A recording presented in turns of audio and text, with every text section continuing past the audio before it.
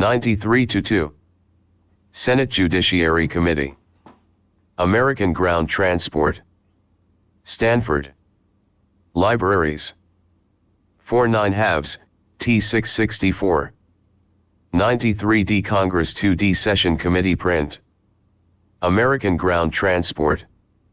A proposal for restructuring the automobile, truck, bus, and rail industries.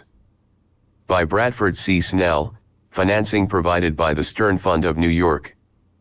Presented to the Subcommittee on Antitrust and Monopoly of the Committee on the Judiciary, United States Senate. February 26, 1974.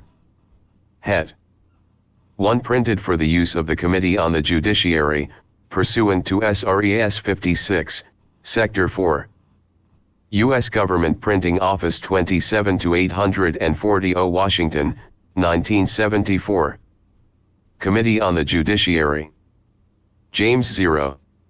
Eastland, Mississippi, Chairman.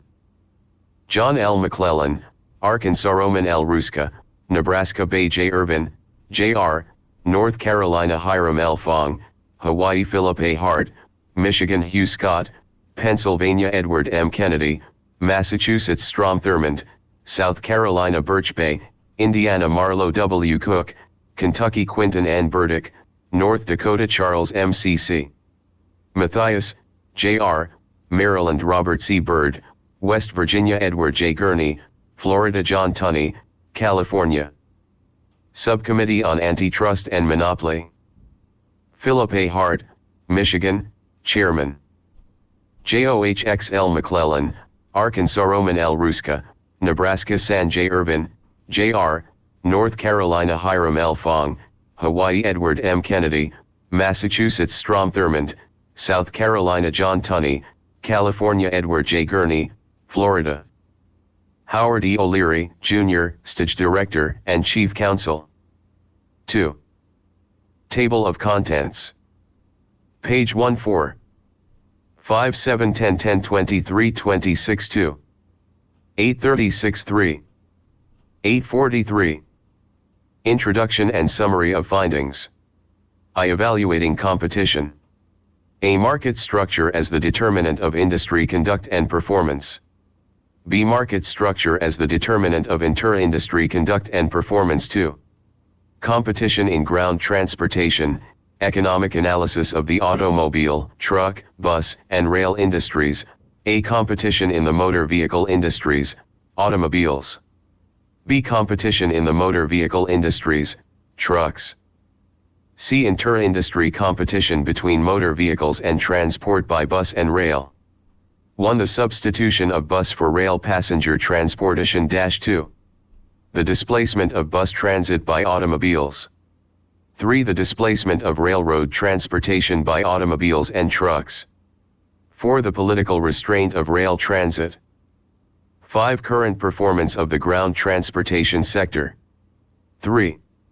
Restructuring ground transportation, a first approximation. A. Restructuring the motor vehicle industries, automobiles and trucks. B. Restructuring the bus and rail industries. C. The mechanics of reorganization.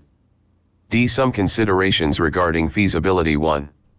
Early structure and performance of the ground transportation industries. 2. Structure, conduct, and performance of these industries abroad.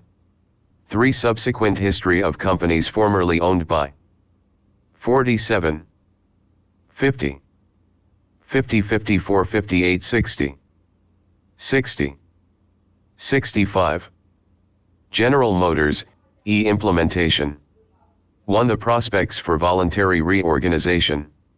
2. The failure of antitrust enforcement. 3. The potential for congressional action. Footnotes. 3. 69, 71, 71, 72, 75, 77. American Ground Transport. A proposal for restructuring the automobile, truck, bus, and rail industries. By Bradford C. Snell *. Introduction and Summary of Findings. This is a study of the social consequences of monopoly. It shows that excessive economic concentration can restructure society for corporate ends.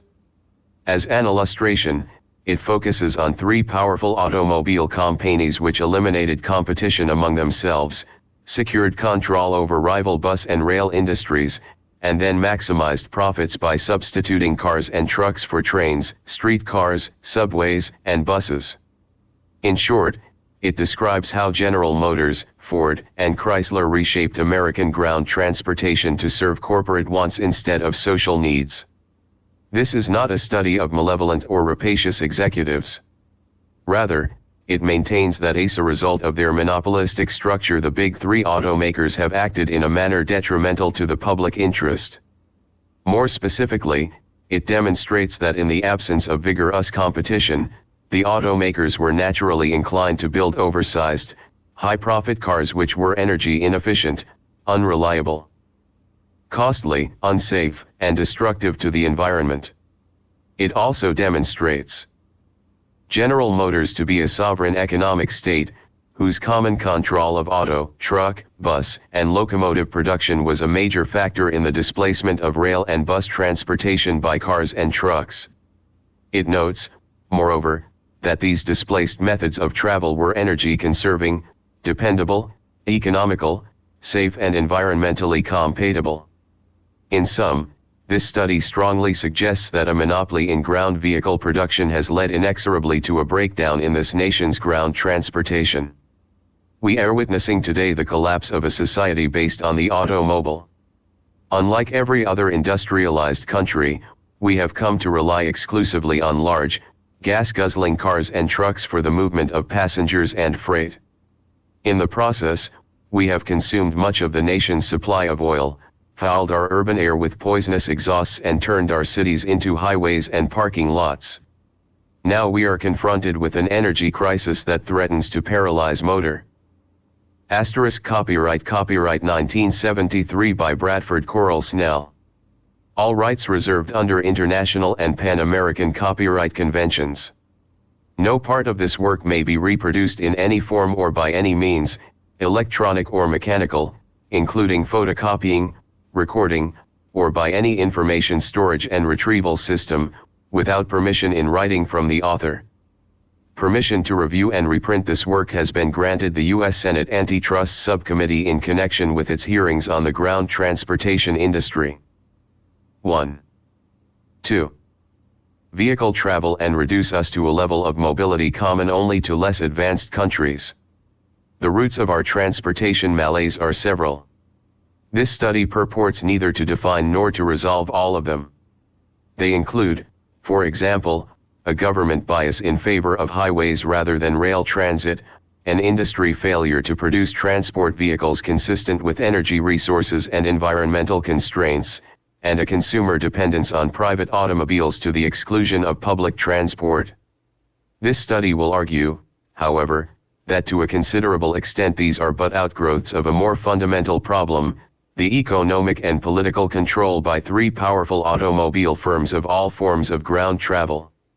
By proposing to reorganize these firms into smaller, more competitive units, it does not pretend to offer a blueprint for better transportation. Rather, it seeks to eliminate an otherwise insuperable obstacle to that end. Part I briefly sets forth the relevant economic criteria for evaluating both competition in the motor vehicle industry and inter-industry competition between motor vehicles and other forms of ground transport. It provides a basis for arguing that the breakdown in auto, truck, bus, and rail transportation was an inevitable result of monopoly structure. Although highly analytical in nature, it is essential to an understanding of the structural reorganization of General Motors, Ford, and Chrysler proposed in Part 3. Part 2 describes the social consequences of shared monopoly in the auto industry. It notes, for example, that due to excessive concentration the big 3 auto firms have lost the ability to anticipate and adapt to change. Insulated from the discipline of competitive market forces, they have invested billions of dollars in the production of vehicles from a superseded technological age. To protect these huge sunk investments, they persist in building big, inefficient gasoline summing cars at a time when petroleum shortages have largely eliminated the demand for them. The implications for workers, dealers, shareholders, consumers, and the economy in general are staggering: massive unemployment, growing inventories of unsold vehicles, plunging stocks, unfilled small car demand, and ominous signs of an auto-induced recession. Part 2 also lays bare the social consequences of General Motors' domination of competing methods of travel. At the outset, it establishes that GM has both the power and the economic incentive to maximize profits by suppressing rail and bus transportation.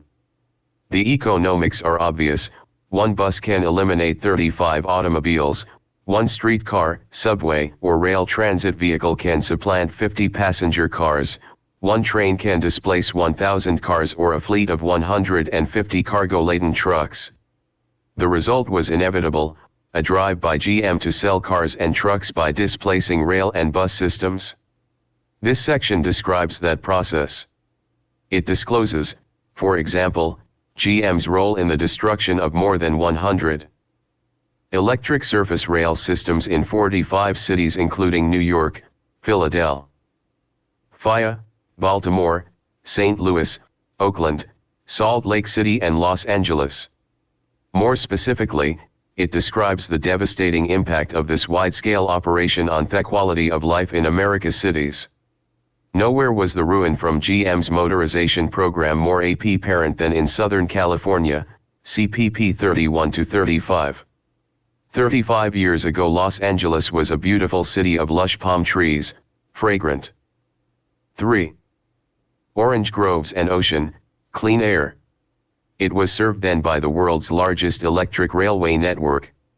In the late 1930s, General Motors and allied highway interests acquired the local transit companies, scrapped their pollution-free electric trains, tore down their power transmission lines, ripped up their tracks, and placed GM buses on already congested Los Angeles streets. The noisy, foul-smelling buses turned earlier patrons of the high-speed rail system away from public transit and, in effect, sold millions of private automobiles. Largely as a result, this city is today an ecological wasteland. The palm trees are dying of petrochemical smog, the orange groves have been paved over by 300 miles of freeways, the air is a septic tank into which 4 million cars, half of them built by General Motors, pump 13,000 tons of pollutants daily.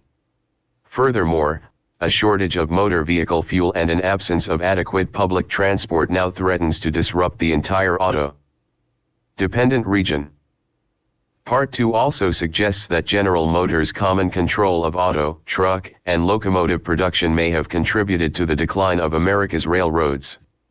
Beginning in the mid-1930s, this firm used its leverage as the nation's largest shipper of freight to coerce railroads into scrapping their equipment, including pollution-free electric locomotives, in favor of more expensive, less durable, and less efficient GM diesel units. As a consequence, dieselization seriously impaired the ability of railroads to compete with the cars and trucks GM was fundamentally interested in selling. In this regard, GM's dieselization of the New Haven Railroad is illustrative, see pages 38 to 43. During 50 years of electrified operation, this road had never failed to show an operating profit. In 1955, the year before GM dieselized its operation, the New Haven earned $5.7 million carrying 45 million passengers and 814,000 carloads of freight. Then, in 1956, GM persuaded it to tear down its electric lines and scrap its powerful, high-speed electric locomotives. By 1959, 3 years after dieselization, it lost $9.2 million hauling 10 million fewer passengers and 130,000 fewer carloads of freight. In 1961, it was declared bankrupt. By 1968, when it was acquired by the Penn Central, it had accumulated a capital deficit of nearly $300 million. In sum, GM's dieselization program may have eliminated a technological alternative, electric trains, which could have helped the railroads compete more effectively for passengers and freight with highway transport. Today, when virtually every other industrialized nation has electrified its railroads, America and what is left of America's railroads are locked into GM diesel locomotives. The motorization of Los Angeles and dieselization of the New Haven are two of the most appalling episodes in the history of American transportation. These and other shocking incidents, however, were the inevitable outgrowth of concentrated economic power. Whether Gen. Motors executives actually intended to construct a society wholly dependent on motor vehicles is unlikely and, in any case, irrelevant. That such a society developed in part as a result of that firm's control of competing forms of ground transportation is both relevant and apparent. Part 3 presents a proposal designed to restore competition in the motor vehicle industry. In brief, it recommends reorganization of the automobile and truck industries into smaller, more competitive units. 1. More specifically, it assumes the wisdom of the decentralized method of operations adopted by IHE automakers. Motor vehicle assembly, origine production, body stamping and dozens of other major automotive functions are currently undertaken in hundreds of physically distinct plants located throughout the country. This proposal would not interfere with this arrangement. It would, however, suggest a change in ownership. Each group of plants now separate in fact and economic function would become separate in law as well. Reorganization along these general lines, it concludes, would allow for a greater degree of competition and technological flexibility at every level of motor vehicle production. In short, a competitively structured industry would be better able to anticipate and adapt to a changing world. Part 3 presents a second proposal designed to promote a more balanced system of ground transportation. It suggests that reorganization of General Motors bus and rail locomotive divisions into independent corporations would enable them to operate free from the conflict of interest inherent in their ownership by the world's largest manufacturer of cars and trucks. The study concludes with a discussion of feasibility and a review of alternative means of implementation. It suggests, for instances, that reorganization into smaller, independently competing units is feasible for at least two reasons. America's ground vehicle industries performed better when they were independent and less concentrated, and the more advanced transport industries of Europe and Japan are largely organized in this fashion. With respect to implementation, it resolves that Congress rather than the courts is the most likely and appropriate body to restructure these industries for the good of society. Evaluating competition. Industrial competition is the unequivocal premise of our free enterprise system. In order properly to evaluate the nature of competition in our motor vehicle industries, we must first review their structure, conduct, and performance. The competitiveness of an industry's structure depends upon concentration, the number of firms and their individual shares of industry sales, vertical integration, the extent to which firm performs two or more successive functions which could be performed efficiently by independent entities, barriers to entry, obstacles that impose on newcomers higher costs per unit than those encountered by established firms, and multinationalization, the ownership of facilities in two or more countries. Point 3. The competitiveness of an industry's conduct depends upon how constituent firms make price, product, and technology decisions, independently, interdependently, or collusively, and with what purpose or effect: enhanced interfirm rivalry, shared monopolization, or predation. The competitiveness of an industry's performance depends upon the extent to which its conduct contributes to progressiveness, the number and importance of actual innovations as compared with what optimally could have been developed, to efficiency, the reduction of costs and prices to absolute minima, and to a range of public policy objectives including national security, full employment, and a favorable balance of international trade. Point 5. A market structure as the determinant of industry conduct and performance. An industry's behavior and performance are ultimately determined by its structure. An anti-competitively structured industry precludes the long-run survival of effectively competitive behavior and performance. In fact, empirical studies demonstrate that high market concentration, extensive vertical integration, formidable barriers to entry, and broad multinationalization, structural factors, engender price fixing, product imitation, technological collusion, and other forms of concerted and interdependent behavior, conduct, which lead, in turn, to monopoly overcharges, retarded rates of innovation, an inability to compete on the world market, and a failure to contribute to important national goals, performance features. More specifically, an impressive amount of economic data supports the judgment that concentration of more than 50% of an industry's sales in 4 or fewer firms gives rise to conduct and performance which approximate that of a monopolist or well-disciplined cartel. This degree of concentration destroys the incentive for independent firm decisions on price and product innovation, and encourages instead the emergence of shared monopoly interdependence, a recognition that the profits of each firm are dependent on the decisions of each of the others. As a result, these few firms collectively avoid price, product, and technology competition in favor of joint profit maximization. Prices are set above competitive levels, product designs are imitated, technology is suppressed, imports are disregarded and exports are forfeited, often in a collusive fashion. 10. In effect, the industry is collectively monopolized. 11. Vertical integration by firms sharing monopoly power is a second anti-competitive structural factor.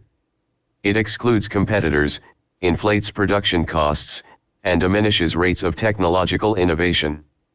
Its pernicious effect on non-integrated competitors can be readily demonstrated. It enables firms sharing monopoly power at one level of production to exclude rivals by extending their market control backward and forward into successive stages of manufacturing and distribution. 12. Integration upstream or backward into components production forecloses markets to independent suppliers and deprives non-integrated rivals of independent sources of supplies. 13. Integration downstream or forward into distribution forecloses markets to independent wholesale and retail outlets, and deprives non-integrated rivals of access to independent distributors. 14. Vertical integration by dominant firms may also inflate costs and stifle innovation.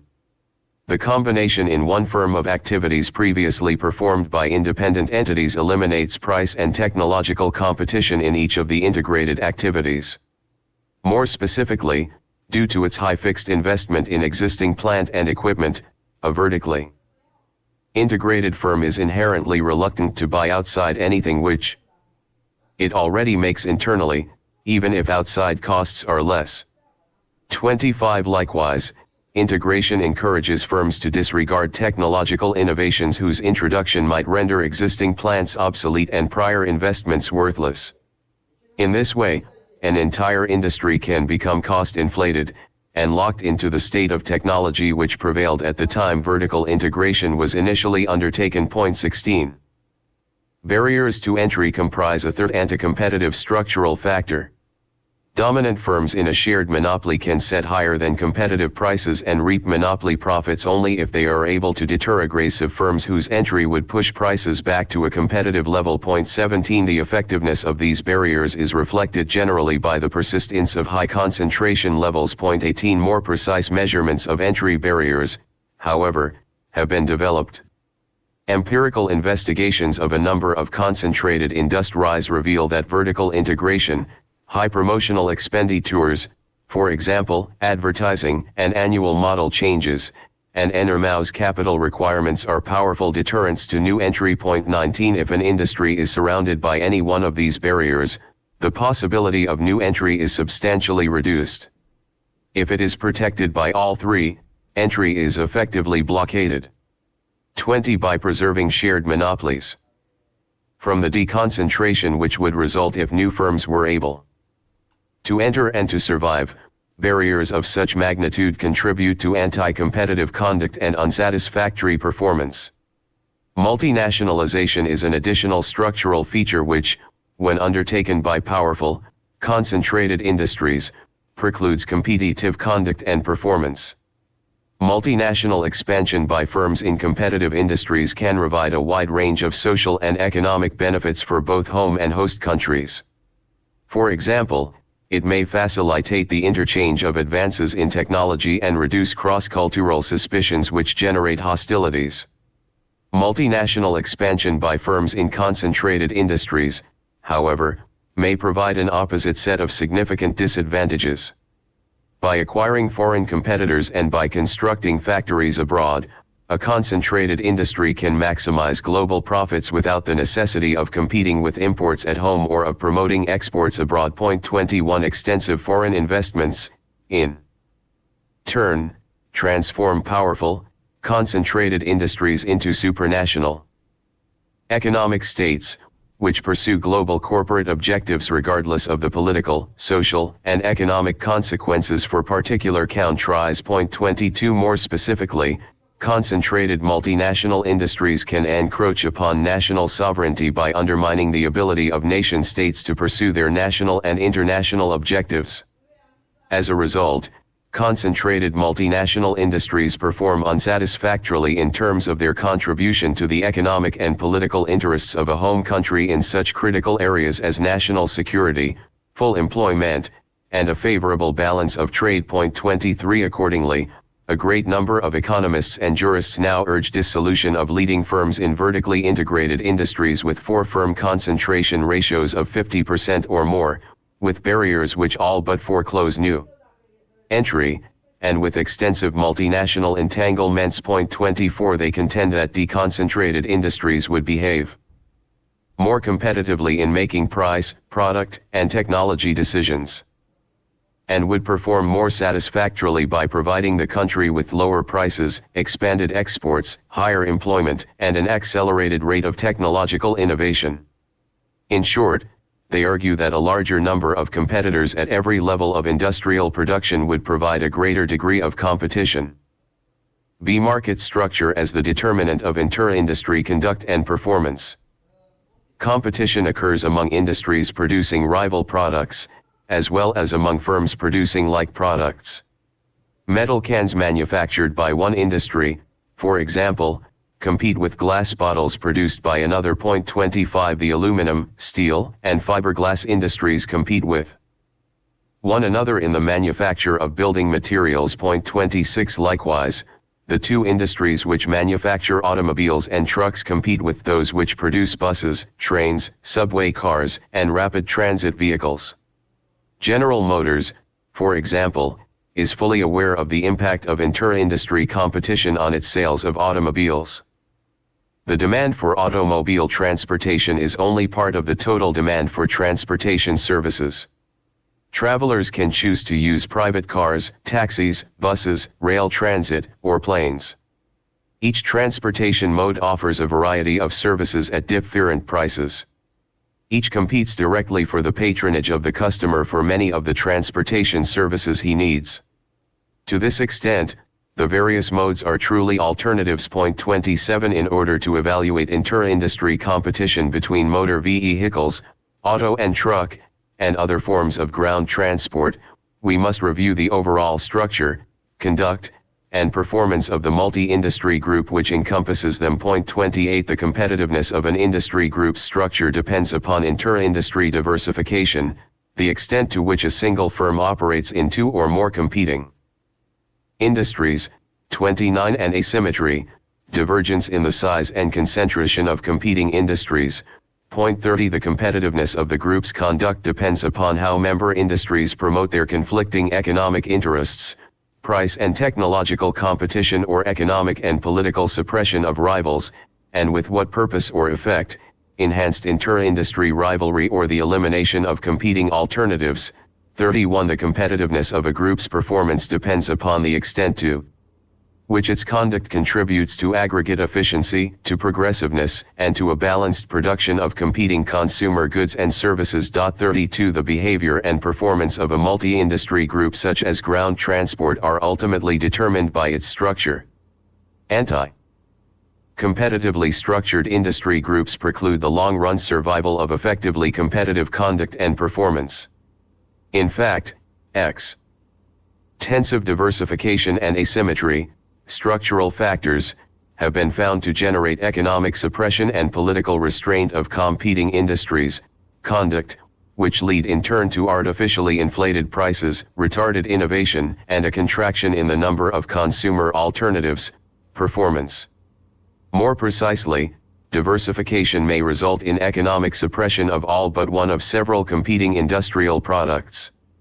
In Continental Can, 1964, for instance, the Supreme Court expressed concern that an inter-industry merger of competing metal and glass manufacturers would lead necessarily to a relaxation in the development and output of glass containers. 33 There the government argued that in 1956 Continental Can, the nation's second largest can producer, had acquired Hazel Atlas, the third largest maker of reusable glass bottles, in order to augment Continental's sale of metal containers. 34 In fact, Con.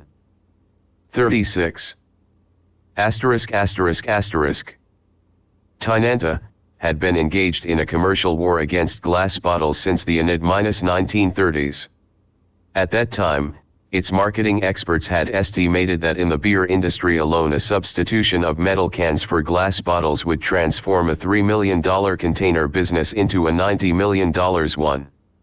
This estimate was based on a fundamental dissimilarity in the reuse of these competing containers. One reusable glass bottle displaced the sale of approximately 25 non-reusable metal cans. As one journal noted with respect to the beer industry, that paradox rests on the fact that every beer can is a newly bought can, while the standard beer bottle returns to the brewer for refilling about 25 times before somebody drops and breaks it ***** or permanently sidetracks it in some uncombed dump. Merger with Hazel Atlas, therefore, could have enabled Continental to maximize overall sales and profits by restricting the technological development and output of glass bottles. 37 In upholding the government's argument, the court noted that Continental acquired by the merger the power to guide the development of Hazel Atlas consistently with Continental's interest in metal containers. 36 In striking down the merger, it concluded that the acquisition of Hazel Atlas by a company engaged in such intense efforts to effect a diversion of business from glass to metal would tend substantially to lessen inter-industry competition between glass and metal containers in violation of the anti-merger provisions of the Clayton Antitrust Act. 39 Likewise, Congress has acted to preclude diversification among rival industries. In transportation, for example, it has on several occasions explicitly prohibited common ownership of competing modes of transport. Provisions to this effect were enacted in the Panama Canal Act of 1912, prohibiting common control of railroads and water carriers, Section 213 of the Motor Carrier Act of 1935, prohibiting common control of railroads and motor carriers, and Section 408 of the Civil Aeronautics Act of 1938, prohibiting common control of surface and air transportation. In the Transportation Act of 1940, Congress again affirmed its policy with respect to the separation of competing forms of transportation by reenacting the provisions of the Panama Canal Act and of Section 213 of the Motor Carrier Act. 40 In passing these laws, Congress intended, in the words of the Interstate Commerce Commission, to protect each mode of transportation from the suppression or strangulation thereof which might follow if control thereof were allowed to fall into the hands of a competing transportation agency.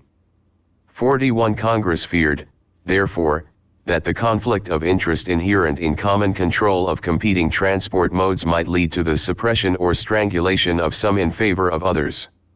Initially, it was concerned that the then powerful railroads would restrain other forms of ground travel. As one transportation economist noted, an actual conflict of interest may appear between railway operations of a carrier and its highway, water, or air operations.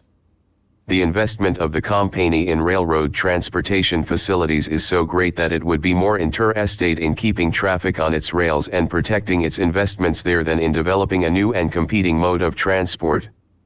Railroads in control of a competing mode of transport, therefore, may be inclined to keep rates high for non-rail service, and the service poor, in an effort to hold traffic to the rails. This concern, moreover, was grounded in fact. In implementing the Panama Canal Act, for instance, the ICC found that railroads Trolling competing steamship lines had maintained high steamship rates to divert traffic to the rail lines and to eliminate water lines as an alternative mode of freight transport. 43 These examples suggest that common ownership may lead to the repression of some industries in favor of others. Powerful firms controlling rival industries determine which will produce and which will perish. As a result, consumers are deprived of economic alternatives. In effect, their sovereignty in the marketplace is displaced by the sovereignty of the multi-industry producer. They are compelled to relinquish the essence of our free enterprise system, the opportunity to choose among the competing products and services of competing industries. Asymmetry constitutes the second anti-competitive structural criteria. It refers to a marked divergence in the size and concentration of competing industries. This divergence in turn may result in the substitution of inter-industry political warfare for price and technological competition. A multi-industry group consisting, for example, of one large, highly concentrated industry and several smaller, less concentrated rivals is imbalanced or asymmetrical with respect to political resources. Unless it is smaller than its rivals, the concentrated industry will generally have a larger economic capacity for political influence than its deconcentrated competitors. This follows from the ability of firms in a concentrated industry to pass on the costs of corporate lobbying and related political activities to consumers in the form of higher prices. The power of concentrated industries to levy such costs on consumers amounts, in effect, to a corporate power to tax. 44 By contrast, competitively structured industries lack the power to finance political activities by taxing consumers. Price levels are beyond the control of industry firms and are determined instead by the interplay of free enterprise market forces. 45 As a consequence, such industries are unable to influence federal, state, and local officials as effectively as their concentrated rivals. The size of a concentrated industry is also important. It governs the amount of revenue which can be raised for political purposes through price increases. It also affects the impact of political expenditures on government officials. Other things being equal, the political efforts of an industry with multi-billion-dollar sales, hundreds of thousands of employees and plants located throughout the country influence government policy making more than those of smaller industries. The presence of a large and highly concentrated industry in an economic sector consisting of smaller and less concentrated rivals, therefore, may distort the operation of political processes. By virtue of its size and power over prices, a concentrated industry has the economic leverage to induce the adoption by government of policies which competitively disadvantage weaker rivals. By establishing multi-million-dollar corporate lobbies, for example, it can overwhelm the countervailing political efforts of less powerful competing industries. 46 In vital multi-industry sectors such as energy, communications, and transportation, asymmetry can seriously threaten the public interest. It can result in the political restraint of small industries which offer superior technological alternatives to the products or services provided by their larger, concentrated rivals. With respect to energy, for example, asymmetry might help explain why small industries offering alternative energy sources such as gasified coal, fusion, and solar power have been consistently unable to secure the government assistance regularly accorded the larger, concentrated oil industry. 47. 2. Competition in ground transportation. An economic analysis of the automobile, truck, bus, and rail industries. Vehicles used for the ground transportation of passengers and freight are manufactured principally in 4 industries: automobile, truck, bus, and rail. This section evaluates these industries in 2 respects: the nature of competition in motor vehicle, auto and truck, manufacturing, and the nature of inter-industry competition between motor vehicles and the other 2 forms of ground transport. A. Competition in the motor vehicle industries, automobiles as measured by the structural economic criteria set forth in Part I, Automobile manufacturing is one of the least competitive industries in the American economy. 48 Its structural concentration is unprecedented. One firm, General Motors, alone accounts for 50% of industry sales. 97% of domestic production is centered in 3 firms.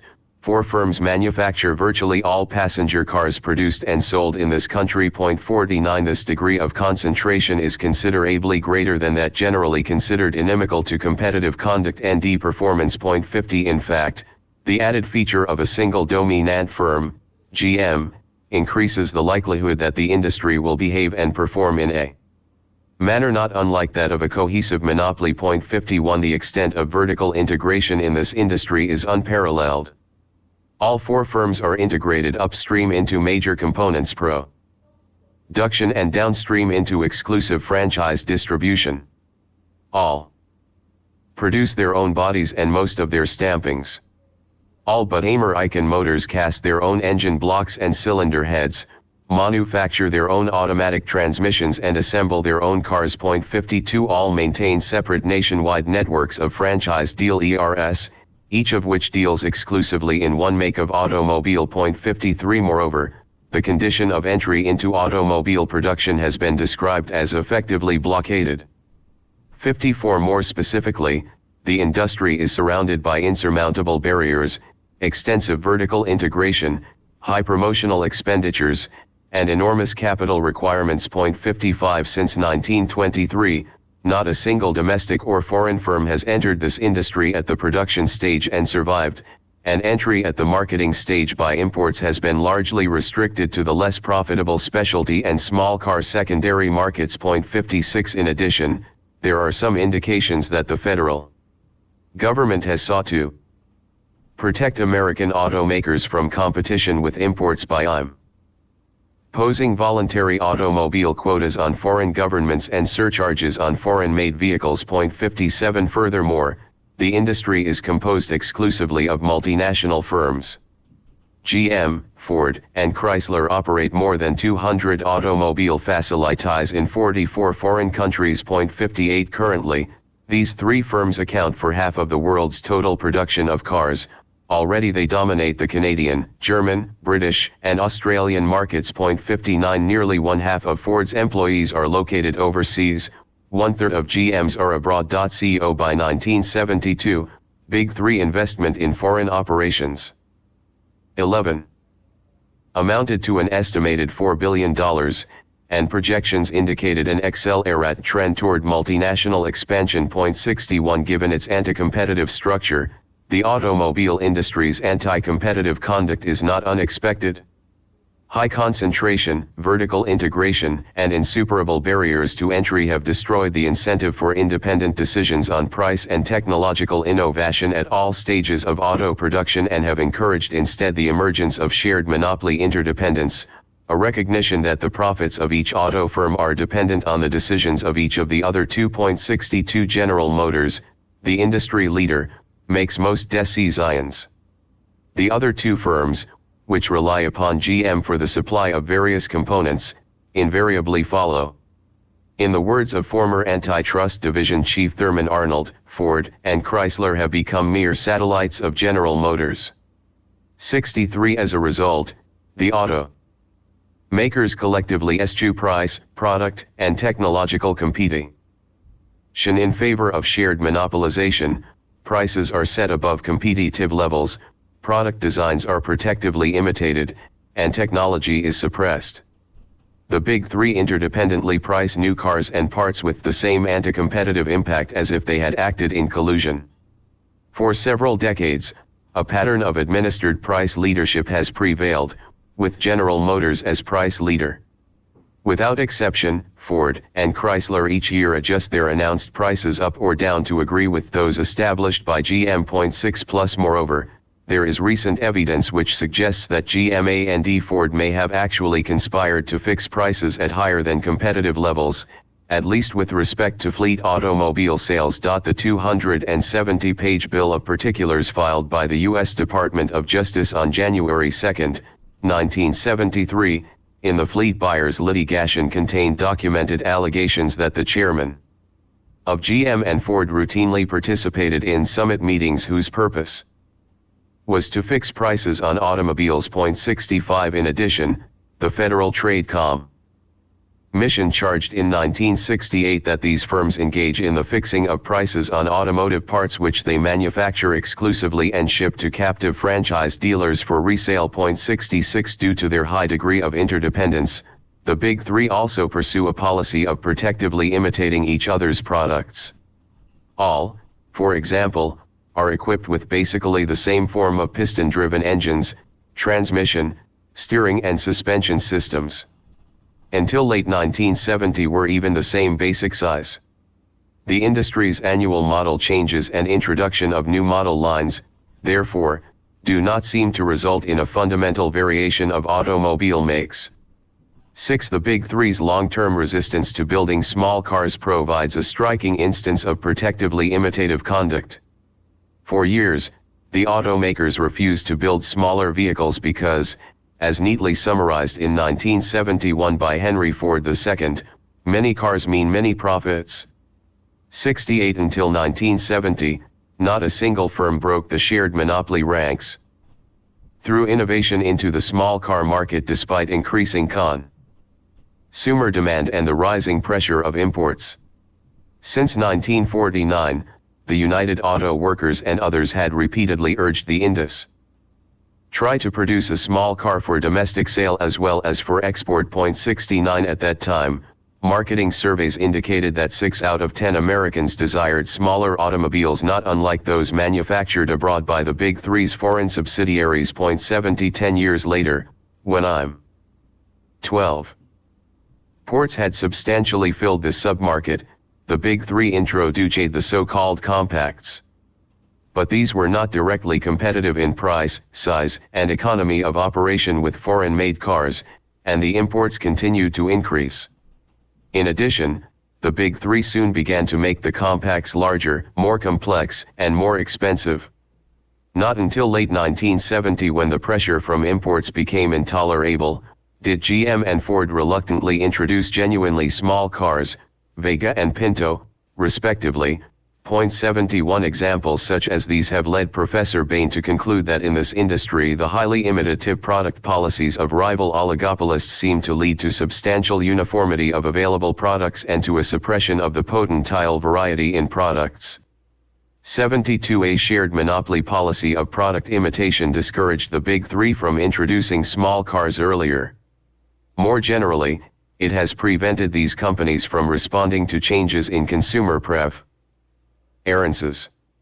According to ex-GM Vice President John Z. DeLorean, the failure to introduce small cars is symptomatic of the degree to which the auto companies are out of touch with the marketplace. If you wanted to make the car 2 feet shorter, no one would let you, they would be so frightened, he complained. There's no forward response at General Motors to what the public wants today. It's gotten to be a total insulation from the realities of the world. From the standpoint of America, it's frightening. 73 Likewise, the Big Three interdependently formulate policies on technology which have the same anti-competitive impact as if they were negotiated in concert. These policies serve one apparent objective: to protect multi-billion-dollar investments in the integrated production and distribution of conventional oil-powered vehicles. Accordingly, the Big Three have suppressed the introduction of automotive advances which threaten to depreciate the value of existing equipment. Only in response to government mandate or the pressures of foreign imports have they introduced significant innovations. Safety belts, crash absorption bumpers, and collapsible steering columns, for example, were already standard equipment on foreign cars when, largely at the government's behest, the Big Three began to install them. 74 They have also disregarded alternative propulsion developments. Electric and steam cars were first produced by small American firms in the early 1900s. 75 The low-emission stratified charm engine was first developed in the late 1920s. 76 The compact and reliable Wankel rotary engine has been in commercial production in Germany and Japan since the early 1960s. Despite the availability of these and other technological alternatives, the Big Three have collectively persisted in the production of conventionally designed and powered cars. Vertical integration has prevented them from considering any other policy. To produce innovative cars, they would have to scrap billions of dollars worth of technologically obsolete equipment. There is also some evidence that the automakers may actually conspire to retard technological developments.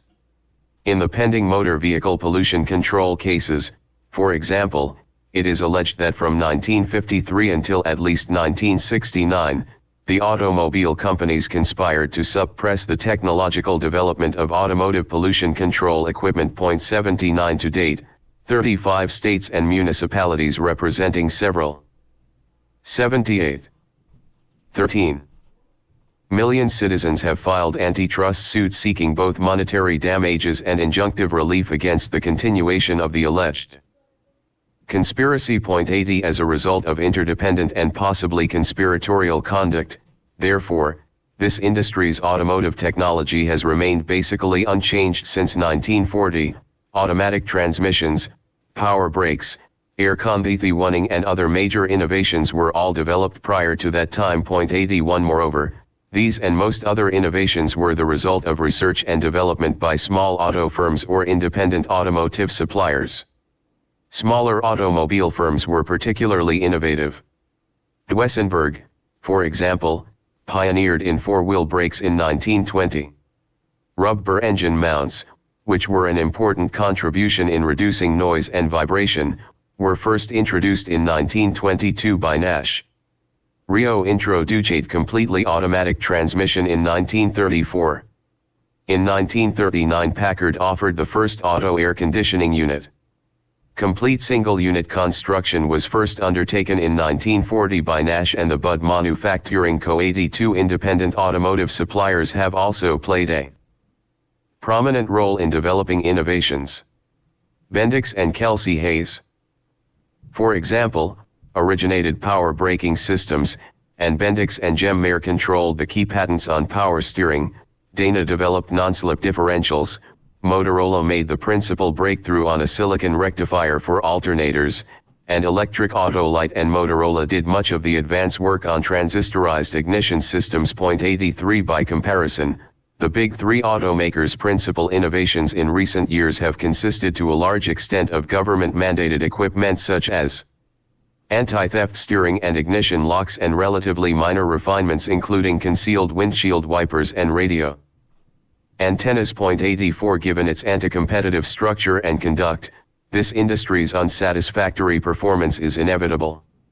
Indeed, automobile manufacturing is said to exhibit all the indexes of poor market performance, reduced efficiency, retarded progressiveness, an inability to compete on the world market, and a failure to contribute to progress in several areas of public concern. 85 Efficiency in terms of market performance is generally measured by comparing actual prices and costs with those that would obtain in a competitively structured market. 86 The Big Three's anti-competitive pricing behavior has increased by billions of dollars the amount consumers must pay to own and operate their cars.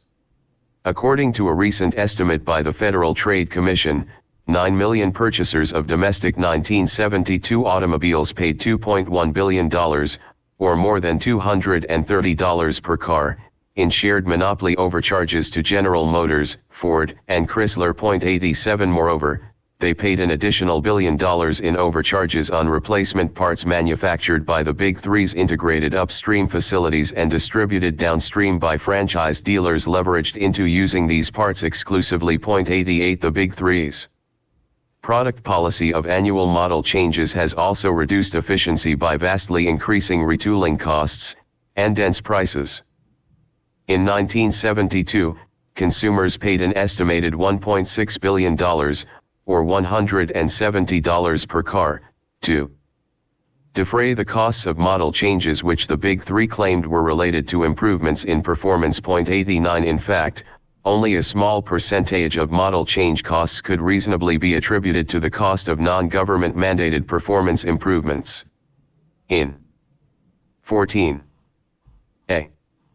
1969, for instance, the U.S. Bureau of Labor Statistics reported a net reduction in performance improvements of $3 per automobile. 90 Most of the new models, moreover, were only cosmetically restyled versions of last year's offerings. Yet buyers were never given a choice between purchasing the same model as last year's at a lower price and a new model at a higher price. 91 Likewise, the Big Three's reluctance to build and to promote the sale of smaller, lightweight cars has resulted in a loss of efficiency in terms of fuel consumption. In 1972, motorists consumed 70 billion gallons of gasoline at a cost of $28 billion. The average car that year obtained 14 miles per gallon. Had the automakers built and actively promoted smaller cars instead, the cost savings to consumers would have been substantial. More specifically, if 3/4 of the nation's 1972 auto population had consisted of small cars such as GM's Vega or Ford's Pinto, motorists would have conserved 22 billion gallons of gasoline, at a total cost savings that year of nearly $7 billion. 92 Progressiveness in terms of market performance is measured by comparing the number and importance of actual innovations with those which optimally could have been developed and introduced. 93 The Big Three's suppression of technological competition has precluded cost savings advances in several areas of public concern, including energy, pollution control, automobile durability, and safety. It has been urged, for instance, that energy-conserving, low-emission electric and steam vehicles would help resolve this nation's acute petroleum shortage and help reduce the $6.6 billion in damages annually attributable to motor vehicle pollution. 9 In addition, there is evidence that electric and steam-powered cars can now be produced which would cost half as much to own and even less to operate as conventional gasoline automobiles. 95 The application of known metallurgical process could permit doubling the life of an automobile for an additional cost of $36 per year, resulting in an annual savings to consumers of more than $2 billion. 96 Effective crash absorption bumpers, roll bars, perimeter fender protection, and other safety features have been developed which would substantially reduce both highway fatalities and the estimated $16.9 billion in economic losses, $8 billion alone in damages to vehicles, annually suffered by victims of motor vehicle accidents. 97 Introduction of these innovations, however, would render obsolete much of the Big Three's multi-billion-dollar upstream investments in conventional body and complex internal combustion engine production. They would also lower production costs and increase durability, thereby reducing demand, prices, and shared monopoly profits on the sale of new cars and replacement parts. 99 There are grounds reasonably to suggest, therefore, that the Big Three may have repressed these and other cost-saving innovations. In addition, the Big Three may collectively employ annual model changes as a surrogate for cost savings innovations. By introducing a newly styled model each year, they provide consumers with the illusion of progress and yet avoid the necessity of adopting technological improvements which would lower new car purchase prices or maintenance charges. 100 A comparison of their expenditures for style changes and emission control, for example, is illustrative. For the 5-year period 1967 to 71, the Big Three's expenditures for emission con. 98.15. Troll amounted to less than 12% of their expenditures for annual restyling. 101 In short, these companies apparently rely to a greater extent on annual style obsolescence rather than technological innovation as a means of bolstering replacement demand. Moreover, there is no indication that this industry's unsatisfactory progressiveness will improve. In response both to market and to government demands for low-emission engines, for example, the Big Three claim that, except for limited production of some rotary-powered Vegas, they are technologically incapable of developing anything other than catalytic attachments. According to the National Academy of Sciences, however, catalytic converters will cost consumers $16 billion more by the mid-1980s than the most promising low-emission alternatives. 102 In addition, A recent high-level Environmental Protection Agency memorandum has indicated that catalytic converters may pollute the air with more dangerous poisons than they were supposed to eliminate. 103 By contrast, two small foreign firms have already achieved major technological breakthroughs in this area. Toyo Kogyo, with its Mazda rotary engine and thermal purifying system, has met the original 1975 clean air standard. Honda has developed a stratified charge engine which has not only met the 1975 standard but will very likely meet the 1976 standard as well. 104 It is suspected, therefore, that the Big Three have become locked into past technologies. Due to their extensive upstream integration into conventional body and engine production, they may have forsaken the economic incentive and possibly the technical ability to innovate.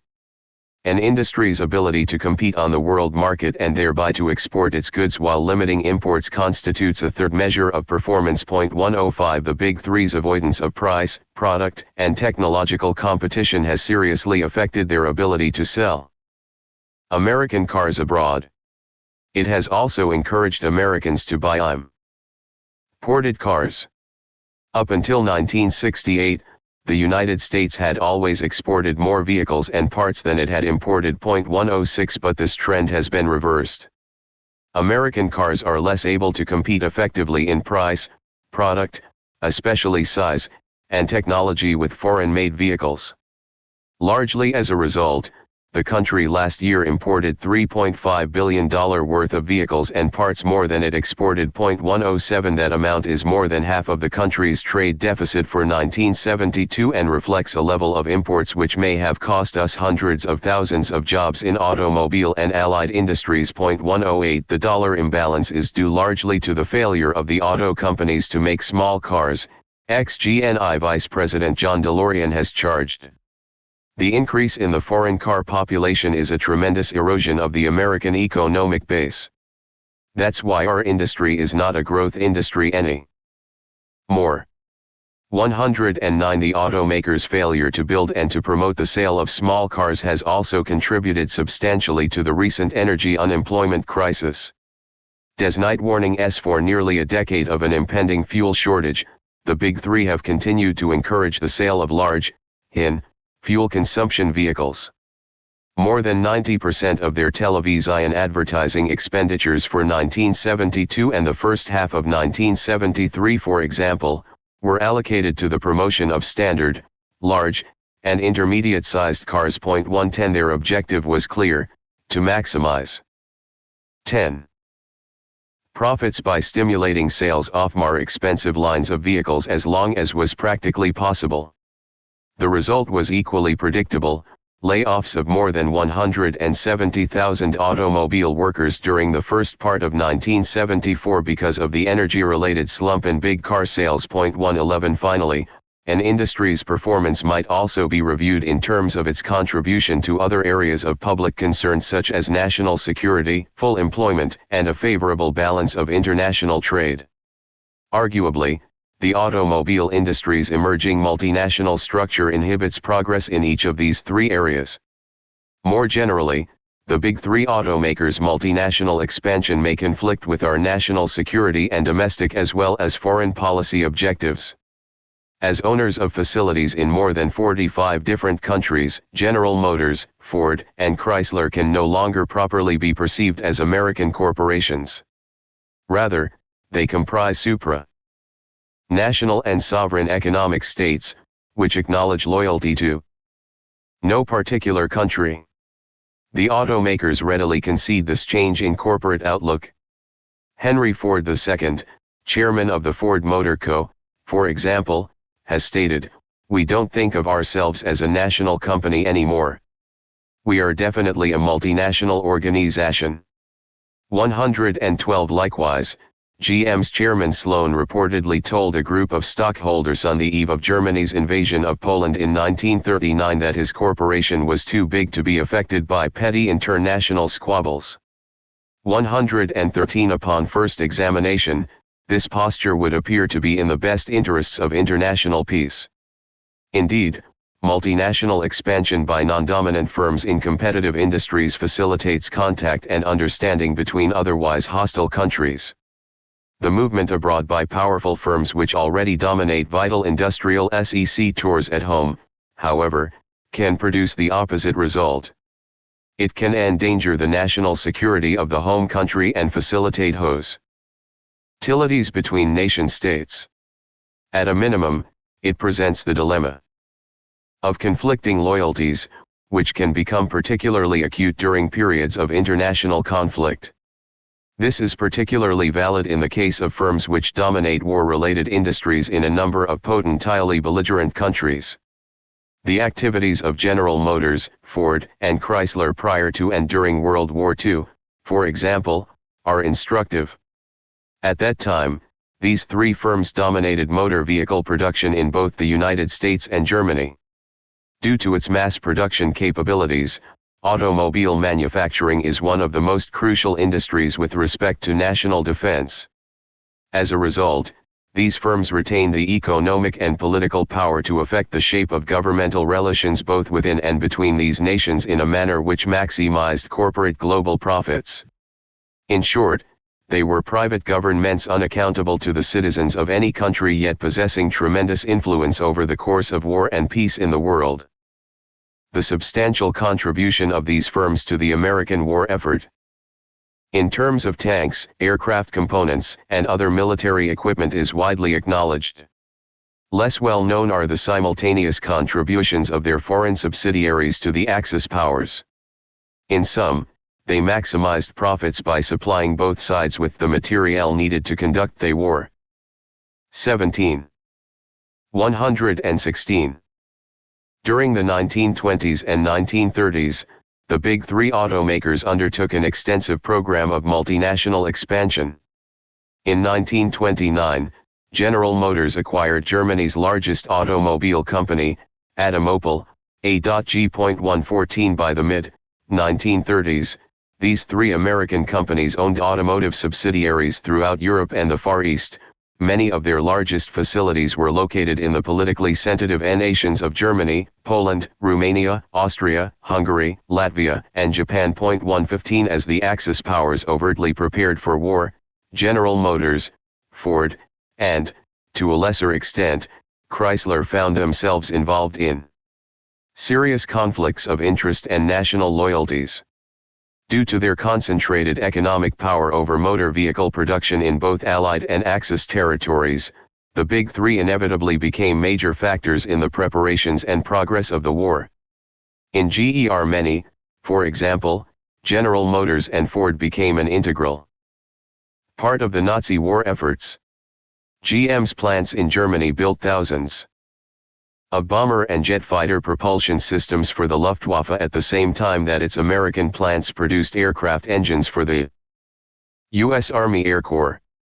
As owner of Germany's largest automobile factory, General Motors was quite naturally a more important factor in the Axis war effort than either Ford or Chrysler, whose investments were substantially less. 117 GM's participation in Germany's preparation for war began as early as 1935.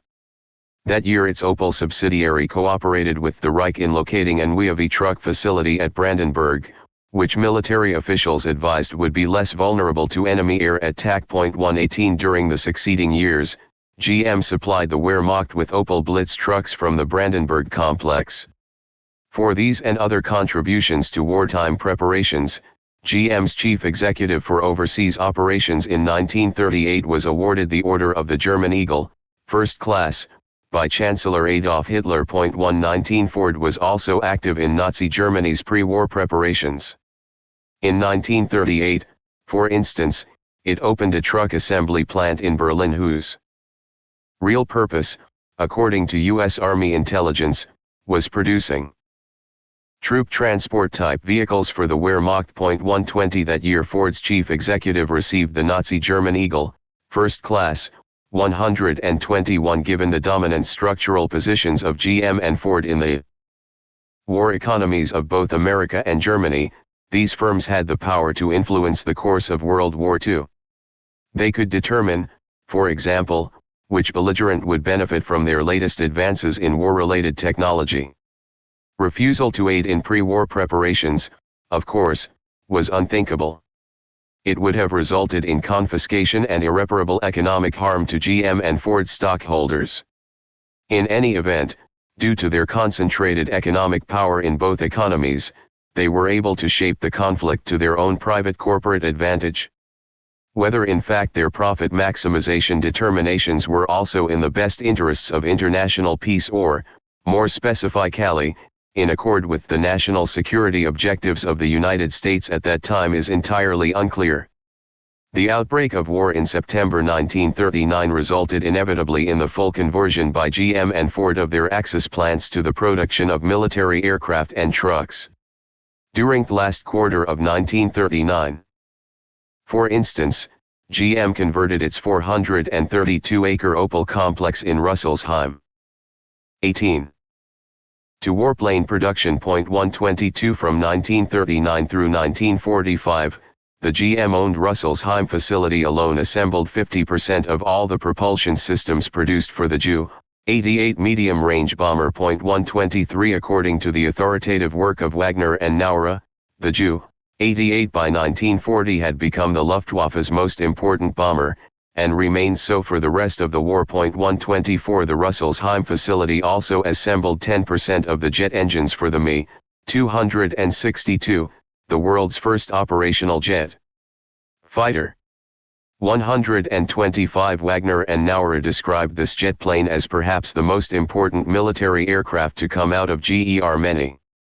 126 With a top speed of 540 miles per hour, it was more than 100 miles per hour faster than the American P-510 Mustang, the fastest piston-driven Allied fighter. 127 Not until after World War II were the Allies able to develop pure jet aircraft. 128 By producing Me-262 jet engines for the Luftwaffe, therefore, GM's Russelsheim plant made a significant contribution to the Axis technological superiority in the air.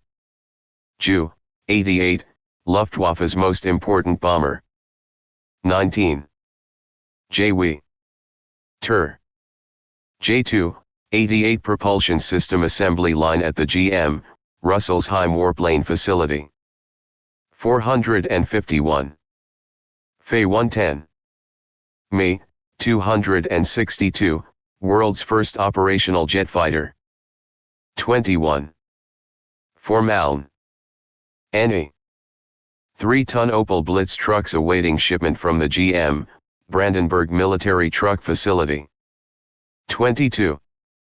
On the ground, GM and Ford subsidiaries built nearly 90% of the armored Mule 3-ton half-tracks and more than 70% of the Reich's medium and heavy-duty trucks.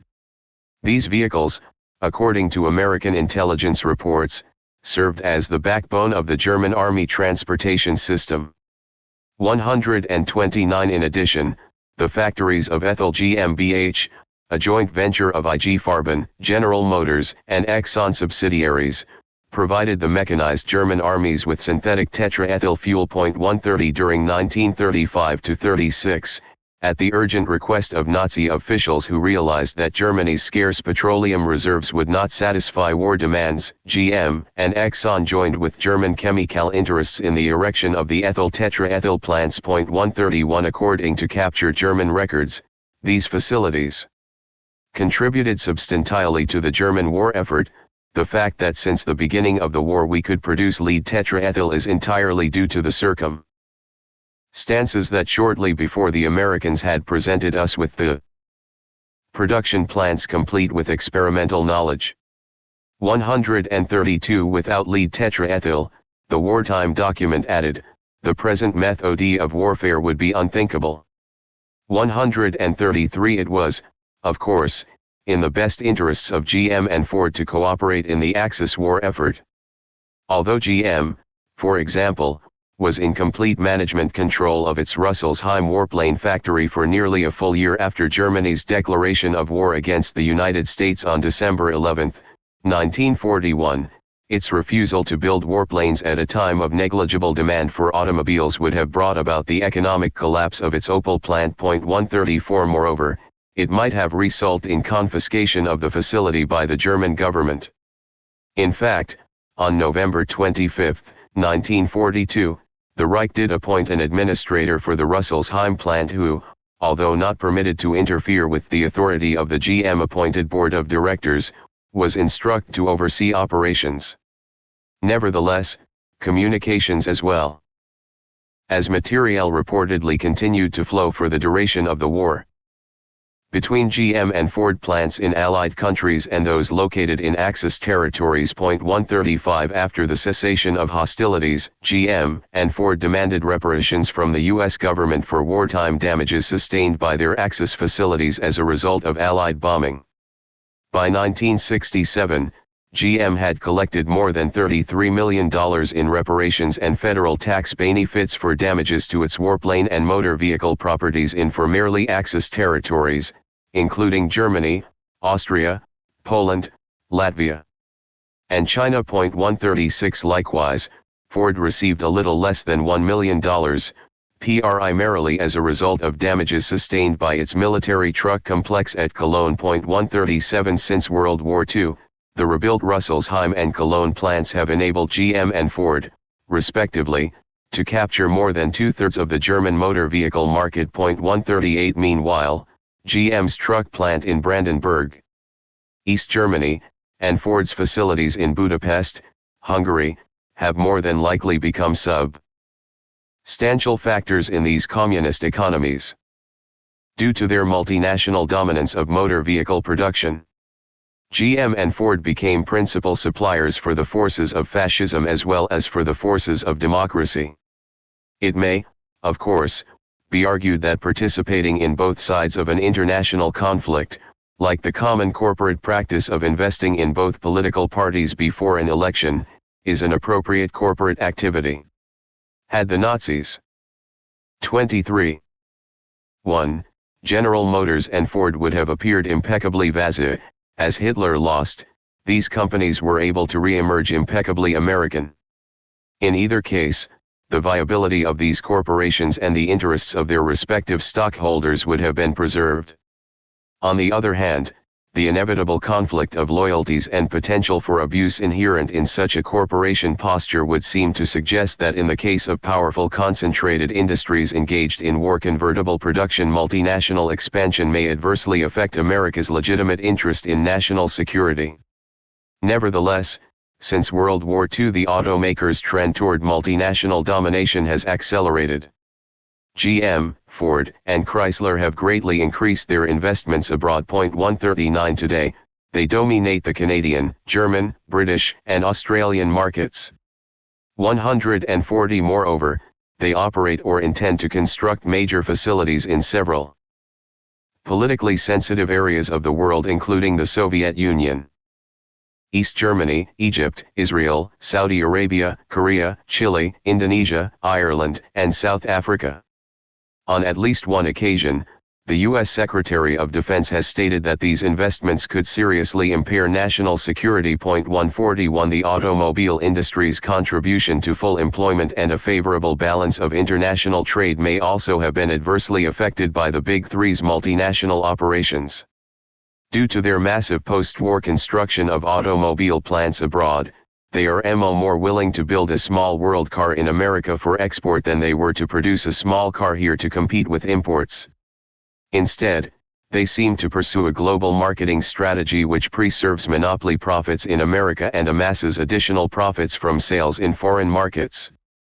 More specifically, in America they promote the sale of large and costly cars; abroad, they build smaller and more economical automobiles.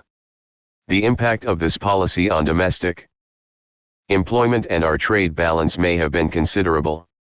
In 1972, the Big Three's foreign subsidiaries sold 5 million automobiles produced in nearly 200 factories located in 11 foreign countries. 112 Had at least some of these cars been built here instead and exported, they would have generated new jobs in automobile manufacturing, additional jobs in allied industries and a favorable contribution to our balance of trade. 143 There are grounds to question, therefore, whether the automakers' multinational operations are either in this nation's best political or economic interests. The foregoing analysis strongly suggests that as currently structured, the automobile industry is incapable of behaving and performing satisfactorily. II concentration and insurmountable barriers to entry enable the Big Three to fix prices, suppress technology, and reap monopoly profits. Vertical integration inflates costs and locks the industry into a superseded technological age. Multinational expansion jeopardizes the nation's political and economic well-being. Poor performance is the inevitable consequence. Monopoly overcharges, retard innovation, diminished exports, reduced employment, a potential threat to national security, and a chronic drain on our balance of payments. B. Competition in the motor vehicle industries, trucks. As measured by the structural criteria set forth in Part I, the truck industry would be expected to behave and perform only slightly better. 24. 148. Than the automobile industry. Its high structural concentration approximates that of automobile manufacturing. The same firms which dominate autos also account for the bulk of trucks produced, with the one major addition of international harvester. 14480, 4% of domestic production is shared by the Big Three's truck divisions. General Motors is the largest diesel engine manufacturer and with three smaller non-auto firms accounts for virtually all the diesel engines installed in U.S. trucks. 145 This degree of concentration, although less than that which characterizes auto production, is nevertheless substantially greater than that which is generally considered injurious to competitive conduct and satisfactory performance. 146 With the exception of diesel engine production, the extent of this industry's integration roughly approximates that of automobile manufacturing. As in passenger cars, the Big Three's truck divisions are integrated upstream into major components production and downstream into exclusive franchise distribution. All three produce their own bodies and gasoline engines, most of their own transmissions, and all assemble their own trucks. 147 All maintain nationwide networks of franchise truck dealers, which are often dualed with passenger cars. However, of the three automakers, only General Motors manufactures diesel engines for medium and heavy-duty trucks. 149 Furthermore, the condition of entry into truck production is apparently as blockaded as that of automobile production. More precisely, the industry exhibits, albeit to a lesser degree, the same high barriers to entry which characterize auto manufacturing: vertical integration in truck body and engine production, relatively high promotional expenditures, and sizable capital requirements for integrated components production and retail distribution. 150 Since the 1920s, not a single domestic or foreign firm has entered truck manufacturing and survived, and entry at the marketing stage by imports has been restricted almost exclusively to the less profitable light utility vehicle submarket. 151 Given its anti-competitive structure, the anti-competitive nature of the truck industry's conduct is dissipated. High concentration, relatively extensive integration, and formidable barriers to entry have eroded the incentive for price and technological competition, and have encouraged instead the emergence of interdependent or shared monopolization. New truck prices are set at higher than competitive levels, product policies are protectively imitated, and technology is suppressed. The same patterns of interdependent and collusive pricing characteristic of the auto industry occur in truck manufacturing. Again, General Motors acts as the industry price leader, with Ford and Chrysler, Dodge, adjusting their prices up or down accordingly. 152 Moreover, there is some evidence in the fleet buyers' litigation that the Big Three may have conspired to fix prices on trucks as well as autos. 153 The Big Three truck divisions also interdependently avoid product competition by protectively imitating each other's product policies. This, in turn, leads to uniformity in their product offerings and to suppression of potential variety in their truck performance. All of their light and medium weight trucks, for example, are equipped with basically the same form of piston-driven gasoline engines. Heavy-duty over-the-road trucks are virtually all powered with diesel engines. 154 In addition, the Big Three's mutual reluctance to produce light utility. 25. Vehicles, many pickups, provides a classic example of protective product imitation. Despite the influx of many pickup imports during the late 1960s and early 1970s, Ford and Chrysler, Dodge, chose not to break the shared monopoly ranks through innovation into this low-price truck market. Instead, with General Motors, they largely abandoned it to imports. Not until 1971, when the level of Japanese compact pickup imports became a significant factor, particularly in the West and Southwest, did GM decide to market a Japanese-made light utility vehicle, LOVE.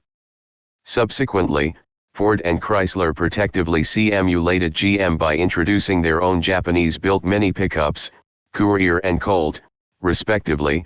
155 Technological competition in trucks is likewise eschewed by the Big Three. Their collective resistance to innovations in safety and propulsion is illustrative.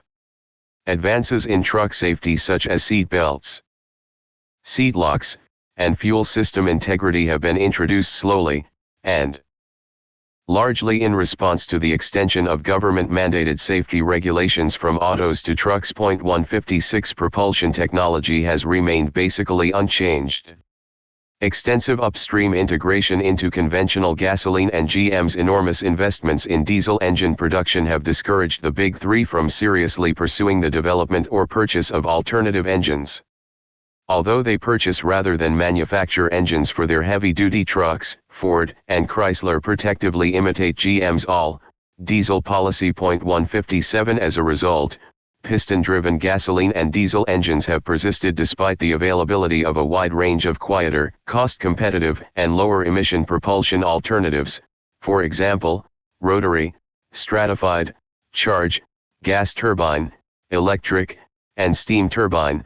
158 Furthermore, the few significant innovations to emerge in other areas of truck development, such as anti-skid braking and heavy-duty semi-automatic transmissions, have originated either from components suppliers or from the industry's handful of smaller but technologically more aggressive independent truck producers. 159 Given its anti-competitive structure and conduct, this industry's less than satisfactory performance would seem to be a foregone conclusion. Nevertheless, a brief review of some salient shortcomings in its efficiency and progressiveness may be instructive. The Big Three's anti-competitive pricing, for example, has reduced efficiency by imposing on purchasers of its 1972 trucks monopoly overcharges estimated at more than $600 million. 160 Their suppression of technological competition, particularly in alternative propulsion development, has retarded progressiveness in at least two areas of public concern: fuel conservation and pollution control. Their collective disregard of propulsion alternatives to gasoline and diesel-powered trucks, which currently consume 27 billion gallons or more than one-fourth of all motor vehicle fuel, has contributed substantially to this nation's critical petroleum shortage as well as to urban air pollution. 161 Moreover, there is some evidence that diesel trucks, which emit 10 times the pollutants of autos and which account for a substantial proportion of lethal nitrogen oxide ozone emissions in urban areas, may be more harmful in terms of contributing to emphysema, lung cancer, and other respiratory disorders than even passenger cars. 162 On balance, therefore, it would appear that the anti-competitively structured truck industry has behaved and performed scarcely better. 26. 1. Than the automobile industry, both of which are collectively monopolized by the same three companies. See Interindustry competition between motor vehicles and transport by bus and rail evaluated in terms of the two structural criteria set forth in Part I, The manufacture of ground transportation equipment is one of this nation's least competitive industrial activities. More specifically, inter-industry diversification and asymmetry have seriously upset the naturally competitive relationships among industries in this vital sector of the economy. Ground transport is dominated by a single, diversified firm to an extent possibly without parallel in the American economy. General Motors, the world's largest producer of cars and trucks, has also achieved monopoly control of buses and locomotives which compete with motor vehicles for passengers and freight. Its dominance of the bus and locomotive industries, moreover, would seem to constitute a classic monopoly. Although GM technically accounts for 75% of current city bus production, its only remaining competitor, the SUBCOMMITTEE, relies on it for diesel propulsion systems, major engine components, technical assistance, and financing. 163 In short, SUBCOMMITTEE is more a distributor for GM than a viable competitor. Virtually its sole function is the assembly of General Motors bus parts for sale under the SUBCOMMITTEE trade name.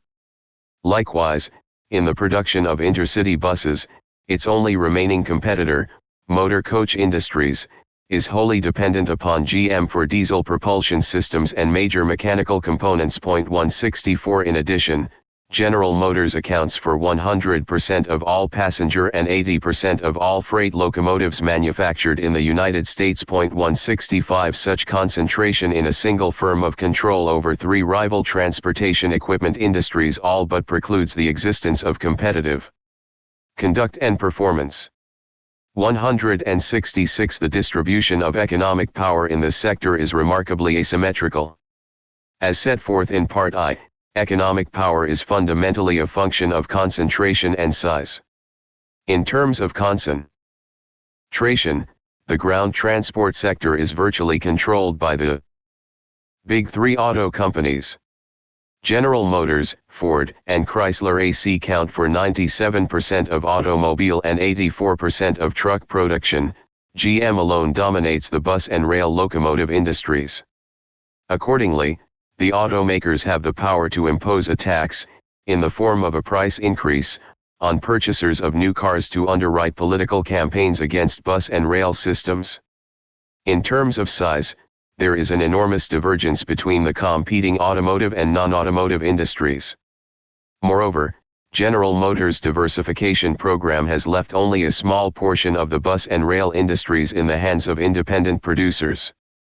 As measured by aggregate sales, employment, and financial resources, therefore, the independent bus and rail firms are no match for the automakers. 167 The Big Three's aggregate sales of motor vehicles and parts amount to about $52 billion each year, or more than 25 times the combined sales of trains, buses, subway, and rapid transit cars by the four largest firms other than GM which produce bus and rail vehicles, Pullman and Bud, railway freight and passenger cars.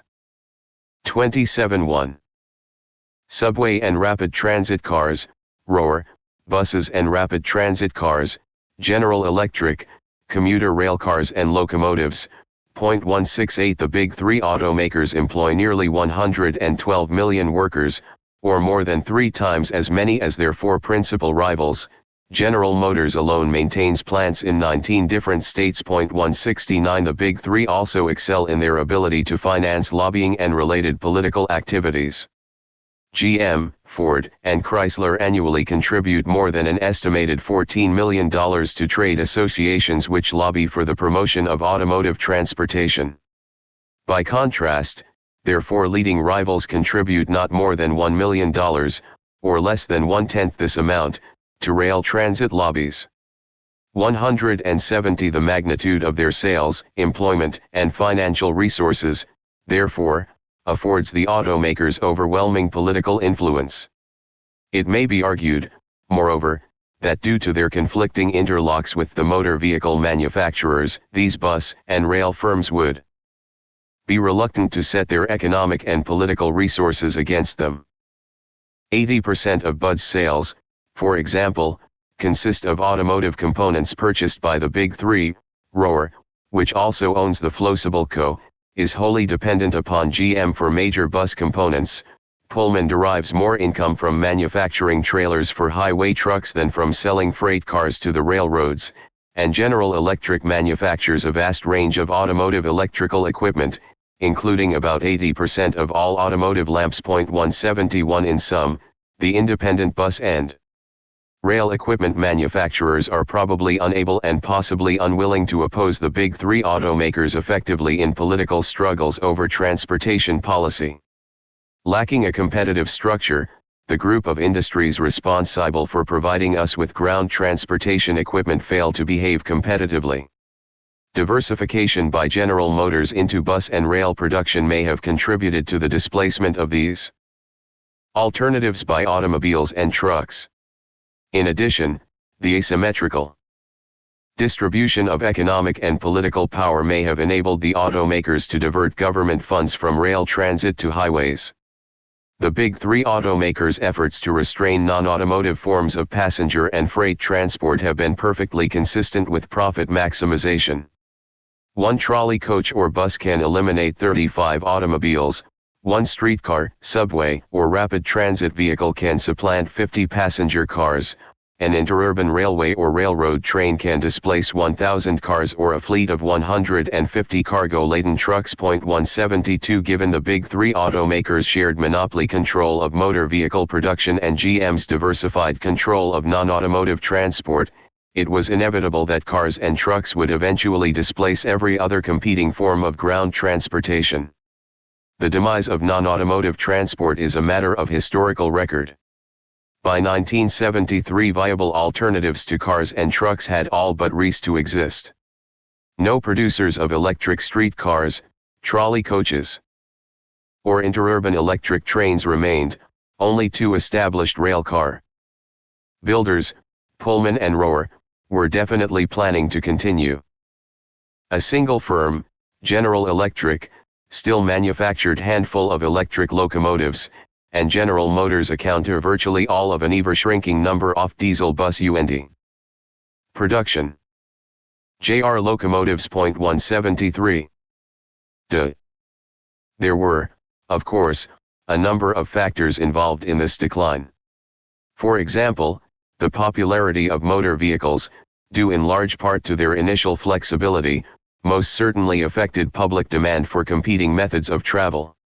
On the other hand, the demise of bus and rail forms of transport cannot, as some have suggested, be attributed to the public's desire to travel exclusively by automobile. 174 Rather, much of the growth in autos as well as trucks may have proceeded from the decline of rail and bus systems. In short, as alternatives ceased to be viable, automobiles and trucks became indispensable. The sections which immediately follow relate in considerable detail how General Motors' diversification into bus and rail production generated conflicts of interest which necessarily contributed to the displacement of alternatives to motor vehicle transportation. A subsequent section will consider how asymmetry in the ground transport sector led to the political restraint of urban rail transit. Before considering the displacement of bus and rail transportation, however, a distinction between intent and effect should be carefully drawn. This study contends that certain adverse effects flow inevitably from concentrated multi-industry structures regardless of whether these effects were actually intended. Specifically, it argues that structural concentration of auto, truck, bus, and rail production in one firm necessarily resulted in the promotion of motor vehicles and the displacement of competing alternatives. Whether that firm's executives in the 1920s actually intended to construct a society wholly dependent on automobiles and trucks is unlikely and, in any case, irrelevant. That such a society developed in part as the result of General Motors' command control of competing ground transport industries is both relevant and demonstrable. 1. The substitution of bus for rail passenger transportation. By the mid-1920s, the automobile market had become saturated. Those who desired to own automobiles had already purchased them. Most new car sales had to be to old car owners. Largely as a result, General Motors diversified into alternative modes of transportation. It undertook the production of city and intercity motor buses. It also became involved in the operation of bus and rail passenger services. As a necessary consequence, it was confronted with fundamental conflicts of interest regarding which of these several competing methods of transport it might promote most profitably and effectively. Its natural economic incentives and prior business experience strongly favored the manufacture and sale of cars and trucks rather than bus, and particularly rail, vehicles. In the course of events, it became committed to the displacement of rail transportation by diesel buses and, ultimately, to their displacement by automobiles. In 1925, General Motors entered bus production by acquiring Yellow Coach, which at that time was the nation's largest manufacturer of city and intercity buses. 177. 1 year later, it integrated forward into intercity bus operation by assisting in the formation of the Greyhound Corp., and soon became involved in that company's attempt to convert passenger rail operations to intercity bus service. 178. Beginning in 1932, it undertook the direct operation and conversion of interurban electric 175. 176. Railways and local electric streetcar and trolleybus systems to city bus operations. 179. By the mid-1950s, it could lay claim to having played a prominent role in the complete replacement of electric street transportation with diesel buses. 180. Due to their high cost of operation and slow speed on congested streets, however, these buses ultimately contribute to the collapse of several hundred public transit systems and to the diversion of hundreds of thousands of patrons to automobiles. In sum, the effect of General Motors' diversification program was threefold: substitution of buses for passenger trains, streetcars, and trolley buses, monopolization of bus production, and diversion of riders to automobiles. Immediately after acquiring Yellow Coach, General Motors integrated forward into intercity bus operation. In 1926, Interests allied with GM organized and then combined with the Greyhound Corp for the purpose of replacing rail passenger service with a GM-equipped and Greyhound-operated nationwide system of intercity bus transport. Tashin. 181. By mutual arrangement, Greyhound agreed to purchase virtually all of its buses from GM, which agreed in turn to refrain from selling intercity buses to any of Greyhound's bus operating competitors. 182. In 1928, Greyhound announced its intention of converting commuter rail operations to intercity bus service. 183. By 1939, 6 major railroads had agreed under pressure from Greyhound to replace substantial portions of their commuter rail service with Greyhound bus systems. Pennsylvania R.R. Pennsylvania Greyhound Lines, New York Central R.R. Central Greyhound Lines, Southern Pacific R.R. Pacific Greyhound Lines, New York, New Haven and Hartford R.R. New England Greyhound Lines, Great Northern R.R. Northland Greyhound Lines, and St. Louis Southwestern Railway, Southwestern Greyhound Lines. 184. By 1950, Greyhound carried roughly half as many intercity passengers as all the nation's railroads combined. 185. During this period, General Motors played a prominent role in Greyhound management. In 1929, for example, it was responsible for the formation, direct operation, and financing of Atlantic Greyhound, which later became Greyhound's southeastern affiliate. 186. 3 years later, in 1932, when Greyhound was in serious financial trouble, it arranged for $1 million cash loan. 187. In addition, I.B. Babcock, the president of GM's bus division, served on Greyhound's board of directors until 1938, when he was replaced by his successor at GM, John A. Ritchie. 188. Until 1948. GM was also the largest single shareholder in the Greyhound Corp. 189. In short, through its interlocking interests in and promotion of Greyhound, General Motors acquired a not insignificant amount of influence over the shape of this nation's intercity passenger transportation. As the largest manufacturer of buses, it inevitably pursued a policy which would divert intercity traffic from rails to the intercity buses which it produced and Greyhound operated. Although this policy was perfectly compatible with MS's legitimate interest in maximizing returns on its stockholders' investments, it was not necessarily in the best interest of the riding public.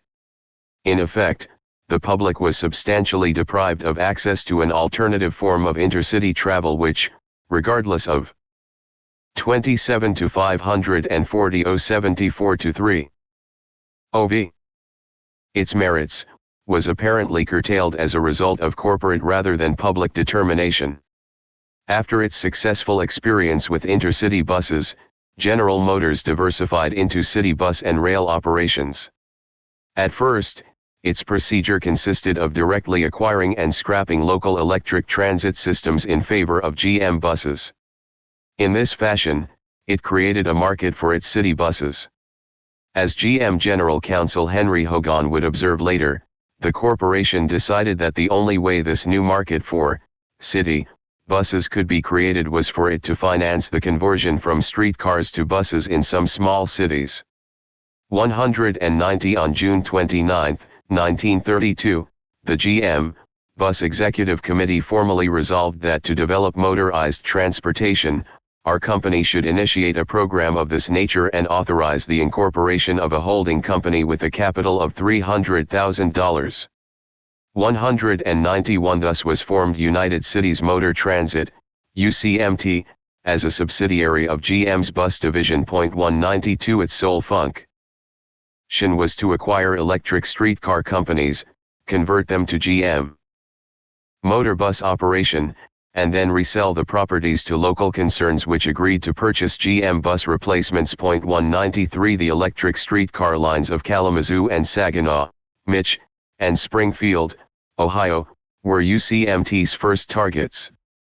In each case, Hogan stated, GM successfully motorized the city, turned the management over to other interests and liquidated its investment.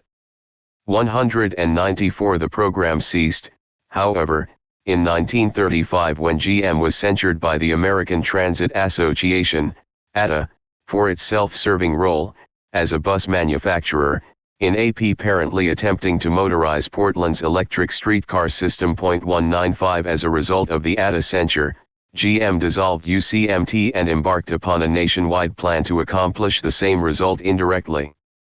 In 1936 it combined with the Omnibus Corp in engineering the tremendous conversion of New York City's electric streetcar system to GM buses. 196 At that time, as a result of stock and management interlocks, GM was able to exert substantial influence over Omnibus. John A. Ritchie, for example, served simultaneously as chairman of GM's bus division and president of Omnibus from 1926 until well after the motorization was completed. 197 The massive conversion within a period of only 18 months of the New York system, then the world's largest streetcar network, has been recognized subsequently as the turning point in the electric railway industry. 198 Meanwhile, General Motors had organized another holding company to convert the remainder of the nation's electric transportation systems to GM buses. In 1936, it caused its officers and employees, I.B. Babcock, E.J. Stone, E.P. Crenshaw, and several Greyhound executives to form National City Lines Incorporated, NCL. 199 During the following 14 years General Motors, together with Standard Oil of California, Firestone Tire, and two other suppliers of bus-related products, contributed more than $9 million to this holding company for the purpose of converting electric transit systems in 16 states to GM bus operations. 200 The method of operation was basically the same as that which GM employed successfully in its United Cities Motor Transit program: acquisition, motorization, resale. By having NCL resell the properties after conversion was completed, GM and its allied A. 31 companies were assured that their capital was continually reinvested in the motorization of additional systems. There was, moreover, little possibility of reconversion.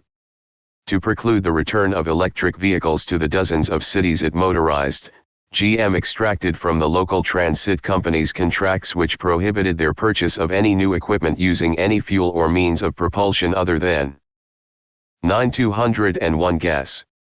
The National City Lines campaign had a devastating impact on the quality of urban transportation and urban living in America. Nowhere was the ruin more apparent than in the greater Los Angeles metropolitan area. 35 years ago it was a beautiful region of lush palm trees, fragrant orange groves, and clean, ocean-enriched air. It was served then by the world's largest interurban electric railway system. The Pacific Electric System branched out from Los Angeles for a radius of more than 75 miles, reaching north to San Fernando, east to San Bernardino, and south to Santa Ana. Its 3,000 quiet, pollution-free, electric trains annually transported 80 million people throughout the sprawling region's 56 separately incorporated cities. Contrary to popular belief, the Pacific Electric, not the automobile, was responsible for the area's geographical development. First constructed in 1911, it established traditions of suburban living long before the automobile had arrived. 202. In 1938, General Motors and Standard Oil of California organized Pacific City Lines, PCL, as an affiliate of NCL to motorize West Coast electric railways.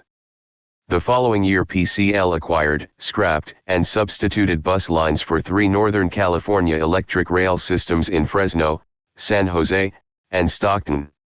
In 1940 GM, Standard Oil, and Firestone assumed the active management of Pacific City Lines, in order to supervise its California operations more directly. That year, PCL began to acquire and scrap portions of the $100 million Pacific Electric system, including rail lines from Los Angeles to Glendale, Burbank, Pasadena, and San Bernardino. 203 Subsequently, in December 1944, another NCL affiliate, American City Lines, was financed by GM and Standard Oil to motorize downtown Los Angeles. At the time, the Pacific Electric shared downtown Los Angeles trackage with a local electric streetcar company, the Los Angeles Railway. American City Lines purchased the local system, scrapped its electric transit cars, tore down its power transmission lines, ripped up the tracks, and placed GM diesel buses fueled by Standard Oil on Los Angeles' crowded streets. 204 In sum, GM and its auto-industrial allies severed Los Angeles regional rail links and then motorized its downtown heart. 20 Motorization drastically altered the quality of life in Southern California. Today, Los Angeles is an ecological wasteland. The palm trees are dying from petrochemical smog, the orange groves have been paved over by 300 miles of freeways, the air is a septic tank into which 4 million cars, half of them built by General Motors, pump 13,000 tons of pollutants daily. With the destruction of the efficient Pacific Electric rail system, Los Angeles may have lost its best hope for rapid rail transit and a smog-free metropolitan area. The Pacific Electric 32.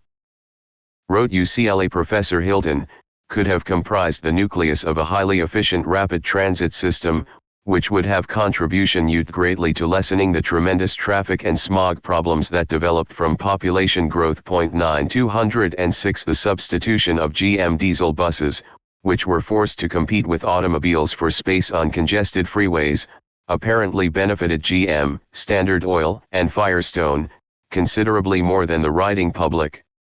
Hilton added, the Pacific Electric system, with its extensive private right-of-way, was far superior to a system consisting solely of buses on the crowded streets. 207 As early as 1963, the city already was seeking ways of raising $500 million to rebuild a rail system to supersede its present inadequate network of bus lines. 208 A decade later, the estimated cost of constructing a 116-mile rail system, less than 1/6 the size of the earlier Pacific Electric, had escalated to more than $6.60 billion. 209.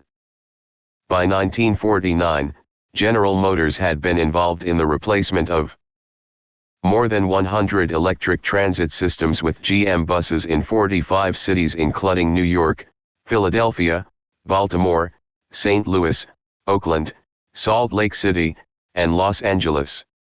In April of that year, a Chicago federal jury convicted GM of having criminally conspired with Standard Oil of California, Firestone Tire, and others to replace electric transportation with gas or diesel-powered buses and to monopolize the sale of buses and related products to local transportation companies throughout the country. 210 The court imposed a sanction of $5,000 on GM.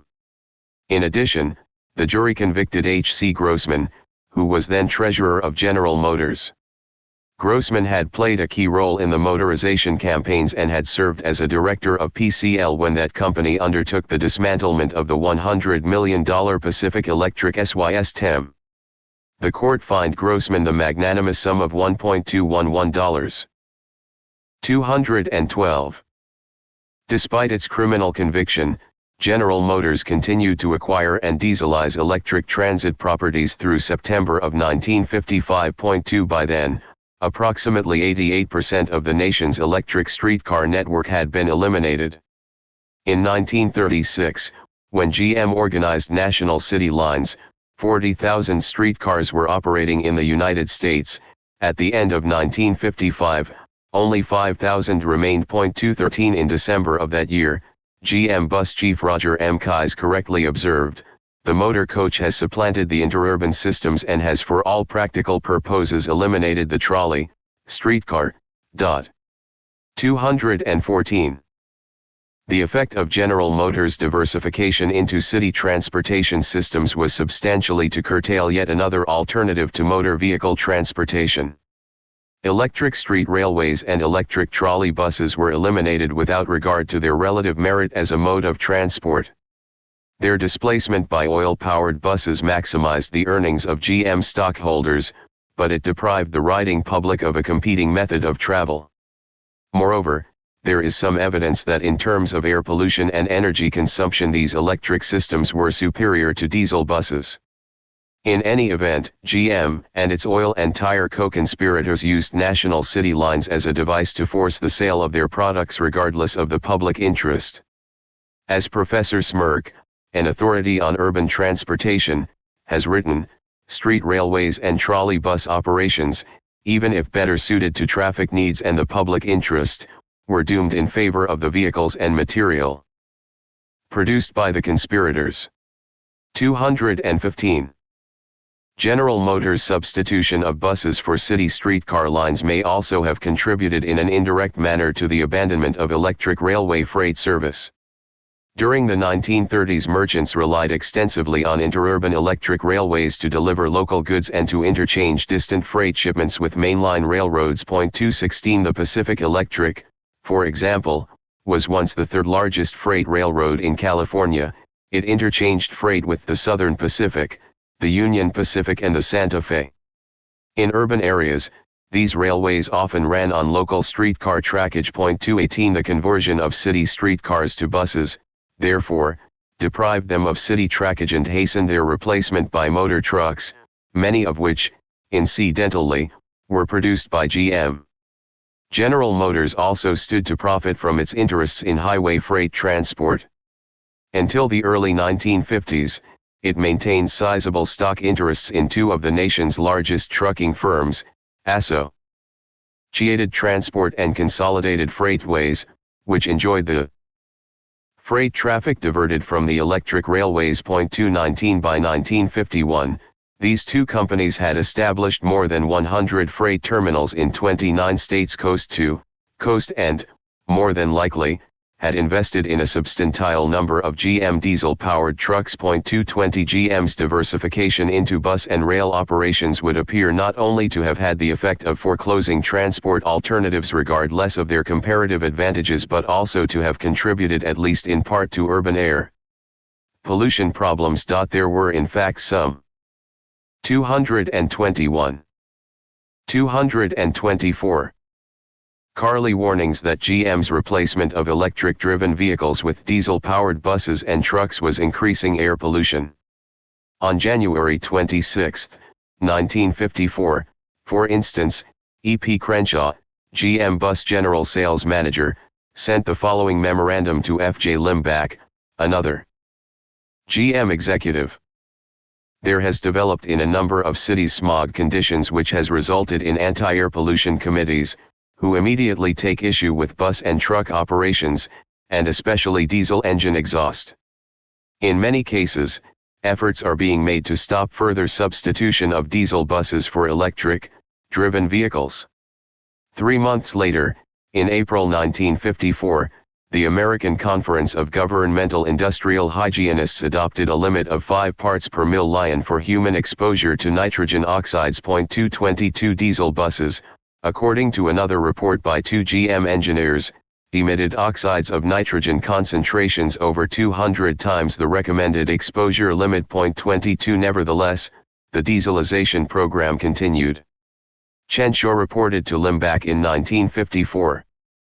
The elimination of streetcars and trolley buses and their replacement by our large GM 51-passenger diesel hydraulic coaches continues steadily, in Denver, Omaha, Kansas City, San Francisco, Los Angeles, New Orleans, Honolulu, Baltimore, Milwaukee, Akron, Youngstown, Columbus, etc.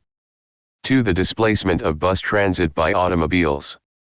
Diversification into bus production and, subsequently, into bus and rail operation inevitably encouraged General Motors to supplant trains, streetcars, and trolley buses with first gasoline and then diesel buses. It also contributed to this firm's monopolization of city and intercity bus production. The effect of GM's mutually exclusive dealing arrangement with Greyhound, for example, was to foreclose all other bus manufacturers and bus operating concerns from a substantial segment of the intercity market. 225 At least by 1952, both companies had achieved their respective monopolies. GM dominated intercity bus production and Greyhound dominated intercity bus operation. 226 By 1973, GM's only competitor, Motor Coach Industries, established in 1962 by Greyhound as the result of a government antitrust decree, was wholly dependent on it for major components, and Greyhound's only operating competitor, Trailways, had been forced to purchase its buses from overseas. 227 In the process, a number of innovative bus builders and potential manufacturers, including General Dynamics' predecessor, Consolidated Vultee, and the Douglas Aircraft Co., had been driven from the industry. 228 Likewise, in the city bus market, GM's exclusive bus replacement contracts with National City Lines, American City Lines, Pacific City Lines, the Omnibus Corporation, Public Transport of New Jersey and practically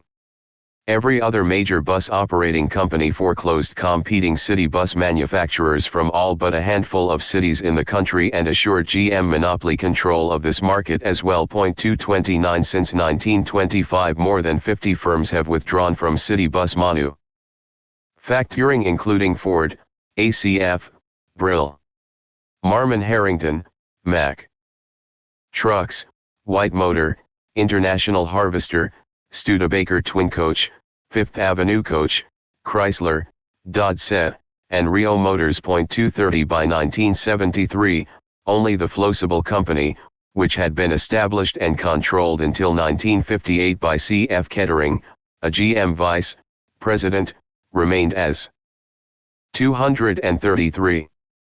Effectively a competitor assembler of GM city buses. 231 One other firm, AM General, American Motors, had announced its intention to assemble GM-powered city buses for delivery in late 1973. 232 The ability of this firm, or for that matter Flowsible and Motor Coach Industries, to survive beyond 1975, however, was seriously doubted by industry observers. That year a government antitrust decree compelling GM to supply bus assemblers with diesel engines, transmissions, and other major components will expire. Monopolization of bus production and the elimination of electric street transportation has brought an end to price and technological competition in these industries. In this regard, Several cities led by New York have filed a lawsuit charging that General Motors sets higher than competitive prices for its diesel buses and receives millions of dollars annually in monopoly profits. The suit also alleges that GM may be disregarding technological innovations in propulsion, pollution control, and coach design, which would help attract patrons out of their automobiles. 234 In light of our dwindling petroleum supplies and mounting concerns about air pollution, the decline of technological competition in bus manufacturing is particularly unfortunate. ACF Brill, Marmon Harrington, Pullman Standard, Twin Coach, and St. Louis Car once built electric buses and electric streetcars. 235 Other firms manufactured steam-driven buses. 236 According to a number of studies, these alternative forms of motive power would be preferable in terms of energy consumption, efficiency, pollution, noise, and durability to the diesel engine. 237 Exclusion of these innovative firms, however, and GM's apparent disinterest in steam or electric-powered vehicles, whose longer life, fewer parts, and easier repair would drastically reduce replacement sales, have precluded the availability of these technological alternatives today. 238 Moreover, domination of domestic bus manufacturing by the world's largest industrial concern tends to deter entry by smaller, innovative firms. Lear Motors, for example, has developed quiet, low-pollution steam turbine buses. Mercedes-Benz, which sells buses in 160 countries, has produced low-pollution electric buses. 239 Neither these nor any other firms, however, have been able to break into the GM-dominated American bus market. Furthermore, GM's conversion of much of this country's streetcar and interurban trackage to bus routes has precluded the survival of domestic streetcar builders and deterred entry by foreign railcar manufacturers. As a result, there remain few transit alternatives to GM diesel buses. None of the early white or double steam buses are still in operation. 240 The last electric streetcars were built in 1953, only one electric bus, built in Canada, has been delivered since 1955. 241 In 1973, only 5 American cities continued to operate electric buses, and 8 ran a handful of ancient streetcars. 242 General Motors' gross revenues are 10 times greater if it sells cars rather than buses. 243 In theory, therefore, GM has every economic incentive to discourage bus ridership. In fact, its bus dieselization program may have generated that effect. Engineering studies strongly suggest that conversion from electric transit to diesel buses results in higher operating costs, loss of patronage, and eventual bankruptcy. They demonstrate, for example, that diesel buses have 28% shorter economic lives, 40% higher operating costs, and 9% lower productivity than electric buses. 241 They also conclude that the diesel's foul smoke, ear-splitting noise, and slow acceleration may discourage ridership. 245 In short, by increasing the costs, reducing the revenues, and contributing to the collapse of hundreds of transit systems, GM's dieselization program may have had the long-term effect of selling GM cars. 246 Today, automobiles have completely replaced bus transportation in many areas of the country. Since 1952, the year GM achieved monopoly control of bus production, ridership has declined by 3 billion passengers and bus sales have fallen by about 60%. 247 During that same period, GM automobile sales have risen from 1.7 million to more than 4.8 million units per year. 248 By 1972, in a move which possibly signified the passing of bus transportation in this country, General Motors had begun converting its bus plants to motor home production. 249 The displacement of railroad transportation by automobiles and trucks. As described in the preceding section, General Motors' diversification into bus transportation contributed to 2 developments: the displacement of passengers from rail to bus and eventually to automobile travel, and the shift in freight from rail to trucks. GM's integration into locomotive production was arguably an additional factor in the diversion of rail passengers to automobiles and rail freight to trucks. In 1930, it entered the locomotive industry by acquiring Winton Engine and Electromotive. At that time, Winton was the largest manufacturer of heavy diesel engines. .250 Electromotive, a principal customer of Winton, was the leading firm in the application of diesel engines to railroad motive power. .251 By combining these firms, GM became the nation's largest manufacturer of train locomotives. .252 As the world's largest manufacturer of cars and tricks, General Motors was inherently ill-suited to promote train transportation. Indeed, it had every economic incentive to repress this method of travel. A single GM-powered passenger train could displace as many as 1,000 GM cars. A GM-powered freight train could supplant a fleet of 150 GM trucks. From the standpoint of economics, moreover, GM's gross revenues were from 25 to 35 times larger if it sold cars and trucks rather than train locomotives. .253 In fact, General Motors' diversification into railroads probably weakened this industry's ability to compete with motor vehicles. More specifically, GM eliminated technological alternatives in train motive power which were arguably more efficient than the diesel combustion system it promoted. Its production of diesels rather than electric or steam-driven locomotives, however, was entirely rational in terms of profit maximization. First, dieselization would vastly increase locomotive sales. A diesel locomotive, for example, lasted one-half as long, did one-third the work, and cost 3 times more than an electric locomotive. .254 Second, as compared with railroad electrification, dieselization was substantially less of a threat to car and truck transportation. Diesel trains were sluggish, noisy, and generally less attractive to passengers than rapid, quiet, pollution-free electric trains.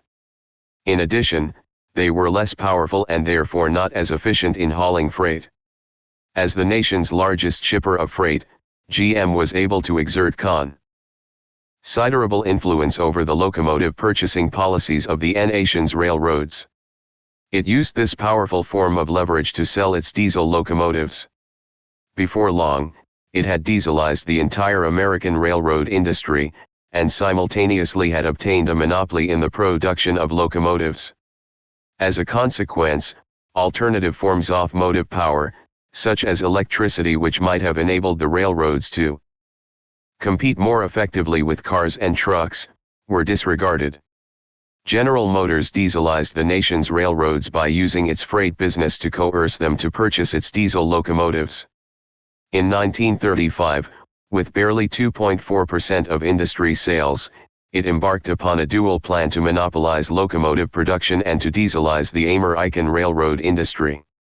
At that time, electric locomotives outnumbered diesel units 7-1, and several firms were developing a steam turbine engine to replace the conventional steam locomotive. .255 In November, GM ordered its traffic division to begin routing freight over railroads, which agreed reciprocally to scrap their electric and steam equipment for GM diesels. For the next 35 years it used its formidable leverage as the largest commercial shipper to exclude locomotive competitors and to force the railroads to convert to all diesel operation. .256 By 1970, it had effectively dieselized the entire industry. Steam units were virtually extinct, and diesels, 80% of which were manufactured by GM, outnumbered electric locomotives 100 to 1.257. The dieselization of America's railroads did not require blatant acts of coercion. Rail executives were fully aware of GM's formidable freight leverage.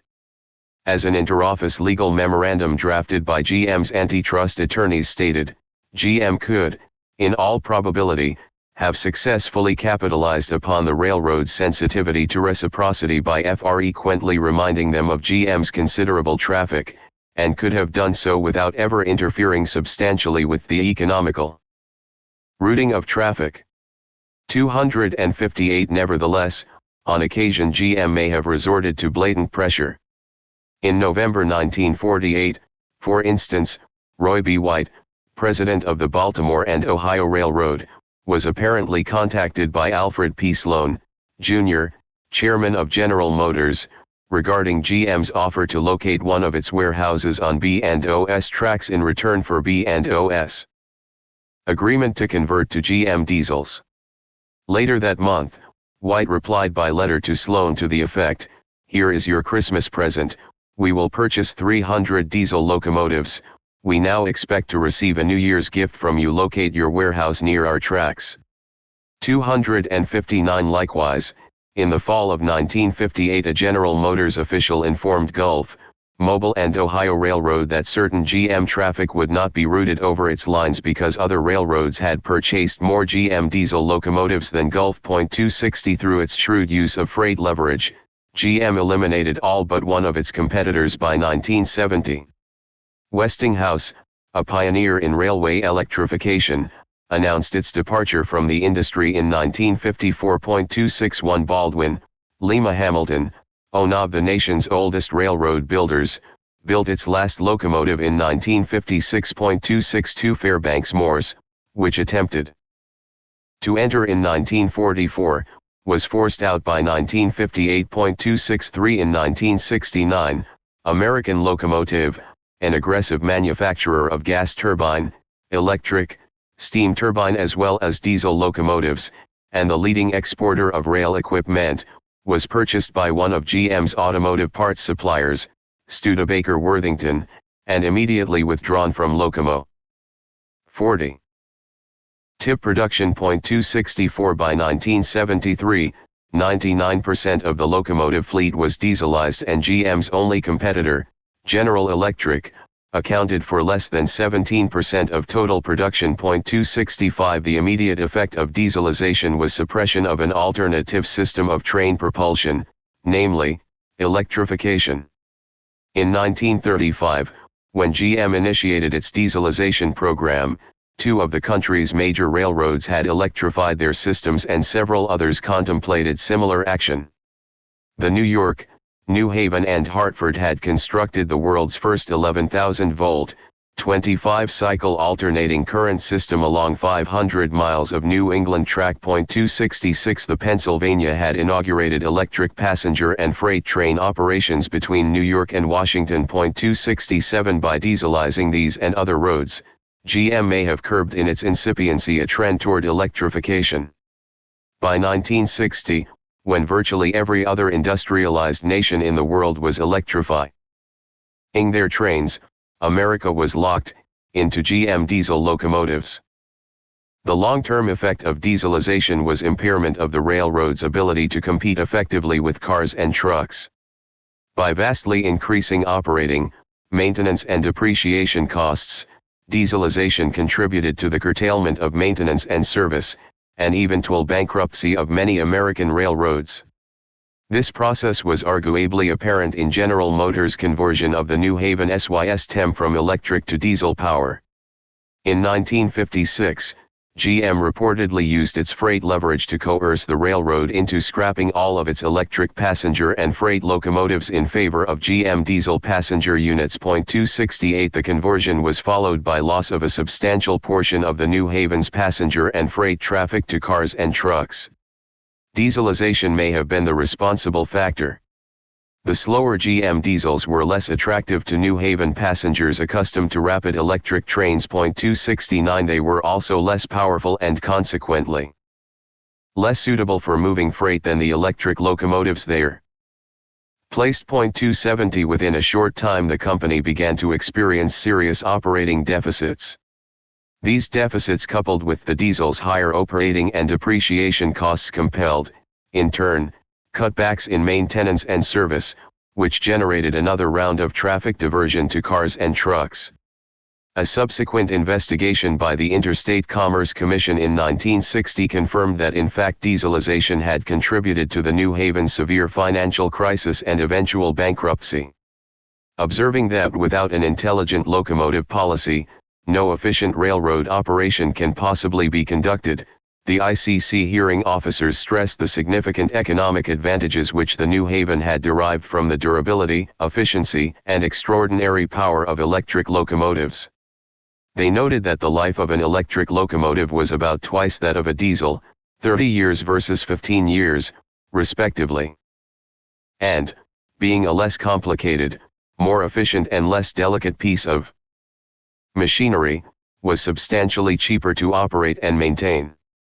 In addition, they emphasized that a single electric locomotive could do the work of 3 diesels and that new electric locomotives cost only 1/3 as much as the diesel locomotives sold to the New Haven by General Motors. The examiners found, however, that despite the numerous advantages of electric operation as compared with diesel and contrary to the advice of its own independent engineering consultants, the New Haven had relied instead on General Motors' Riddick 41. 273. 275. Euler's representations as to the savings to be derived from dieselization. According to the ICC officials, GM's claims of anticipated savings proved to be a mirage. The New Haven's replacement of its electric locomotives with GM diesels generated higher operating, maintenance and depreciation expenses and substantial losses in passenger and freight revenues. During 50 years of electrified operation, it had never failed to show an operating profit. In 1955, the year before dieselization, it earned $5.7 million carrying 45 million passengers and 814,000 carloads of freight. 276 by 1959. 7 years after GM dieselization began, it lost $9.2 million hauling 10 million fewer passengers and 130,000 fewer carloads of freight. 3 In 1961, it was declared bankrupt. By 1968, when it was acquired by the Penn Central, it had accumulated a capital deficit of nearly $300 million. In 1961, the ICC upheld the hearing officer's recommended report on the bankrupt New Haven and censured General Motors for contributing to the railroad's financial ruin. Of the several factors it listed as responsible for the New Haven's downfall, it placed special emphasis on the elimination of electric locomotives. Although it refrained from suggesting that GM was guilty of fraudulent misrepresentation, the Commission found the automaker's estimates of savings from conversion to diesels erroneous, inflated, and manifestly absurd. 5. Referring to the great advances in railway electrification made in Europe and in the Soviet Union, it concluded with a recommendation that the trustees undertake a study of the economic feasibility of complete re-electrification of the New Haven's main line. 251. 43. 282. The New Haven was probably not the only casualty of GM's dieselization program. All 6 of the major railroads serving the Northeast Corridor are today bankrupt, and those in the rest of the country are earning an average of less than 2% on investment. Had these roads electrified, they might have fared better financially and might have been better able to compete effectively with motor vehicles. That technological option, however, was foreclosed to them as a result, in part, of GM's diversification into railroad locomotives. Since GM began its dieselization campaign in 1935, the railroads have progressively lost traffic first to buses and then to cars and trucks, most of which are manufactured by GM. In 1939 they carried 500,000 passengers and accounted for 75% of all freight revenues. By 1972 they had lost 50% of their passengers to cars, and nearly 75% of all freight revenue to trucks. 283 Whether this result was actually intended by GM is irrelevant. Nonetheless, it is difficult to believe that a firm fundamentally interested in marketing cars and trucks would develop an efficient high-speed train system that might diminish their sales. The impact of dieselization on this nation's railroads has been the subject of expert scrutiny. H. F. Brown, an international authority on railroad motive power, has concluded that dieselization was the single most important factor responsible for the demise of America's railroads. 284 Significantly, his studies of America's experience with GM diesels helped persuade Parliament to electrify rather than dieselize the British railway system. 4. The political restraint of rail transit. General Motors' diversification into streetcar, bus, and railroad transportation was very likely a significant factor in their eventual displacement by automobiles and trucks. A second structural feature, the asymmetrical distribution of economic power in the ground transport sector, may also have aided the political restraint of a third alternative to automobile transportation, rail rapid transit, subways. As discussed in Part I, small deconcentrated industries are less able to influence government policy making as effectively as their concentrated rivals. This may explain, in part, the political disregard until quite recently of rail transit as an alternative in congested urban areas to automotive transportation. Due to its high concentration and gigantic sales volume, the auto industry has accumulated hundreds of millions of dollars in revenues from higher than competitively priced motor vehicles. It has used some of these revenues to finance political activities which, in the absence of effective countervailing activities by competing ground transport industries, induced government bodies to promote their product, automobiles, over other alternatives, particularly rail rapid transit. Every industry, of course, has the constitutionally protected right to petition government bodies and to mobilize public opinion as a means of shaping government policies to its own private corporate advantage. This study does not take exception with that privilege.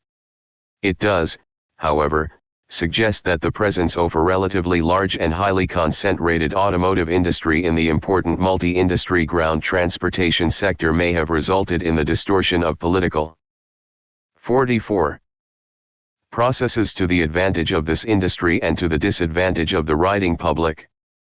The effect, in short, may have been to deprive the public of the opportunity of choosing among competing transportation alternatives. More specifically, an imbalanced distribution of political power in favor of the automakers may have encouraged the government to allocate overwhelmingly disproportionate sums of money to highways rather than to rail systems. Generally, the automakers' political activities have been twofold in nature: establishment of a powerful lobbying organization to promote the public financing of highways, and participation in competing associations which favored the construction of subways.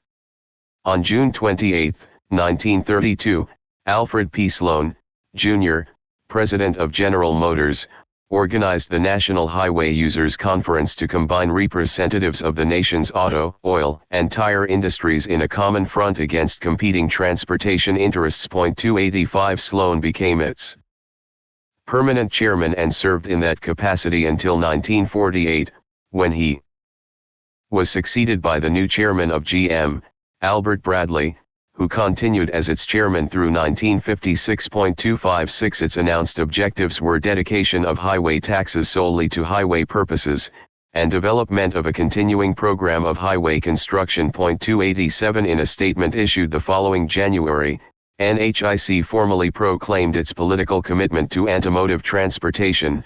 Until now, those interested in automotive transportation have fought their battles independently. Participating in the National Highway Users Conference are a large majority of the interested groups. The manufacturers of motor cars and accessories have joined with the users of their equipment in the common cause of defense. 298 The interested groups included the Motor Vehicle Manufacturers Association, representing automobile and truck companies, the American Petroleum Institute, spokesman for the oil industry, the American Trucking Association, representing the trucking interests, the Rubber Manufacturers Association, comprising the tire companies, and the American Automobile Association, purporting to speak for the nation's millions of motorists. 289 Although it disclaimed any intention of lobbying on behalf of these highway interests, it proposed to serve as an agency for the coordination of activities of interested groups and to cooperate with such state organizations as are set up along the same lines as the national body.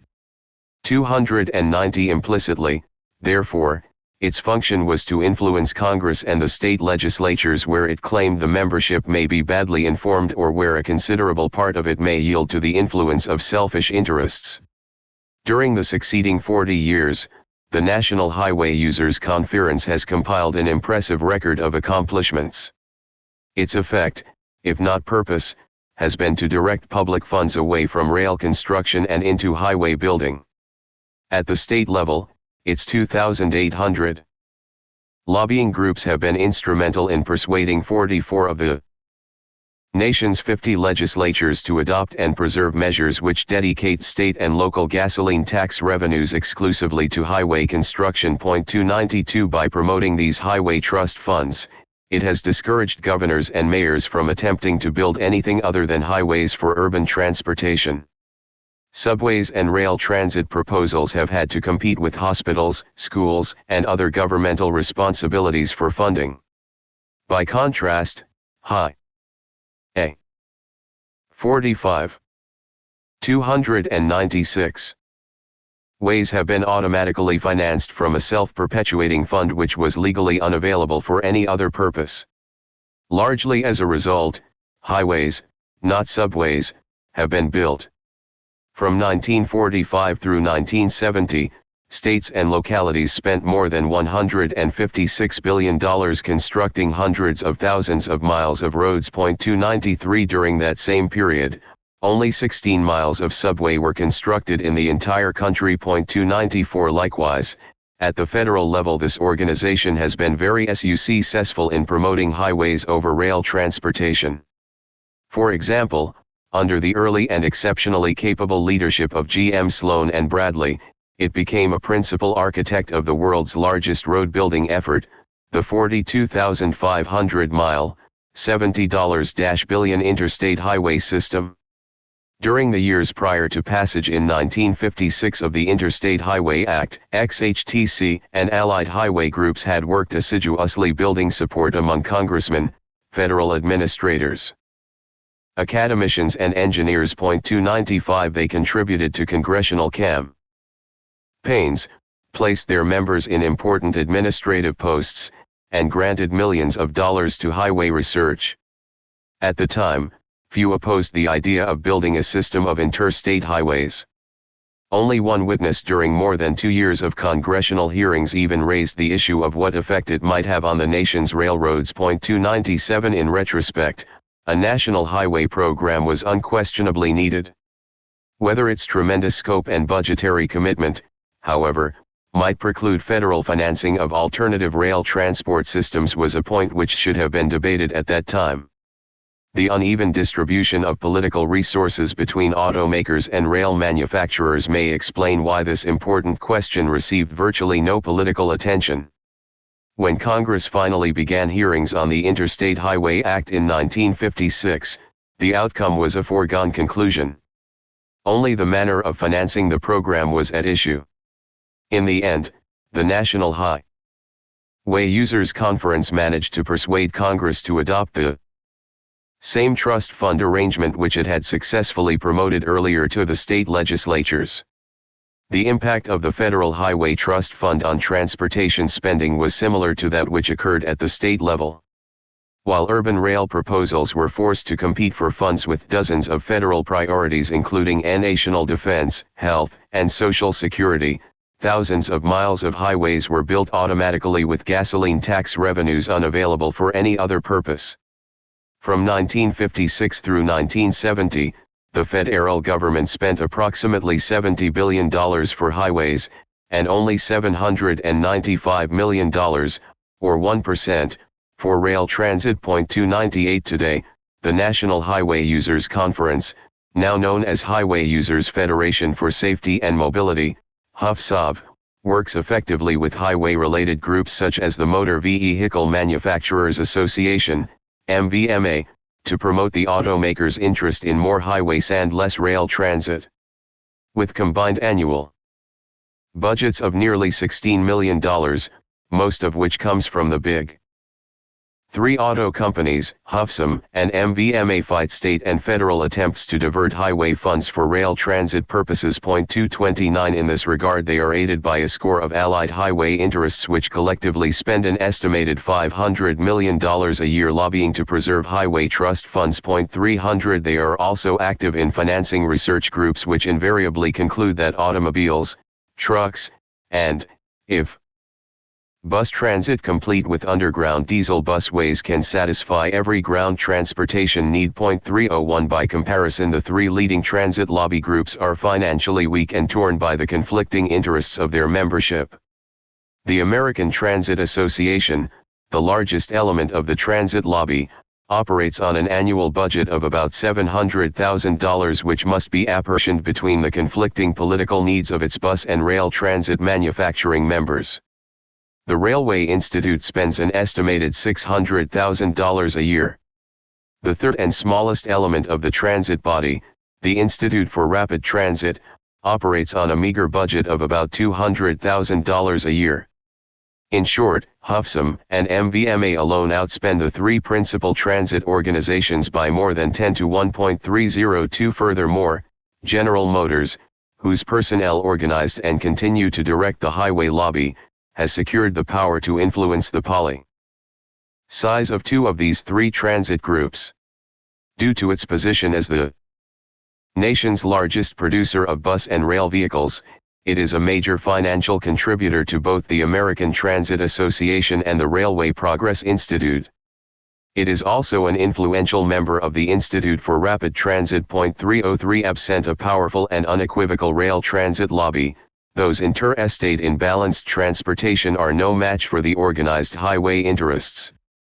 Legislators including Senators Kennedy, Muskie, and Weicker, citizen and municipal groups such as the Highway Action Coalition and the League of Cities, Mayors Alioto, San Francisco, White, Boston, Daley, Chicago, and numerous others have failed repeatedly to shift anything other than token amounts of state and federal gas tax revenues from highways to rail transit. 304 As an apparent consequence, national transportation policy principally reflects the legislative objective of the automakers, building more highways which sell more cars and trucks.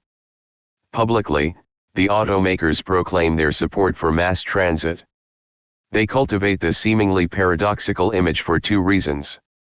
First, a pro-transit posture at a time of petroleum shortages and environmental concerns is good for public relations. Second, and perhaps more importantly, they seek to control and direct the development of non-automotive transport technology in a manner least threatening to their fundamental interest, selling cars.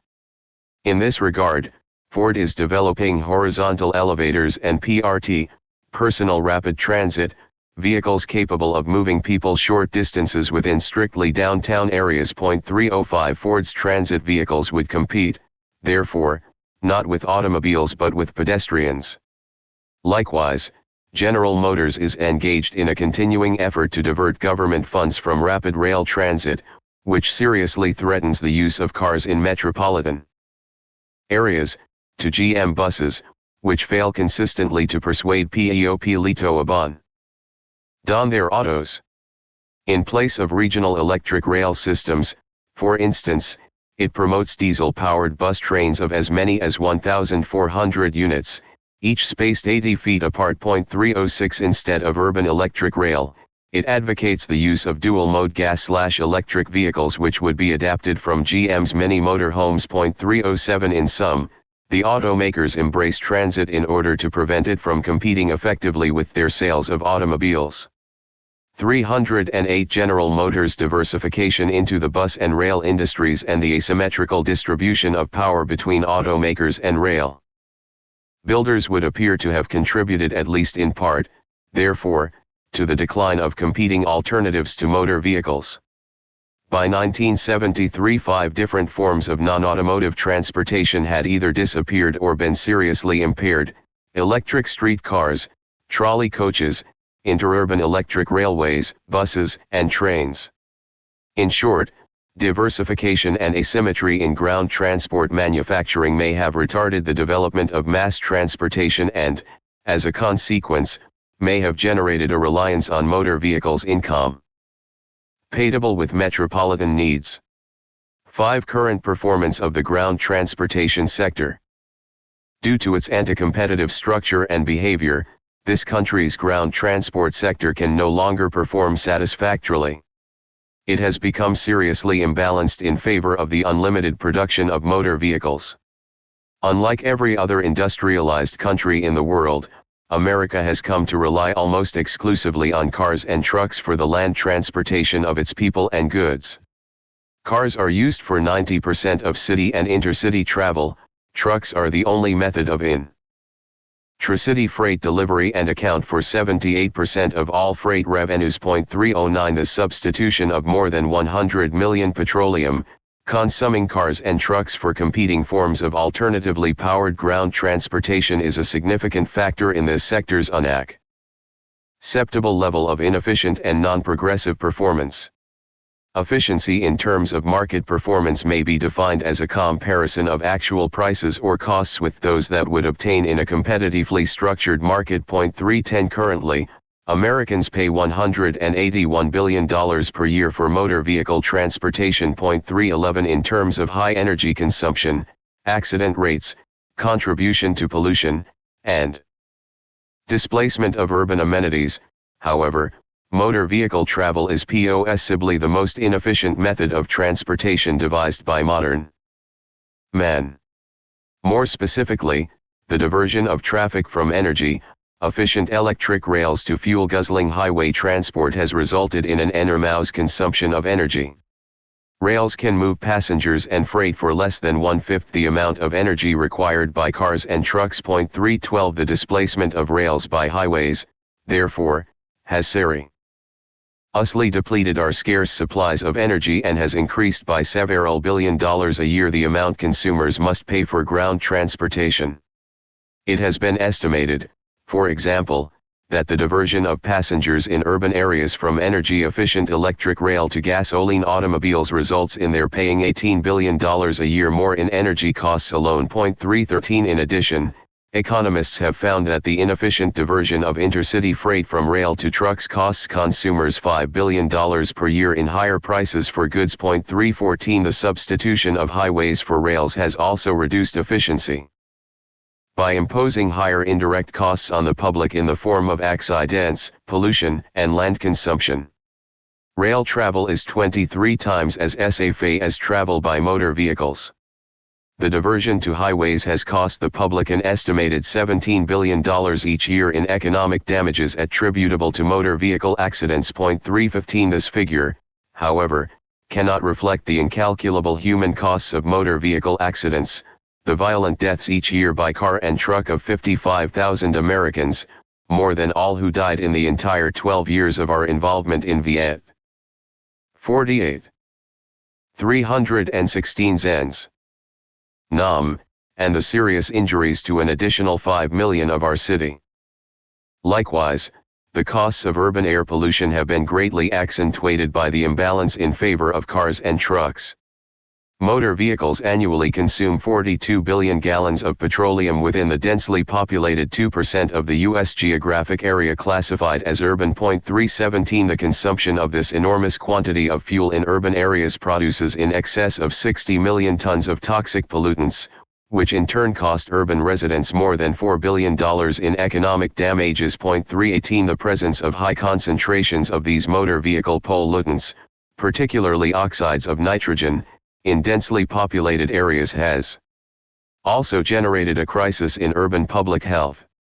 In Los Angeles alone, more than 500 persons die each year of ailments attributable to motor vehicle-generated smog. 319 The hazards of carbon monoxide and hydrocarbon emissions from automobiles have been widely acknowledged. 320 Less well known are the potentially more serious effects of oxides of nitrogen produced primarily by diesel trucks and buses in high concentrations on congested city streets. When inhaled, these oxides combine with moisture in the lungs to form corrosive nitric acid, which permanently damages lung tissues and accelerates death by slowly destroying the body's ability to resist heart and lung diseases. 821 By contrast, if electric rail transportation were substituted in cities for motor vehicles, urban air pollution might be reduced substantially. 322 Although the burning of fuels to generate this increased electrical energy would produce some pollution, it would pose a substantially less serious hazard to public health. Electric power plants can often be located in areas remote from population centers. Moreover, the increased pollution by generating facilities would be offset by a reduction in pollution due to oil refinery operations. Furthermore, the abatement of air pollution at a relatively small number of stationary power plants would represent a far easier task than attempting to install and monitor devices on 100 million transient motor vehicles. 323 The diversion of traffic from rail to highways has imposed a third cost on consumers: the consumption of vast amounts of taxable urban landscapes. From 60 to 65% of our city's land area is devoted to highways, parking facilities, and other auto and truck-related uses. In downtown Los Angeles, the figure approaches 85%. 325 This has led to an erosion in the city's tax base and, concomitantly, to a decline in their ability to finance the delivery of vital municipal services. Electric rail transportation, by comparison, requires less than 1/13 as much space as highways to move a comparable amount of passengers or goods, and in many cases can be located underground. 326 Progressiveness in terms of market performance is generally understood as a comparison of the number and importance of actual innovations with those which optimally could have been developed and introduced. 327 The substitution of highways for rails has resulted in a decrease in mobility and has precluded important innovations in high-speed urban and intercity ground transportation. The decrease in mobility is most acute in urban areas.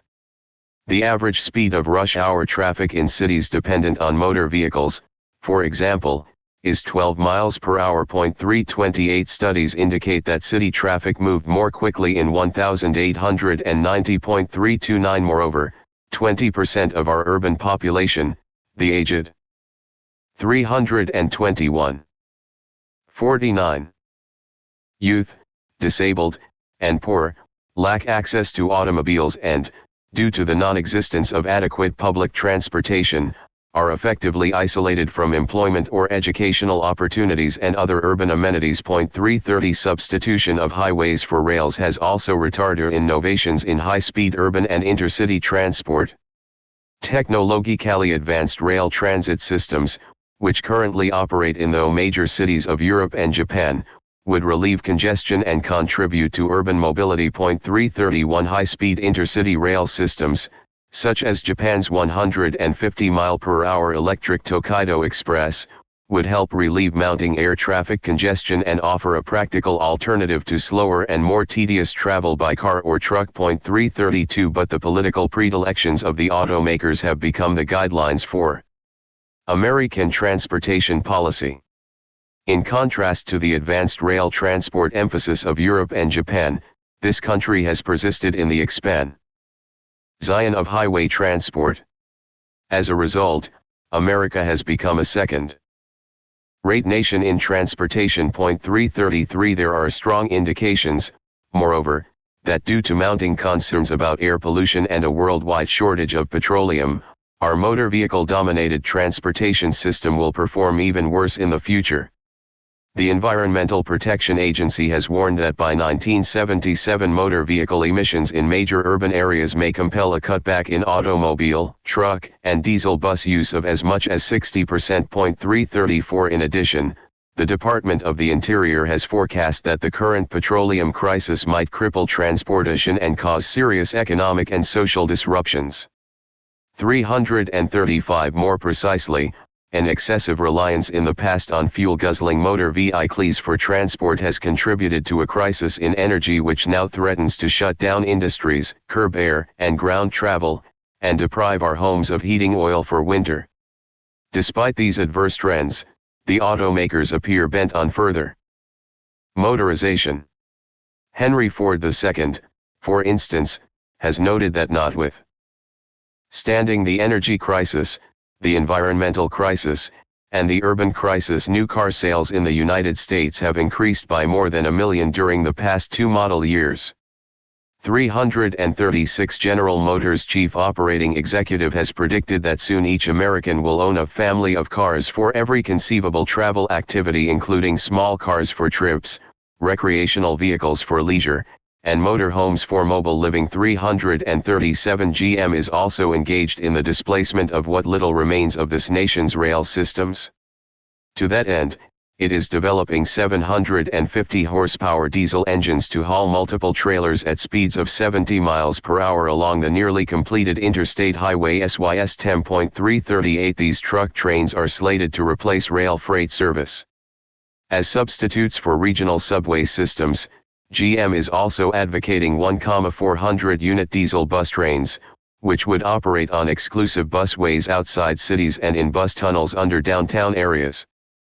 Diesel truck trains and underground bus trains, however, would seem grossly incompatible with public concerns about petroleum shortages and suffocating air pollution. The automaker's motorization program, moreover, is worldwide in scope. The superior bus and rail systems which flourish in the rest of the industrialized world interfere with the sale of cars and trucks by the Big Three's foreign subsidiaries. The automobile industry put America on wheels, said GM chairman Gerstenberg in September of 1972.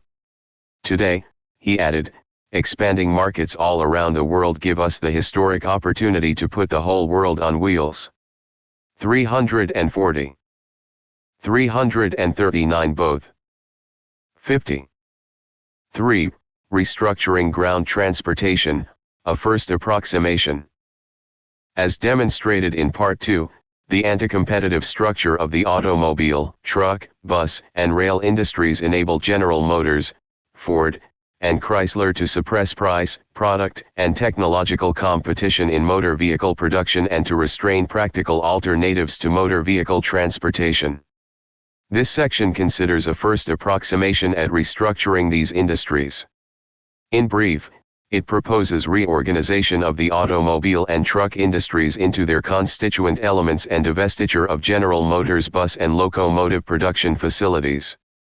The objectives are threefold: to restore competition and innovation to the motor vehicle industries, to promote a balanced and technologically advanced ground transportation system comprising low pollution cars, trucks, and buses, as well as high-speed rail transport, and to secure the additional social advantages of energy conservation, expanded employment, and a more favorable balance of trade. A. Restructuring the motor vehicle industries, automobiles and trucks. The economic analysis in Part 2 concluded that high structural concentration, extensive vertical integration, multinationalization, and insuperable barriers to entry precluded the long-run survival of competitive conduct and performance in motor vehicle manufacturing. 341. Conversely, a competitively structured industry, with numerous firms at each stage of automobile production both at home and abroad, would behave more competitively and perform more satisfactorily. It is recommended, therefore, that this industry be restructured to permit the maximum feasible number of competitors, the minimum feasible degree of vertical integration, and the maximum feasible degree of ease of entry at every level of domestic and foreign production. 342. Application of these guidelines would require dissolution of General Motors, Ford, Chrysler, and, to facilitate competition in the post-reorganization environment, American Motors. More specifically, these four multinational enterprises would be reorganized into their constituent car and truck assembly, manufacturing, distribution, financing, and related automotive as well as non-automotive facilities. The basis for reorganization is inherent in the decentralized method of operations adopted by the four automakers. Their economists and engineers apparently have decided that efficiency in production is maximized by assigning different functions to geographically separate and distinct facilities.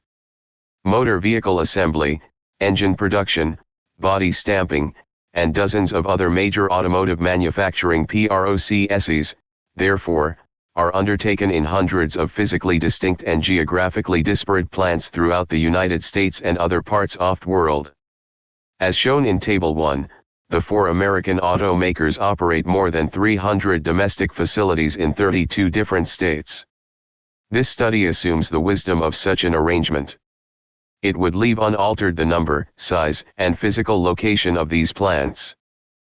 Instead, it would recommend a change in their ownership. Each plant, or group of plants now separate in fact, would become separate in law as well. 51. Table 1. Location of automotive plants in the United States and Puerto Rico currently owned by General Motors, Ford, Chrysler, AMC. 1. Includes technical centers and proving grounds. Includes 2 which assemble trucks also. Assembles trucks also. 4. Includes 1 which assembles trucks also. 0. Includes 1 which assembles trucks also and 1 which assembles Jeeps. Source: Motor Vehicle Manufacturers Association, Plants of U.S. Motor Vehicle Manufacturers in the United States, February 1973, Annual Reports, GM, Ford, Chrysler, AMC. As summarized in Table 2, all of the American auto industry's assembly plants and 148 of its most important automotive components facilities, including all of its body stamping and engine production plants, are owned by General Motors, Ford, Chrysler, and American Motors.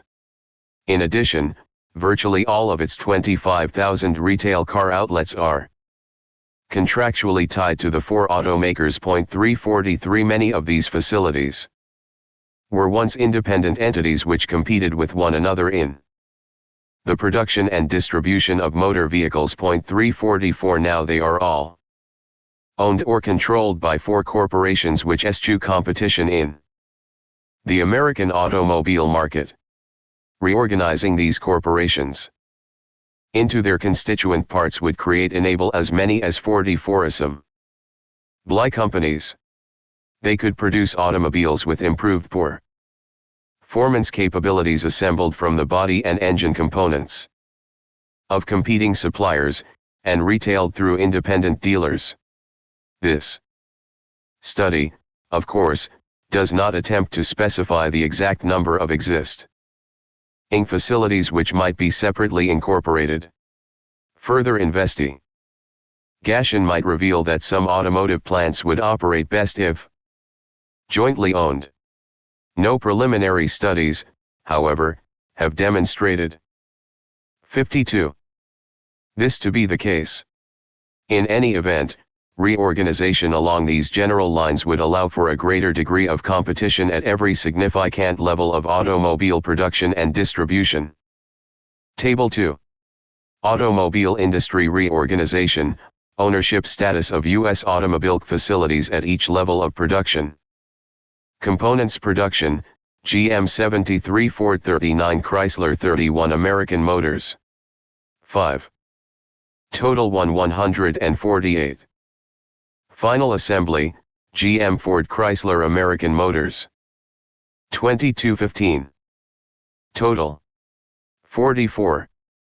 Retail Distribution, U.S. makes, GM, Ford, Chrysler, AMC 12, 045 6, 684 5, 406 1, 947. Total 325, 427. 1 does not include R&D facilities or parts depots. 2 plants may also include some manufacturing operations. 3 Big 4 breakout includes 655 intercorporate duals. Source: 1972 Annual Reports for General Motors, Ford, Chrysler, and American Motors, various statistical reports compiled by the Motor Vehicle Manufacturers Association. Likewise, in truck manufacturing, 19 of the industry's 41 assembly plants, many of its major component facilities, particularly GM's diesel engine plants at Detroit and Grand Rapids, Mich., and most of its wholesale and retail outlets are owned by or contractually tied to the Big 3 automakers. 345 14 of the Big 3's 19 assembly plants produce both light trucks and automobiles. As light trucks, compact pickups, are fundamentally a variety of personal automobiles and are often run on the same assembly line as autos. There would appear to be no reason to separate their production. Accordingly, these 14 plants could become independent car/truck corporations pursuant to the auto industry reorganization. In addition, Unpacking the automaker's remaining all truck assembly plants, truck body and components facilities and retail outlets might contribute to renewed competition at each level of truck production. Supplemental measures would be necessary to provide the newly incorporated motor vehicle assemblers and automotive components suppliers with equal access to research, engineering, and design services. GM, Ford, Chrysler, and AMC each maintain automotive design, research and engineering centers, and proving grounds. 346 These facilities could be reorganized into independent corporations to compete with other consulting groups in providing auto assemblers and components suppliers with design, research, and engineering assistance. In light of the critical role of these functions in automobile manufacturing, however, it is assumed that auto and truck assemblers might decide to undertake some of them in-house. 347. 53. The new assemblers and components suppliers as well as retail clealers would also require wholesale parts distribution services. Currently the four automakers own more than 100 automotive parts depots and operate an indeterminate number of wholesale distribution outlets. To ensure that assemblers, suppliers, and dealers have adequate access to wholesale parts services, these facilities might be reorganized into independent corporations in the automotive wholesale and after market, replacement parts, trade. Moreover, steps should be taken to ensure that independent retail dealers have equal access to adequate financing services. Currently, each of the automakers maintains a wholly owned finance company. In fact, General Motors Acceptance Corp., with assets in excess of $12 billion, is the largest finance unit in the nation. 348 Reorganizing the automakers' finance subsidiaries into several regional corporations might best serve the interests of local dealers while increasing competition in regional lending markets. 349 The disposition of automobile brand names, GM, Chevrolet, Ford, Dodge, etc., would also affect the viability of the new car and truck assemblers. Retention of brand names currently associated with the four automakers might handicap some assemblers while favoring others. Their dedication to the public domain, therefore, would ensure that no one assembler, by retaining the exclusive right to use a popular brand name, such as Chevrolet, would enjoy an unfair advantage over another. Our paramount concern for national security and long-term economic stability would seem also to require the eventual release of foreign automotive facilities from control by domestic makers. As the analysis in part I demonstrated, the construction abroad of motor vehicle plants can compromise U.S. national security and can undermine national economy policies. The relative ease with which automotive facilities can be converted to warplane, tank, and military transport production makes this category of multinational investment particularly hazardous to national security and foreign policy. In light of the enormous contribution of motor vehicle manufacturing to domestic employment and overall industrial growth, its movement abroad threatens domestic economic stability more than the multinational ventures of any other industry.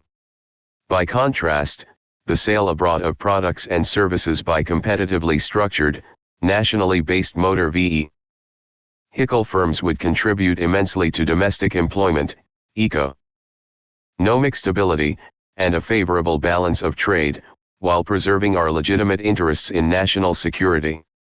At the same time, such an arrangement would permit the sale of technological services and managerial/production know-how to less developed countries. General Motors, Ford, Chrysler, and AMC own car and truck assembly, parts manufacturing, distribution, and finance subsidiaries in 44 foreign countries. To generate new competition in the world automobile market, discourage the export of American capital and jobs abroad, and protect our national interests in the event of international conflicts, these subsidiaries should be sold to holders of U.S. dollars abroad. United Auto Workers President Leonard Woodcock strongly supports this plan. He has suggested that the U.S. government encourage foreign owners of dollars to use them to acquire the assets of the subsidiaries of U.S.-based MNCs, multinational corporations. 54. operating within their respective national boundaries. Those subsidiaries, he said, would then become independent national competitors of their parent MNCs, thus reversing at least temporarily the trend toward world oligopoly. Woodcock's proposal would also benefit this country's balance of payments. At the same time, he added, a substantial part of the dollar overhang would be removed as an obstacle to reform of the international monetary system. 350 in general, the management, shareholders, and employees of the four automakers, as well as consumers, would all benefit from the proposed reorganization of the motor vehicle industries. For the first time, the management of hundreds of facilities formerly controlled by four corporations would now command their own companies. No longer would they be subject to the mind-dulling bureaucratization of a giant organization which, in the words of one formerly high-ranking auto executive, is totally inconsistent with any thoughtful and creative originality. Instead, they would decide what prices to charge, what products to make, which innovations to pursue. The assembler executives, in particular, would enjoy complete technological flexibility. They could build rotary cars, electric cars, steam cars, freon cars, fuel cell cars. They could stress fuel economy or safety or pollution control as well as style. Competition, moreover, would drive them seriously to assess technological alternatives and marketing strategies which might win consumers away from other assembler rivals. Non-dominant shareholders would also benefit. They would maintain their continuity of stock interests in a diversified range of smaller, more aggressively competitive companies rather than in only four increasingly bureaucratic, moribund, and unimaginative monoliths. To avoid ownership interlocks, however, dominant shareholders, directors and executives would be required to dispose of their interests in all but one of the newly created automotive companies. Employees would also be expected to benefit from the proposed reorganization. The return of competition, particularly with respect to the automotive export market, would very likely increase production and hence employment. Competition might spur these new companies to seek novel ways of raising worker productivity, such as through the less dehumanizing production technique of team assembly, or possibly through worker participation in some phases of management decision-making. In short, the opportunity to work for a smaller, more innovative company should enhance employee satisfaction. A motor vehicle industry composed of competing assemblers, independent suppliers and a network of independent retail dealers, moreover, should provide consumers with better automotive transportation. The same plants which today assemble monopolistically priced and virtually unchanged cars and trucks would after reorganization be forced to adapt to a new competitive environment. The emergence of price and technological competition in turn should result in the development of energy-conserving, economical, safer, low-pollution vehicles powered by innovative propulsion systems. This is the quality of industry performance reorganization should engender. B. Restructuring the bus and rail industries. The economic analysis in Part 2 demonstrated that the automakers lobbying against rail transit and General Motors' diversification into 55. Bus and rail transportation very likely restrained these alternative forms of transport from effective competition with cars and trucks. A reduction in the automakers' resources for anti-competitive political lobbying and termination of GM's conflicting involvement in competing ground transport industries would appear, therefore, to be essential prerequisites to achieving a balanced system of ground transportation. In this regard, a three-part structural remedy is suggested. First, deconcentration of the motor vehicle industries in the manner already proposed would reduce their ability to pass on the costs of anti-rail lobbying to consumers in the form of higher-priced cars and trucks. Second, reorganization of GM's bus and rail divisions into independent corporations would enable them to operate free from the conflict of interest which may have seriously hampered their development under GM ownership. Third, the facilitation of entry by a number of new bus and rail enterprises would provide this country with the Competitive manufacturing capability necessary for the production of modern passenger and freight transport systems. Reorganization of the automobile and truck industries as recommended would virtually eliminate the automakers' current power to raise substantial revenues for lobbying. They would no longer be able to contribute vast sums to fight rail transit by charging higher than competitive prices for their motor vehicles. Instead, the return of competition to this industry should force prices back into line with actual production costs. Of course, the new car and truck producers might continue to contribute some funds for anti-rail lobbying through an industry-wide trade association. But lacking the Big Three's prior monopolistic control over prices, they would be reluctant as individual competitors to raise their costs appreciably for this non-essential purpose. Moreover, in a competitive environment, there would probably be some firms which by refusing to contribute could reduce their prices and increase their share of the market. This form of competitive discipline, therefore, would very likely bring the lobbying resources of the auto interests into more approximate balance with those of the rail interests, a situation which would better serve the public interest. Reorganization of General Motors, bus and rail divisions into independent corporations would appear to be both desirable and precedented. It would enable these bus and rail manufacturers to develop free from the conflicts of interest which quite possibly restrain them from effective competition with cars and trucks. Separation of these facilities from the world's largest motor vehicle manufacturer, moreover, is precedent. As summarized in Part I, the policy of Congress for nearly 60 years has been to maintain competition among operators of competing modes of transport by prohibiting their common control. This was the rationale underlying the Panama Canal Act of 1912, now part of Section 5 of the Interstate Commerce Act, the Motor Carrier Act of 1935, the Civil Aeronautics Act of 1938, and the Transportation Act of 1940. Segregation of GM's bus, rail, and motor vehicle facilities into independent corporations, therefore, would be in harmony with well-established pre-existing congressional policy.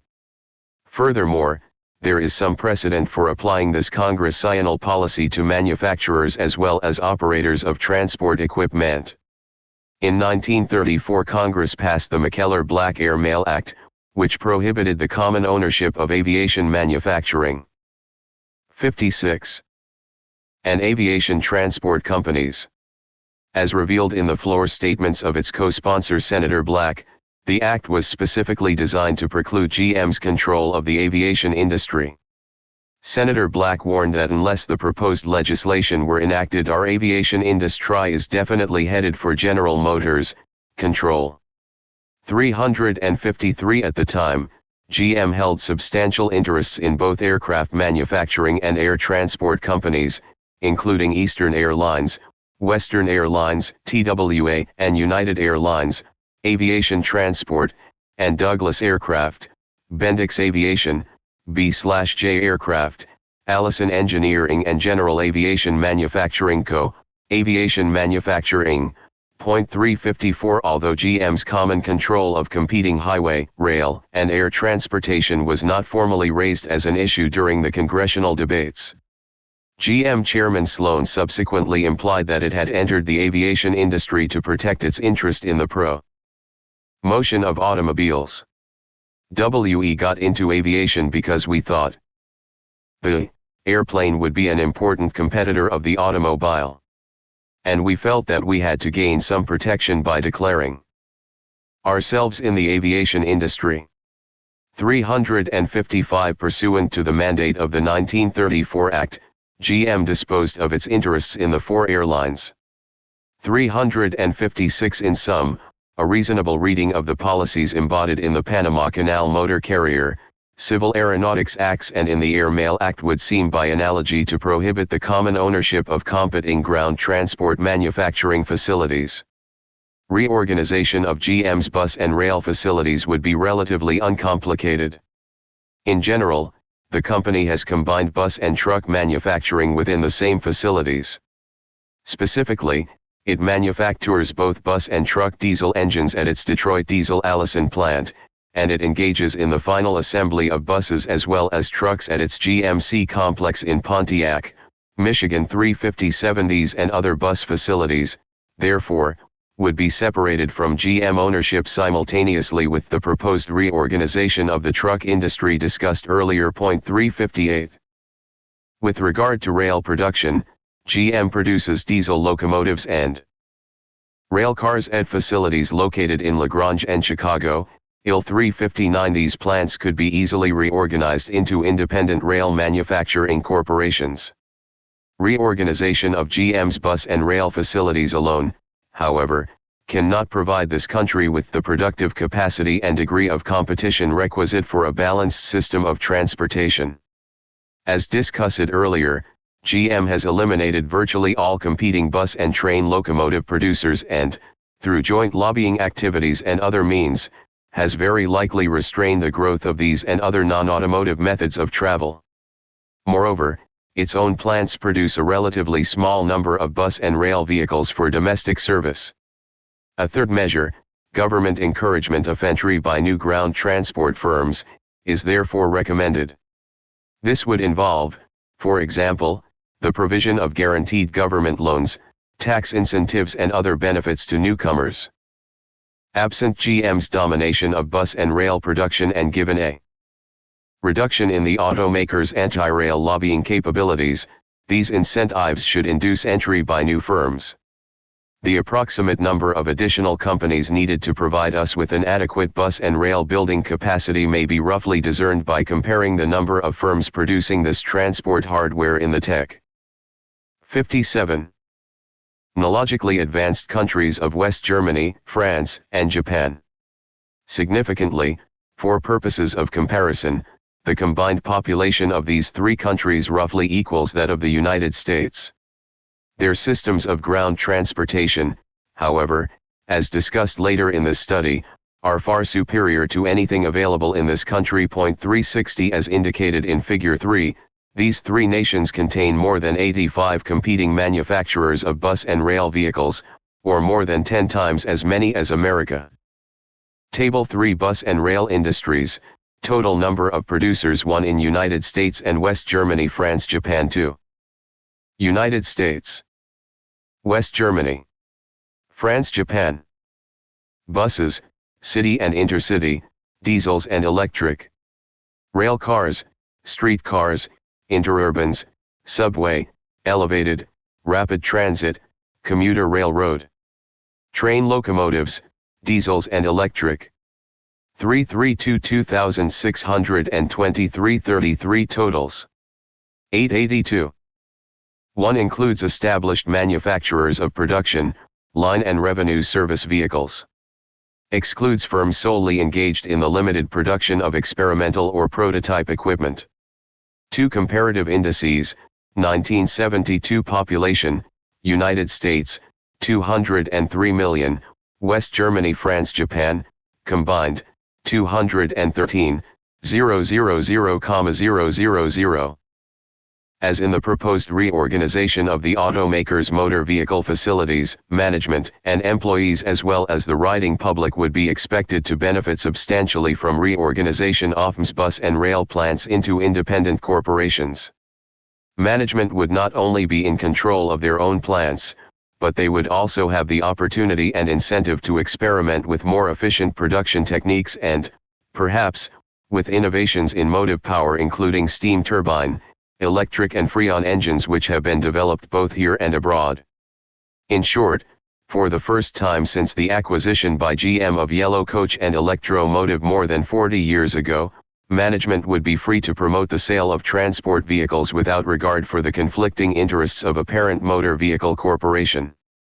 Likewise, employees should welcome the opportunity to work for a corporation whose growth and ability to innovate are unrestrained. Stockholders should also benefit through their holdings in an aggressive group of new transport companies. Whether the automakers' non-transport facilities should also be reorganized is a question clearly beyond the scope of this study. It is recommended, therefore, that pending further investigation these facilities should continue to function as operating units of 4 multi-product enterprises. Thus General Motors household appliance, Friggy there, aerospace, earth-moving machinery, Terex, real estate, and other non-automotive divisions would comprise one such enterprise. Ford's properties, including its household appliance and electronics division, Philco Ford, and its steel, glass, and tractor production subsidiaries would constitute a second, Chrysler's glass, marine, air conditioning, air temp, real estate, and defense space businesses a third, and American Motors properties, including its computer services, AM data systems, car leasing, American Motors leasing, and non-automotive injected molded plastics, Windsor Plastics, subsidiaries would comprise a fourth. 58. The proposed restructuring of the ground transport sector is based on a fundamental premise: the presence of many competing manufacturers of buses, trains, subway cars, and rapid transit vehicles as well as automobiles and trucks would help to achieve the genuinely balanced system we so desperately need. We need smaller, less expensive cars powered by low pollution, energy-efficient engines for use outside of central cities. We need technologically attractive bus and rapid rail equipment which can provide downtown commuters with viable alternatives to driving their own cars. We also need improved forms of rail freight delivery to reduce the number of noxious, fuel-guzzling diesel trucks on city streets. Restoring competition to those industries which produce our transportation hardware is an important prerequisite to meeting these several needs. See the mechanics of reorganization. The actual mechanics of reorganization are relatively uncomplicated. Nevertheless, some of the more salient details are set forth in this section. As discussed earlier, the basic objectives are fundamentally twofold in nature: first, to create independent and viable corporations for each physically distinct manufacturing, assembly, distribution, and financial unit currently owned by General Motors, Ford, Chrysler and American Motors, and second, to separate foreign subsidiaries from control by these four corporations. Before reviewing the mechanics involved in accomplishing these two objectives, some general observations should be made concerning consent rations of stock ownership and transitional planning.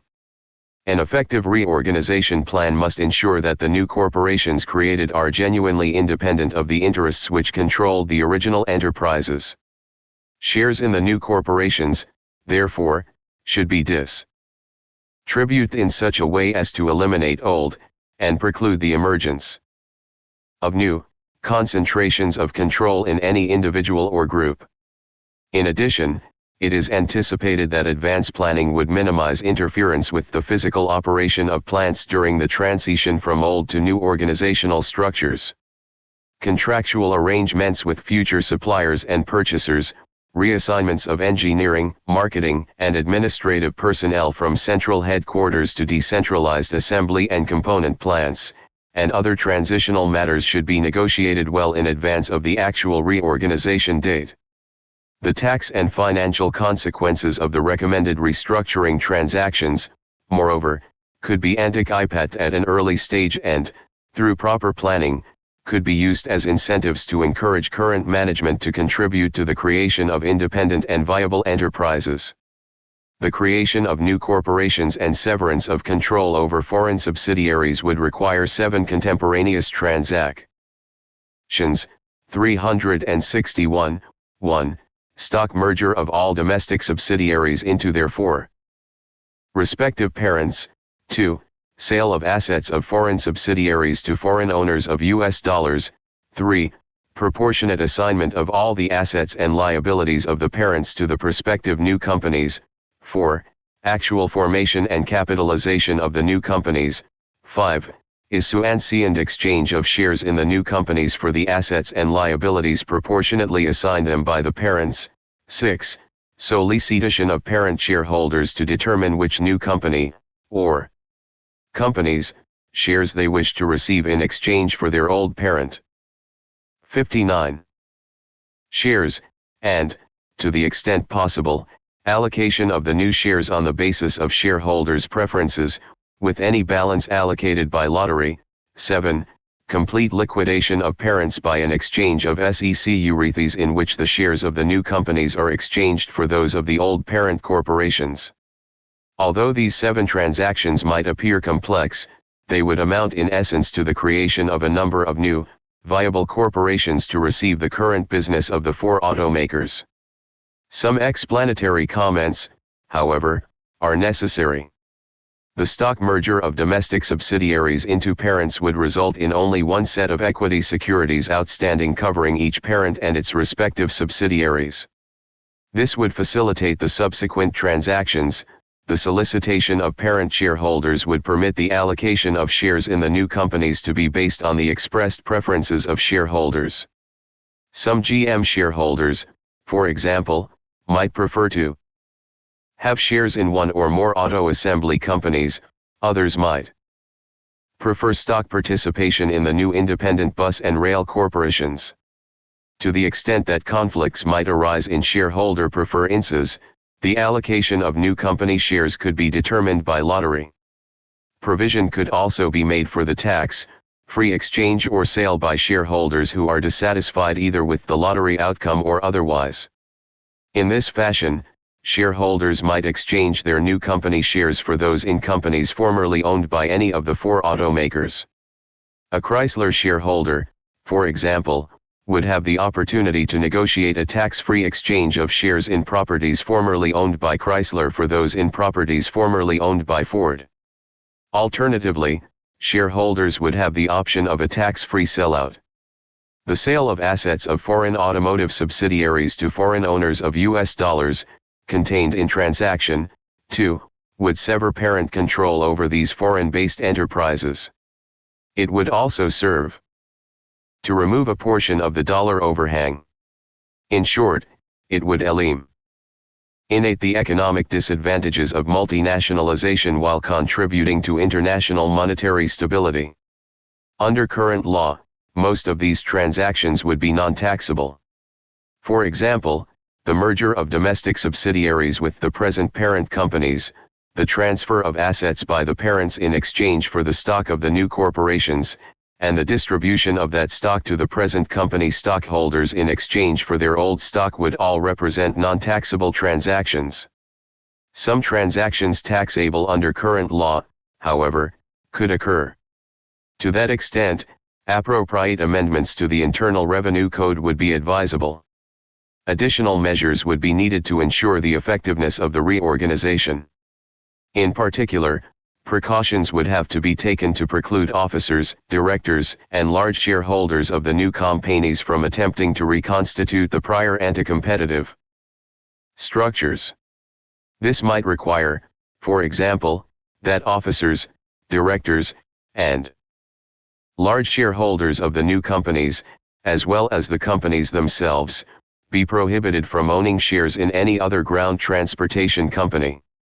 At the same time, tax and other financial incentives should be considered as a means of encouraging management, directors, and employees to dedicate their energies to the new companies. In this regard, profit sharing, tax, delaying stock options, deferred compensation, generous pension plans, and numerous other devices could be used effectively to link both executives and employees closely to the success of the reorganization. Tax incentives, moreover, could be provided the new corporations to induce their modernization of production and their commitment to innovation. For the first purpose, special investment credits, accelerated depreciation, or additional first-year depreciation for plant and equipment acquired might be warranted. For the latter, special credits and amortization deductions could be granted automotive companies which engage in the development of low-emission propulsion systems. Similar incentives could be extended to non-auto ground transport firms which undertake research and development aimed at improving America's bus and rail systems. Some considerations regarding feasibility. Reorganization of these 4 ground transportation industries would appear to be feasible in light of their early structure and performance in this country, their comparative structure and performance abroad, and the subsequent experience of transport companies formerly owned by General Motors. 1. Early structure and performance of the ground transportation industries. Reorganization of these industries is feasible, first, because it would restore them to their naturally competitive states. The early automobile industry, for instance, comprised numerous firms which competed at every level of production, manufacturing, assembly, and distribution. Automobile producers were primarily assemblers of bodies and engines purchased from independent suppliers specializing in automotive parts production. Since producers had access to parts from external suppliers, they were not compelled to integrate upstream into components production. 362 Moreover, the availability of interchangeable replacement components obviated any need for integration downstream into extensive networks of franchise dealers with specialized repair and maintenance capabilities. 363 The industry's emphasis upon purchasing from external suppliers and distributing through external outlets generated two competitively beneficial effects: ease of entry and technological flexibility.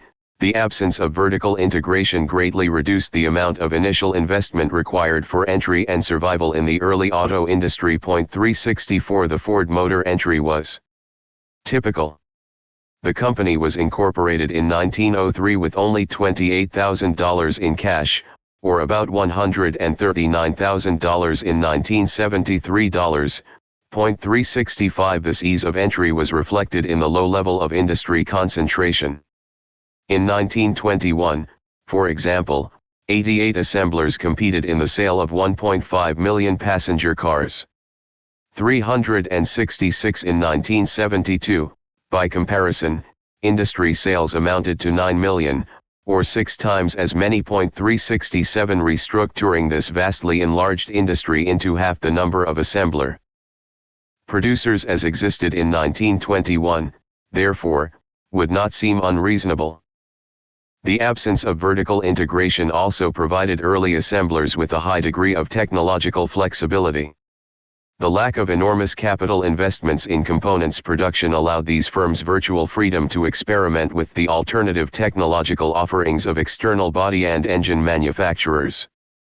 As a result, the early auto industry was noted for its wide variety of fundamentally different motor vehicles. There were, for example, assemblers of electric and steam as well as gasoline-powered vehicles. 368 This technological competition, in turn, greatly accelerated the pace of innovation, particularly with regard to alternative propulsion systems.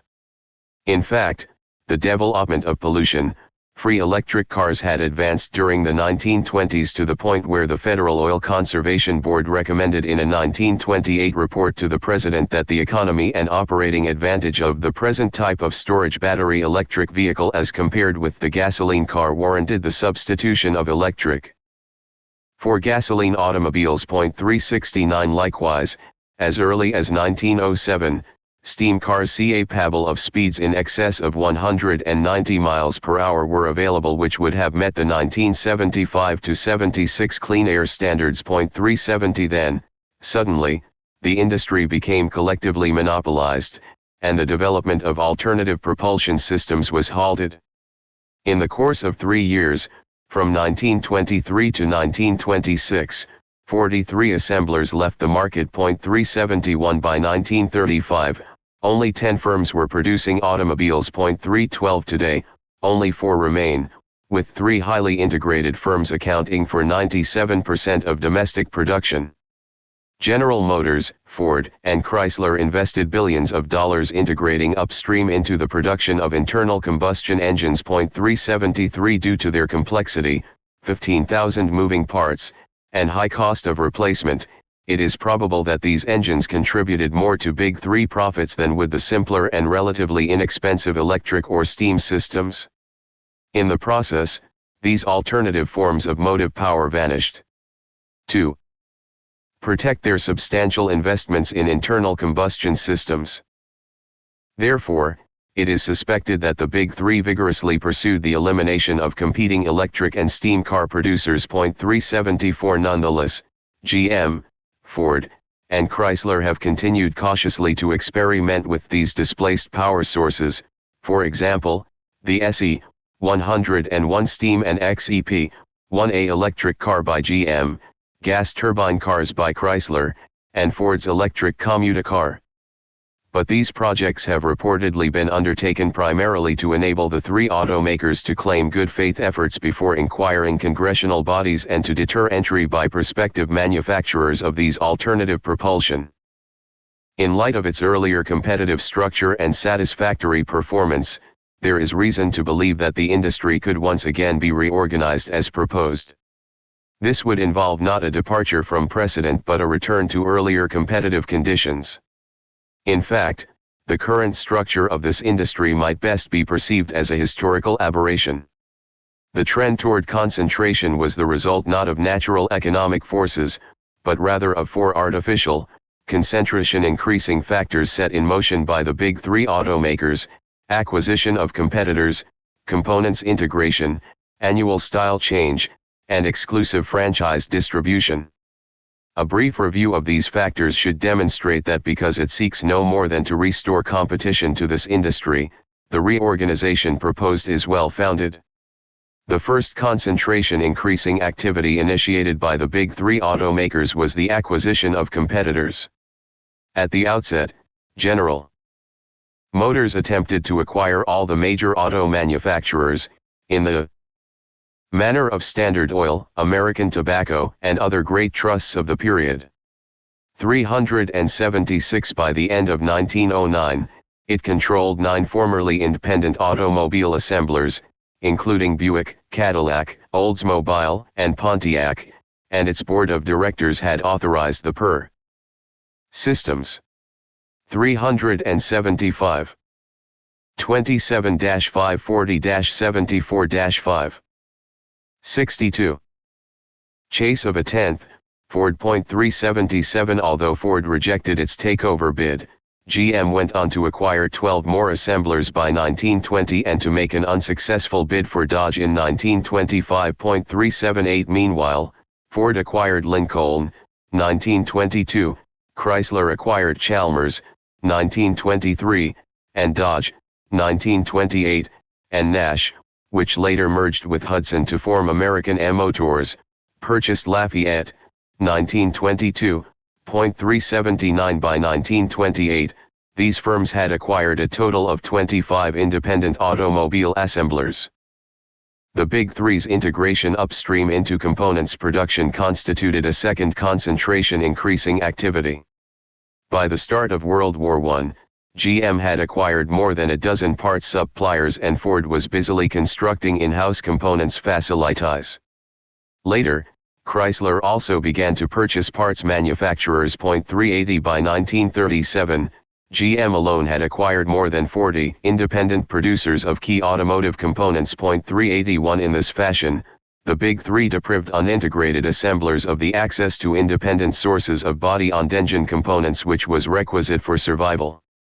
General Motors' introduction of annual style change in 1923, and the interdependent adoption of this practice subsequently by Ford and Chrysler, was a third artificial factor leading to increased concentration. 382 As a marketing weapon, annual style change severely disadvantaged smaller volume producers by encouraging them to integrate upstream while forcing them prematurely to scrap prohibitively expensive tools, dies and jigs. Specifically, an inevitable result of the Big Three drive to produce all new cars annually was intensification of the industry trend toward components integration.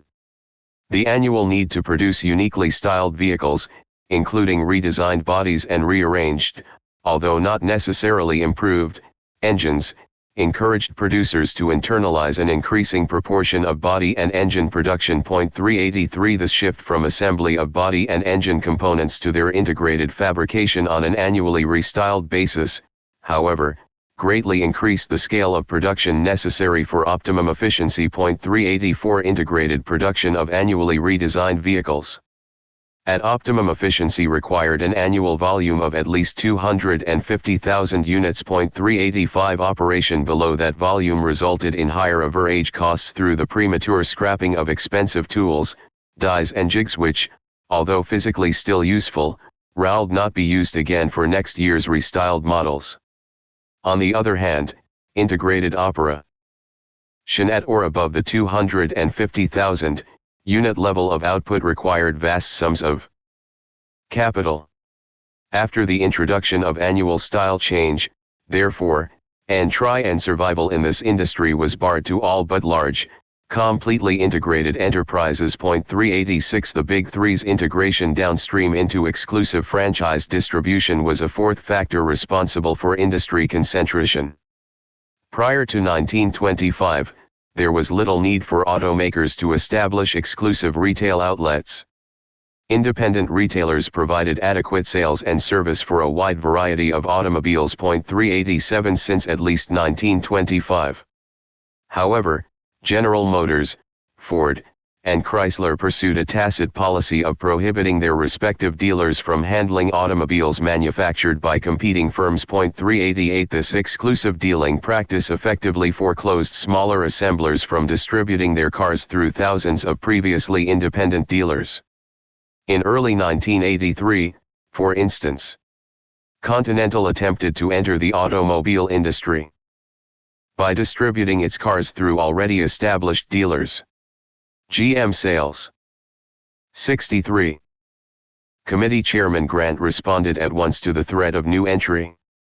On January 4, 1933, he ordered his sales representatives to block Continental's access to dealers, Continental, which is attempting to get distribution through already established dealers, should not be permitted to get a foothold with General Motors dealers. 389 By the end of 1934 Continental was forced to withdraw from the industry. 300 Moreover, the emergence of annual style change as an industry practice precluded small firms from sharing whatever independent dealers remained. Periodic restyling required differentiation of even the most minute components, which led in turn to a decline in interchangeable replacement parts. 391 As a consequence, automakers were required to establish nationwide dealer networks with specialized repair and maintenance capabilities, a project which small volume producers could ill afford to undertake. By pursuing these four activities, acquisition of competitors, components integration, annual style change, and exclusive franchise distribution, the Big Three revolutionized the industry's structure. They transformed a naturally competitive industry of nearly 100 competing assemblers, thousands of parts suppliers, and tens of thousands of independent retail dealers into one dominated by three highly integrated monopoly-sharing firms. They also closed the door to new competitors by raising the capital costs of entry tenfold. To enter and survive in the vertically integrated, style-changing industry of the 1970s, a prospective firm would need an estimated $1 billion for the in-house production of specialized body and engine components, annual style changes, and a nationwide network of franchise dealers. 392 By contrast, had the Big Three not restructured the industry, a new firm could enter as an assembler at a cost of $55 million, or less than 1/15 as much. 393 Nevertheless, it has been urged that efficiency in automobile production can only be achieved by a highly concentrated, integrated industry. 394 It has been argued, for instance, that horizontal concentration of assembly operations in a few giant firms maximizes productive efficiency. 395 The preponderance of economic literature and actual distribution of assembly facilities in the industry are to the contrary. Bain, for example, has concluded that an assembler achieves maximum efficiency within a production range of from 60,000 to 180,000 cars per year. 396 In their study of the British motor car industry, Maxey and Silbertson found that scale efficiencies in assembly operations were exhausted at the 100,000 unit level, whereas Rees has suggested that the figure might reach 200,000 units. 397 Reviewing German automobile production, Jurgensen and Berg stated that maximum efficiency in assembly could be realized at output levels of 25,000 to 50,000 units. 398 Significantly, these estimates of efficient production levels are no larger than the average size American assembly plant, which in 1972 produced 200,000 cars. 399 The actual distribution of American assembly operations also belies the purported need for horizontal concentration. The four automakers assemble cars not in 4 but in 44 geographically separate plants. Concentration, therefore, is limited to ownership and does not extend to production. If physically combining assembly plants enhanced efficiency, the four automakers most certainly would have combined them. 64. It would appear, therefore, that each of these 44 plants might be able to operate efficiently as an independent assembler of passenger cars. Others have maintained that efficiency in automobile manufacturing requires vertical integration upstream into components and downstream into distribution. 400 The available literature and actual industry plant structures, however, contradict this argument. In his definitive studies of vertical integration in the American auto industry, Crandall concluded that integration was not required for optimal efficiency. More specifically, he stated that the presumed advantages of coordination and control often cited in support of integration could be realized as effectively through long-term contracts between assemblers and independent suppliers and distributors. 401 Moreover, at least one other student of the industry suggested that efficiency would have been enhanced had the automakers undergone vertical disintegration in the early 1930s. 402 The actual distribution of parts manufacturing facilities in this industry also indicates that integration is, at best, unrelated to efficiency. The four automakers maintain physically separate establishments for assembly, body stamping, engine casting, transmission assembly, and myriad other parts production activities. If physical integration enhanced efficiency, the four automakers would have integrated plants as well as ownership. It is not unreasonable to propose, therefore, that these facilities, now separate in fact, could become separate in law without any loss in productive efficiency. Likewise, the early American truck industry operated in a competitive environment. At one time, it comprised more than 100 producers which, like their counterparts in the auto industry, were primarily assemblers. 403 By means of acquisition, components integration, elimination of auto firms which also produced trucks, and other concentration increasing activities, however, the big three automakers restructured this industry. 104 Today, 84% of total production is concentrated in the big three's truck divisions. 405 The study therefore recommends nothing more than restoring the industry's previously competitive environment. The early bus and rail industries were also structured more competitively than today. They were not concentrated. At one time, there were more than 150 competing manufacturers of bus and rail vehicles. 106 In addition, they were not characterized by inter-industry diversification. More specifically, neither industry was dominated by motor vehicle manufacturers. 107 It was during this earlier period that the development of technological alternatives flourished. There were builders, for example, of steam and electric-powered buses, double-deck and articulated, multiple-unit buses, electric streetcars and high-speed electric interurban trains. 408 The technological development of these vehicles, however, stopped suddenly in the 1930s. By this time, as carefully documented above, General Motors had diversified into bus and rail production and, with Ford, Chrysler, and other highway interests, had begun to lobby against rail transit. Since then the bus and rail industries have been largely untouched by technological progress. By separating out GM's bus and rail facilities, reducing the automakers' lobbying capacities, and encouraging entry by new ground transport firms, therefore, the proposed reorganization would attempt to 65. Struck the competitive conditions which generated an earlier and apparently more innovative era. In sum, all four industries once functioned effectively within competitive structures similar in principle to those now advocated. Their departure from these structures was largely the result of concentration increasing activities undertaken by the big three automakers. In light of available evidence, it may be strongly argued that the competitive reorganization of these industries would not impair productive efficiency and would very likely contribute to technological progress. This then is the first ground upon which a claim of feasibility is maintained. 2. Structure, conduct, and performance of these industries. 11. Road. It is feasible to reorganize America's ground transport industries into smaller, independent, JES integrated units for a second reason: the more advanced transport industries of Europe and Japan are largely organized in this fashion. In terms of structure, they are generally less concentrated, less integrated, and, in an inter-industry sense, less diversified than in the United States. In fact, several of the most innovative European and Japanese firms reflect some of the size and organizational characteristics recommended in this study for American transport firms.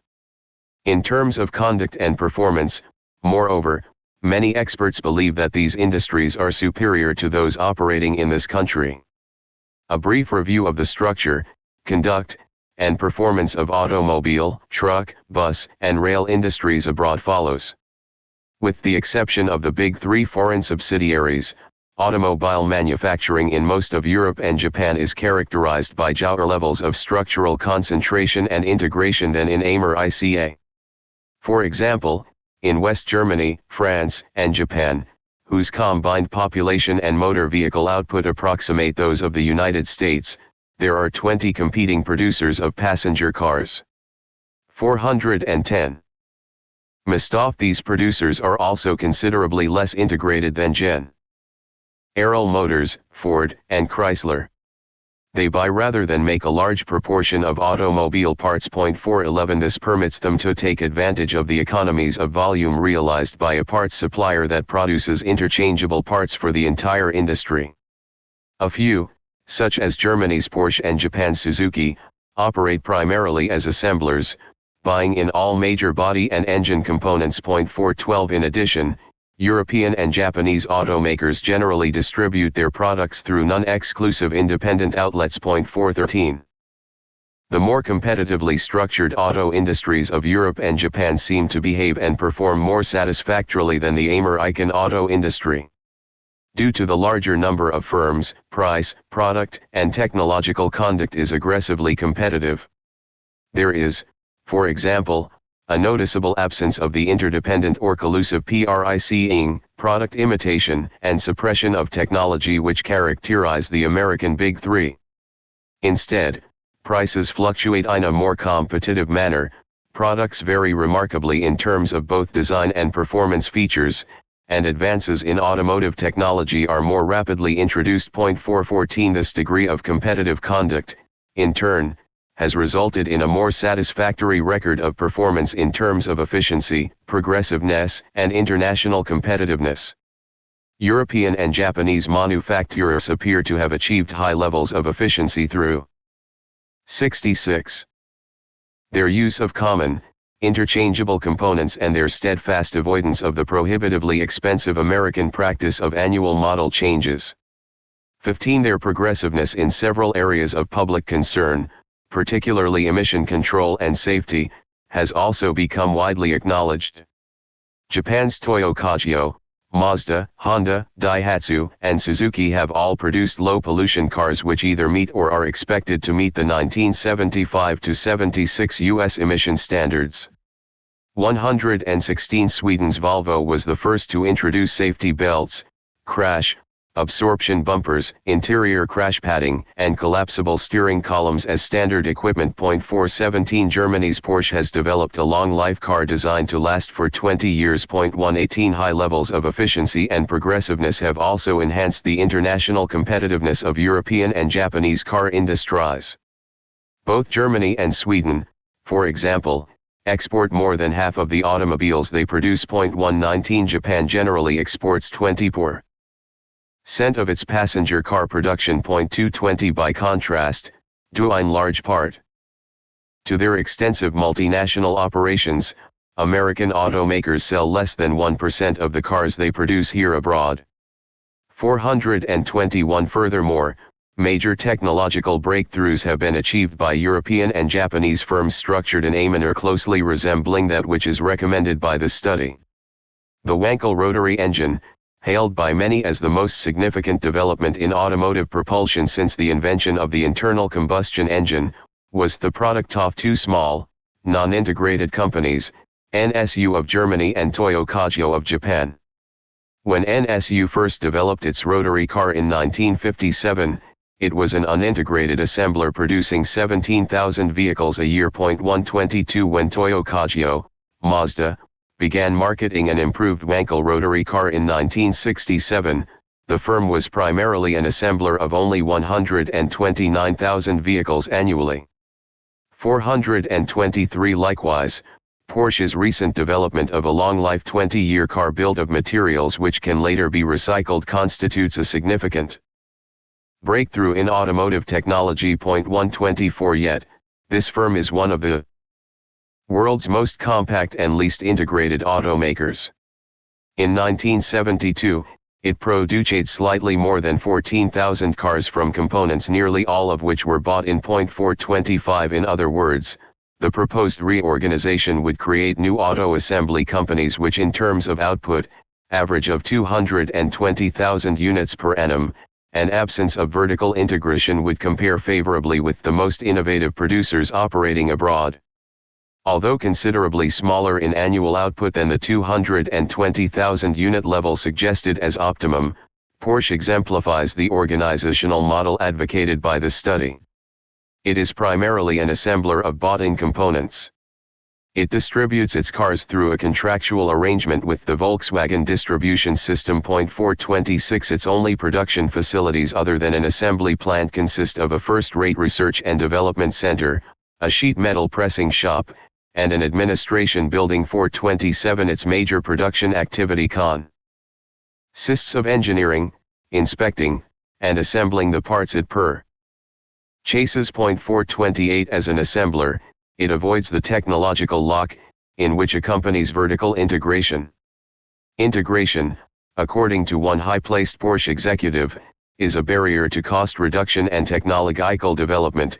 It eliminates that competition among automotive parts suppliers which is essential for maximum efficiency and innovation. 429. 67 Porsche builds high-cost sport cars at a relatively low annual level of output. But the same structural advantages of deconcentration and non-integration apply to the production of any other class of passenger car. The relevant variables are unit cost and level of output. The lower the unit cost, the higher the volume of output required to achieve economies of scale. For Porsche's high-cost sport cars, that volume would appear to be around 15,000 units a year. For lower-cost passenger cars the figure would probably reach the 220,000 annual unit level. 430 Higher outputs and or vertical integration, however, cannot be justified in terms of efficiency or technological innovation. Why then have some European and Japanese firms recently increased their outputs through mergers and integrated vertically? One high-ranking Porsche executive suggested three possibilities. First, imitation of American Big Three and their foreign subsidiaries. If American firms are gigantic and fully integrated, then perhaps we should organize ourselves in this fashion. Second, the failure to include a proper allowance for overhead costs in make-buy, vertical integration decisions, and, third, the drive by management to increase their personal salaries and prestige through otherwise inexplicable corporate expansion. Truck manufacturing in Europe and Japan is generally less concentrated and less integrated than in the United States. In West Germany, France, and Japan, for example, whose combined population and production of trucks approximate that of the United States, there are 19 competing producers, or nearly 3 times the number of American firms. 431 European and Japanese truck makers also rely more heavily on external component suppliers and independent distributors. 432 This more competitive structure has generated an enviable record of performance. The Japanese, for example, were the first to develop the light utility vehicle. In fact, the Japanese firms of Isuzu and Toyo Kogvo produce GM's Love and Ford's Courier, respectively. 433 Toyo Kogyo is also marketing the world's first rotary-powered light trucks. 134 Meanwhile, Germany's Daimler-Benz, Messerschmitt, and Volkswagen have produced electric-powered trucks and vans. 435 The effectiveness of these less concentrated, less integrated industrial structures demonstrates in a general way the feasibility of the proposed reorganization of American truck manufacturing. Ground transportation in Japan and most of Europe is far superior to anything available in the United States. This is due, at least in part, to the ability of their bus and rail industries to compete effectively with each other and with manufacturers of cars and trucks. Competition within the bus and rail industries is enhanced by the large number of firms involved. In West Germany, France, and Japan alone, there are 26 builders of buses, 23 producers of rail transit cars, and 33 manufacturers of locomotives. 436 By contrast, in America 3 firms assemble GM buses, only 3 firms still produce rail transit cars and 2 firms manufacture locomotives. 437 Competition between these industries and the motor vehicle industries is also vigorous due to the lower level of inter-industry diversification and the more even distribution of political power. West Germany, France, and Japan, for example, are free of the American dilemma where a single automobile manufacturer dominates both bus and rail production. Although a few automakers such as Daimler, Benz, Toyota, and Nissan also produce buses, none of them accounts for more than 68% of these 3 countries' total bus output. 438 Likewise, Mitsubishi of Japan produces trains as well as automobiles, but it dominates neither industry. 439 The level of inter-industry diversification in these countries, therefore, is sufficiently low so as to preclude automakers from restraining competition with non-automotive forms of ground transportation. There is also a more equal distribution of political power between auto manufacturers and competing transport interests in Europe and Japan. This is due in large part to the presence of competition in the auto industries and the absence of automaker domination of bus and rail production. The more balanced lobbying capacities of these divergent transport interests are reflected in the legislative determination regarding use of motor vehicle taxes. Unlike America, these countries are largely free of devices such as highway trust funds, which earmark monies exclusively for highways and deprive rail systems of essential public funding. Instead, they levy motor vehicle taxes which are spent for both highways and rail systems. West Germany, for example, has a special gasoline and diesel fuel tax whose revenues are split 60% for highways and 40% for rail transit. 440 Roughly one-half of that country's total transportation budget, moreover, is allocated to rail systems. 1 Largely as a consequence, Europe and Japan have achieved a more balanced system of ground transportation, particularly in urban areas. All during the late 1940s, 1950s, and 1960s, while American transit systems have been allowed to decay, noted one transportation specialist, European systems have been expanding and improving and preparing for the inevitable competition with private automobiles. 442 He added, while American cities have been talking about balanced transportation, European cities have been achieving it by means of building new rapid transit lines and a network of modern high-tech. 99 443 No fewer than 8 rapid rail systems are currently under construction in West Germany alone. 144 The more competitively structured ground transport sectors of Europe and Japan perform appreciably better in terms of efficiency and progressiveness than their American counterpart. As compared with America, overall transport efficiency in West Germany, France, and Japan, for instance, is enhanced by a more balanced and workable allocation of passenger and freight traffic between highways and rails. In metropolitan areas such as Paris and Tokyo, where travel by auto is least efficient, technologically attractive bus and rail vehicles transport 80 and 90%, respectively, of the commuting workforce. 145 By comparison, Non-auto transportation accounts for but 50% of the journey to work in metropolitan New York, and less than 15% are in metropolitan Los Angeles. 446 Likewise, a larger proportion of European and Japanese freight moves by rail rather than by truck. 147 In short, due to their extensive use of energy-efficient, cost-saving rail systems, these foreign nations have achieved balanced systems of ground transportation far superior to anything available in the United States. Performance is also a function of progressiveness, or the rate of technological innovation. Transport technology in Japan and most of Europe is flourishing, moreover, it is being applied. MAN and Daimler-Benz, for example, have developed noiseless, pollution-free electric 69 buses which are already on the streets of several German cities. 448 Likewise, Japanese and French producers, including Naniwa Koki and Société Saval, are producing modern electric-powered buses and trolley coaches. 949 Other European manufacturers build modern double-deck ERS and electric flywheel stored energy buses. 450 Rail technology in these countries is equally impressive.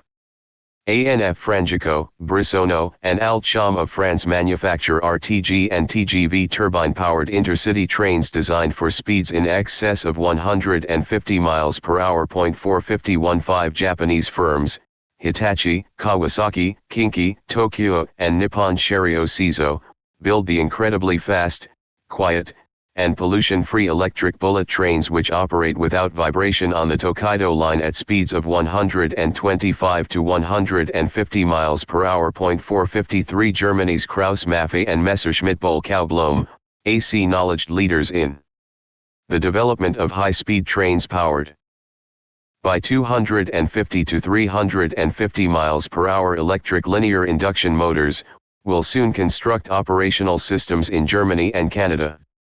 53 Linkhoff, MAN Busch and Duwag, also of Germany, are producing advanced light rail vehicles, and CIMT, Alstom, MTE, and Brissono of France are building exceptionally well-engineered, rubber-tired cars for the Paris, Montreal, and Mexico City metros. 154 There are, moreover, manufacturers abroad of a whole range of transportation alternatives including streetcars, trolley coaches, and interurban electric trains, which in this country were displaced years ago by General Motors. As compared with the efficiency and performance of industrialized countries overseas, America is a second-rate nation in ground transportation. The proposed reorganization would reverse that situation. It would restore competition to motor vehicle manufacturing, it would release the bus and rail industries from General Motors' domination, and it would reduce the Big Three's anti-rail lobbying capabilities. It would also encourage entry by new ground transport firms which, through the resulting competition, would contribute to the rebuilding of a technologically advanced and balanced system of transportation for this country. The comparative structure and performance of this sector in Japan and most of Europe demonstrates the feasibility of such a reorganization. 3. Subsequent history of companies formerly owned by General Motors. The financial success of companies formerly owned by General Motors provides a third measure of this proposal's feasibility. Reorganization is a natural and frequent occurrence among corporate enterprises. Accordingly, GM has disposed off a great number of companies which it once effectively controlled. With few exceptions, these companies have prospered subsequently. TWA, Eastern Airlines, Bendix, North American Rockwell, and Hertz, for example, have all experienced spectacular growth since their separation from General Motors in 1936, 1938, 1948, 2, and 1953, respectively. 455 TWA has increased its operating revenues from a mere $6.2 million in 1936 to $1.1 billion in 1969. Eastern Airlines has grown from operating revenues of only $3.8 million in 1938 to $649 million in 1969.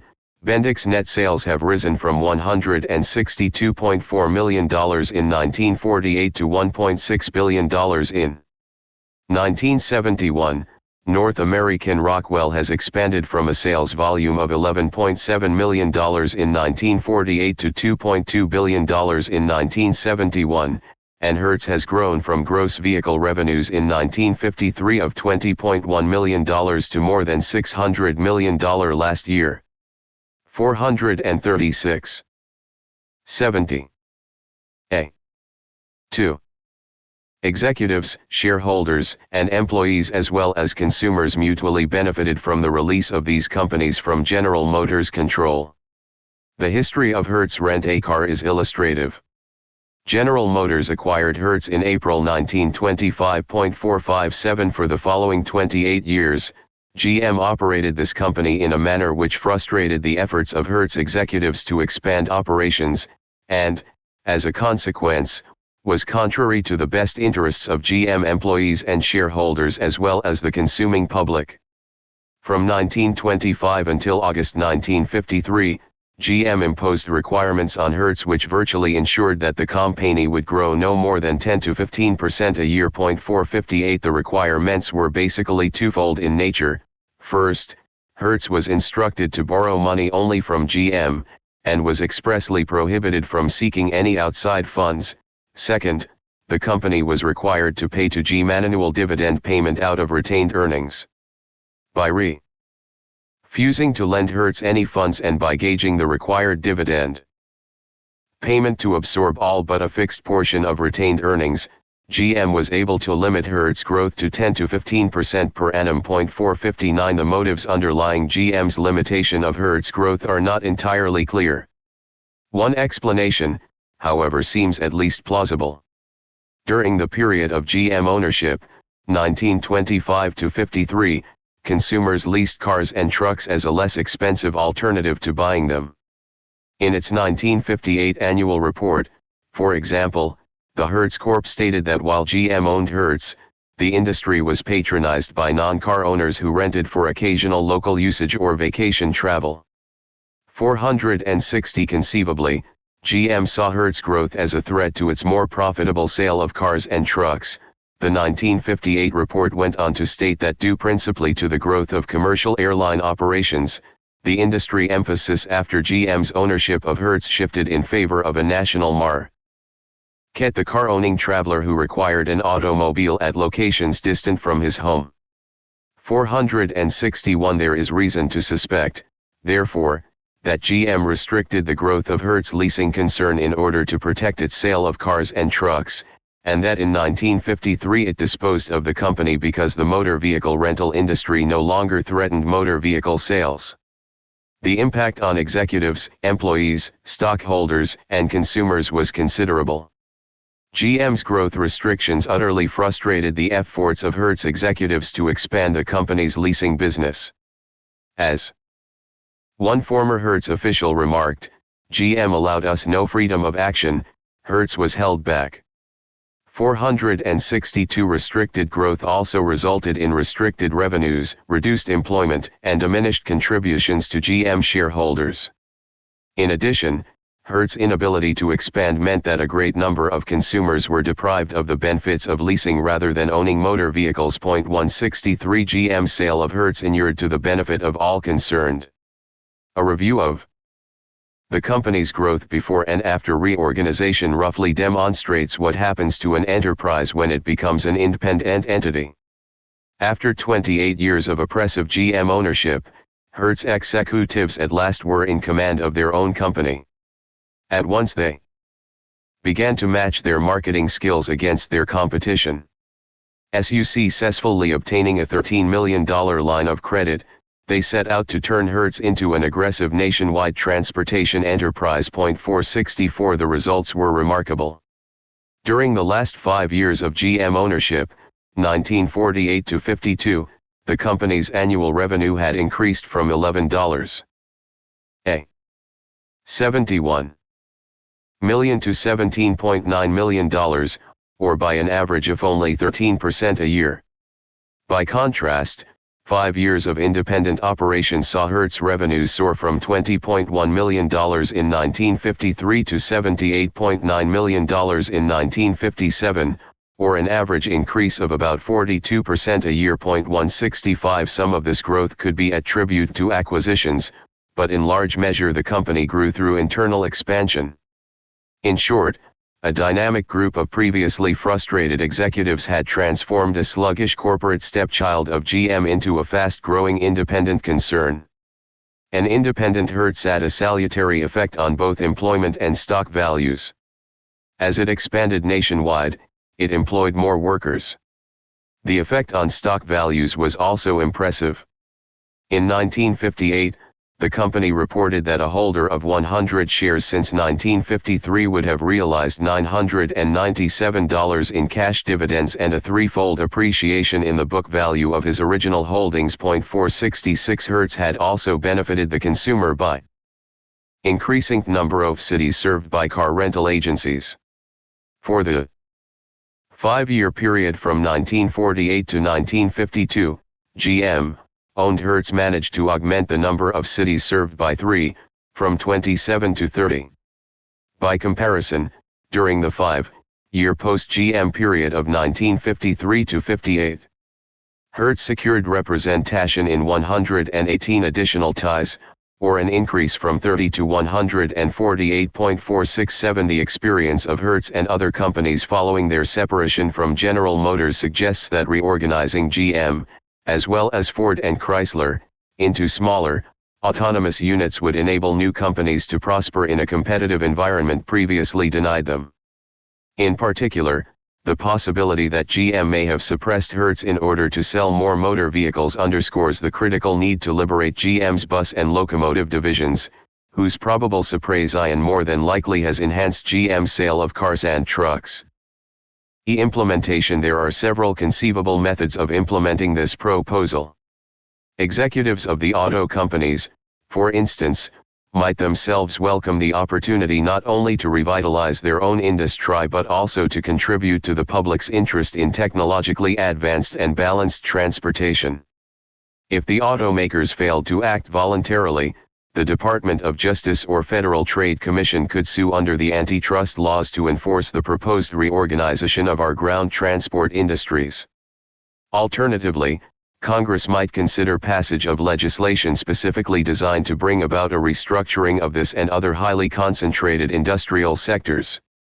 1. The prospects for voluntary reorganization. Voluntary reorganization by enlightened executives of the big three motor vehicle manufacturers is possible but, absent tremendous public and governmental pressures, highly unlikely.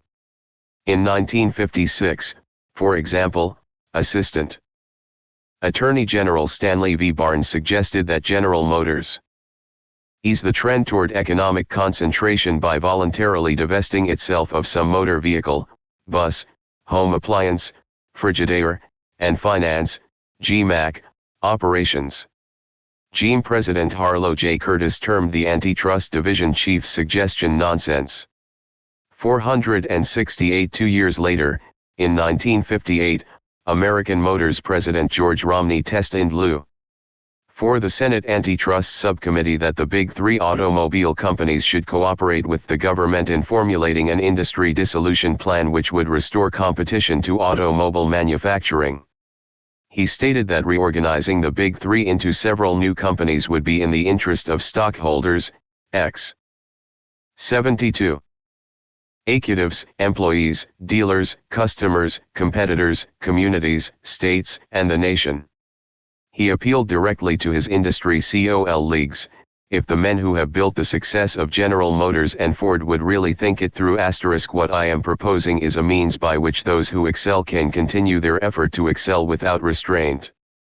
469. GM President Curtis rejected Romney's suggestion, claiming instead that his company's dominant position in ground transport was a healthy situation for the country and the industry in general. 470. With but one significant exception, the automakers have demonstrated a steadfast resistance to voluntary reorganization. In 1967, the Department of Justice seriously contemplated a suit to break up General Motors' passenger car operations. The giant automaker's response reportedly was to draft a secret, detailed plan which would have divested it of Chevrolet assembly plants and supporting parts. Manufacturing facilities. 471 When Attorney General Donald ATUR decided against the suit, however, GM shelved its divestiture proposal. 472 Since 1967, the automakers have taken affirmative steps to preclude and government-imposed reorganization. By 1971, GM President Edward N. Cole confirmed that he had centralized and otherwise scrambled operations to make it tougher for the Justice Department to break up the corporation. 473 2.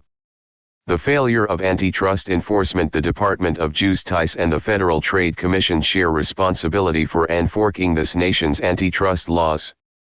At least with respect to the ground transportation sector, however, they have compiled a strikingly impressive record. Although they possess the legal authority to restructure the auto, bus, truck, and rail industries as proposed, they have failed to exercise it.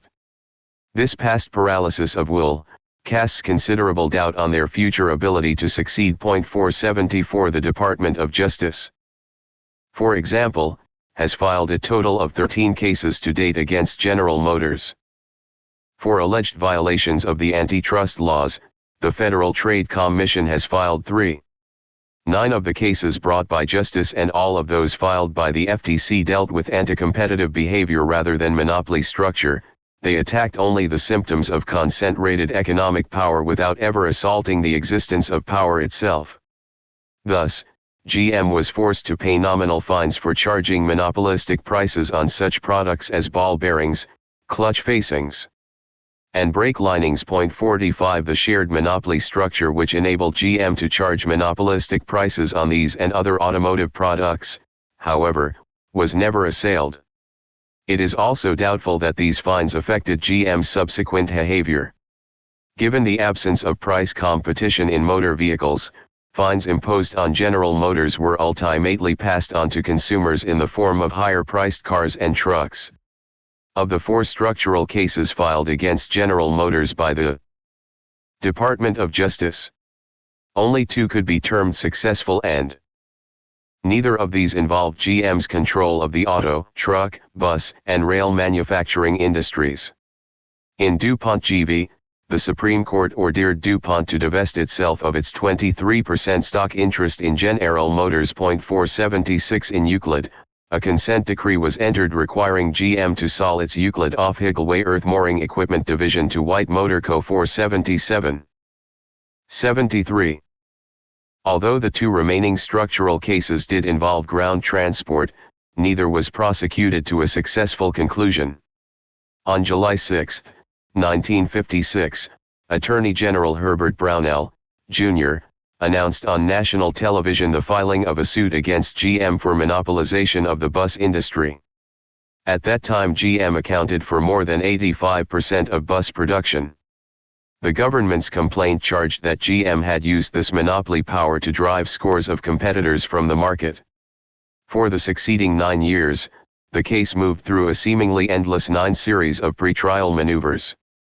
Finally, on November 30, 1965, just a few days before trial was to begin, Assistant Attorney General Donald Turner authorized acceptance of a consent decree which permitted General Motors to retain its bus monopoly. 478 Likewise, structural suits brought against GM for monopolization of the locomotive industry were subsequently abandoned.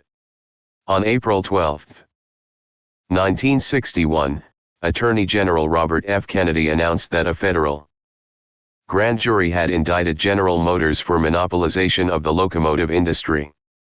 At that time GM accounted for 100% of passenger locomotives and 77% of all types of locomotives manufactured in the United States. The government's complaint alleged that GM had used this monopoly power to eliminate its competitors. 2 years later, on January 14, 1963, the department followed with a civil antitrust action brought under Section 2 of the Sherman Act and Section 7 of the Clayton Act. After several years of protracted litigation, the government abandoned both suits. 479 Since then, GM has successfully eliminated Alco Products, the country's first manufacturer of diesel-electric locomotives. By 1972, GM not only retained 100% of passenger locomotive production, but it also had increased its monopoly share of all types of locomotives manufactured from 77 to 83%. 480 Significantly, not one of the many cases filed against the Big Three automakers dealt with the problem of shared monopoly in the automobile industry. In fact, the only monopoly case ever brought in this industry was filed against Checker Motors more than 25 years ago for its alleged monopolization of the taxicab market. 481 The failure of both Justice and the FTC to reorganize our anti-competitively structured ground transport manufacturing sector would appear to proceed from two interrelated factors: political paralysis and the inherently protracted nature of litigation under the existing antitrust laws. A brief review of the Justice Department's ill-fated attempt to reorganize General Motors is illustrative. Beginning in the late 1940s, the Antitrust Division of the Department of Justice became sharply divided with respect to how General Motors might be competitively restructured. One group of staff attorneys advocated the filing of a comprehensive big case against GM which would seek to reorganize that corporation into more manageable and competitive parts. Another group favored bringing a series of peripheral cases which would seek to obtain piecemeal divestiture of selected GM facilities. 482 Initially, promoters of the big case predominated. They sought to restructure General Motors through a two-stage process: first, separation of GM from outside control by DuPont, and, second, dissolution of the corporation into its constituent elements. In 1949 they persuaded Attorney General Tom C. Clark to bring suit to divest DuPont. 27-540-74-6. 74. DuPont of its 23% stock interest in the giant automaker. Subsequently, they began to prepare for the filing of an overall divestiture case against GM for monopolization of what they described as a land transportation market, which included automobiles, trucks, buses, and locomotives. 483 In 1954, however, after an exhaustive trial, the district court ruled against the government in DuPont, Gill, and dismissed the case. 484 The adverse decision was a serious setback to big case supporters. 3 years later, in 1957, the Supreme Court would reverse and ultimately, in 1961, would order divestiture of DuPont's stock holdings in General Motors. But in the meantime, the big case concept was shelved. After the trial court's adverse ruling in DuPont GM, the Antitrust Division changed direction. It embarked upon a series of peripheral cases relating to General Motors' city and intercity bus manufacturing operations. At the time, many in the division felt that the relatively large scope of DuPont GM may have contributed to the government's defeat at trial. They urged, moreover, that the filing of less comprehensive cases might be more acceptable politically. In 1956 the Department of Justice sued GM for monopolization of the bus industry and requested divestiture of its bus production facilities. GM bus was a failure. In the words of one former justice official, it was a failure before it started because there was no relief. 485 More specifically, General Motors had combined bus and truck manufacturing within the same facilities. Divestiture of GM bus production, therefore, would necessarily have entailed divestiture of GM truck production as well. For a judge ruling on a comprehensive ground transport case which included autos, buses, trucks, and rails, an order for divestiture of GM's combined bus/truck facilities may have been appropriate. But the judge in GM bus did not have that case before him. Rather, he was confined to ruling exclusively on GM's bus operations. As a result, he lacked the power to order divestiture of GLE's combined bus/truck facilities. In short, the narrow scope of GM bus effectively precluded the achievement of adequate relief. As one veteran of GM bus subsequently observed, it would have been much easier to dissolve General Motors as a corporation than to divest it of its bus business. 486 in 1965, after 9 years of protracted litigation, the department disposed of the case by reluctantly accepting an innocuous consent decree, whose principal provisions were drafted, at least in part, by GM's antitrust attorneys. 287 3 years after GM Bus was filed, the Antitrust Division revived consideration of the big case. In 1959 a large, comprehensive complaint was drafted with separate counts for each of General Motors' separate transport equipment divisions. That same year a federal grand jury was convened in New York City to investigate GM's overall operations, including its involvement in the automobile, truck, bus, and rail equipment industries. Almost immediately, the investigation was halted. Amid what one former department attorney described as mysterious and unprecedented circumstances, the judge refused to allow the government to subpoena any of GM's records. 188 Holding as extravagant the government's request for certain policy documents, District Judge McGoey denied it access even to GM's corporate identification papers. 189 Eventually the government was 75. Able to subpoena some information relating principally to GM's locomotive operations. This setback renewed the Antitrust Division's interest in bringing peripheral cases. Despite the unsatisfactory progress of GM Bus and with the full recognition, as one justice attorney noted later, that adequate relief would be difficult, if not impossible, to obtain, it brought the abortive GM locomotive cases described earlier. By 1967 both had been abandoned. The department never again seriously considered the multi-industry big case. Instead, its focus shifted to the automobile industry, and to the prospect of bringing yet another peripheral case against GM. This time, however, the department rejected the possibility of securing any structural relief. Unlike its posture in the bus and locomotive cases, it sought to punish bad corporate practices. Accordingly, it disregarded repeated recommendations from high-level staff that the auto industry be restructured. In 1966, for example, Eugene J. Metzger assembled a massive 106-page complaint which recommended reorganization of General Motors into the dozens of automotive assembly and parts production facilities which it had previously acquired. 490 That same year, Breyer and Comener recommended reorganizing GM into 2 or 3 separate companies. 491 In 1968 a staff memorandum authored by Baker, Shepard, and Hunter proposed a shared monopoly case which would reorganize GM, Ford, and Chrysler into more manageable and competitive units.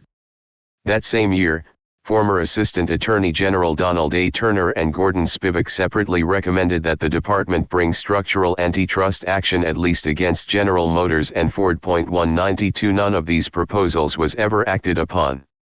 Instead, the department filed suits against the automobile industry which related to monopolistic symptoms rather than to the monopolistic structure which caused them. In 1969 it brought the smog case, which sought to penalize the automakers for allegedly conspiring to retard the development of pollution control devices. In 1972 it sought in the fleet lease case to prevent them from allegedly conspiring to fix prices on motor vehicles sold to the car and truck lease market. 493 Both cases were directed at monopolistic conduct.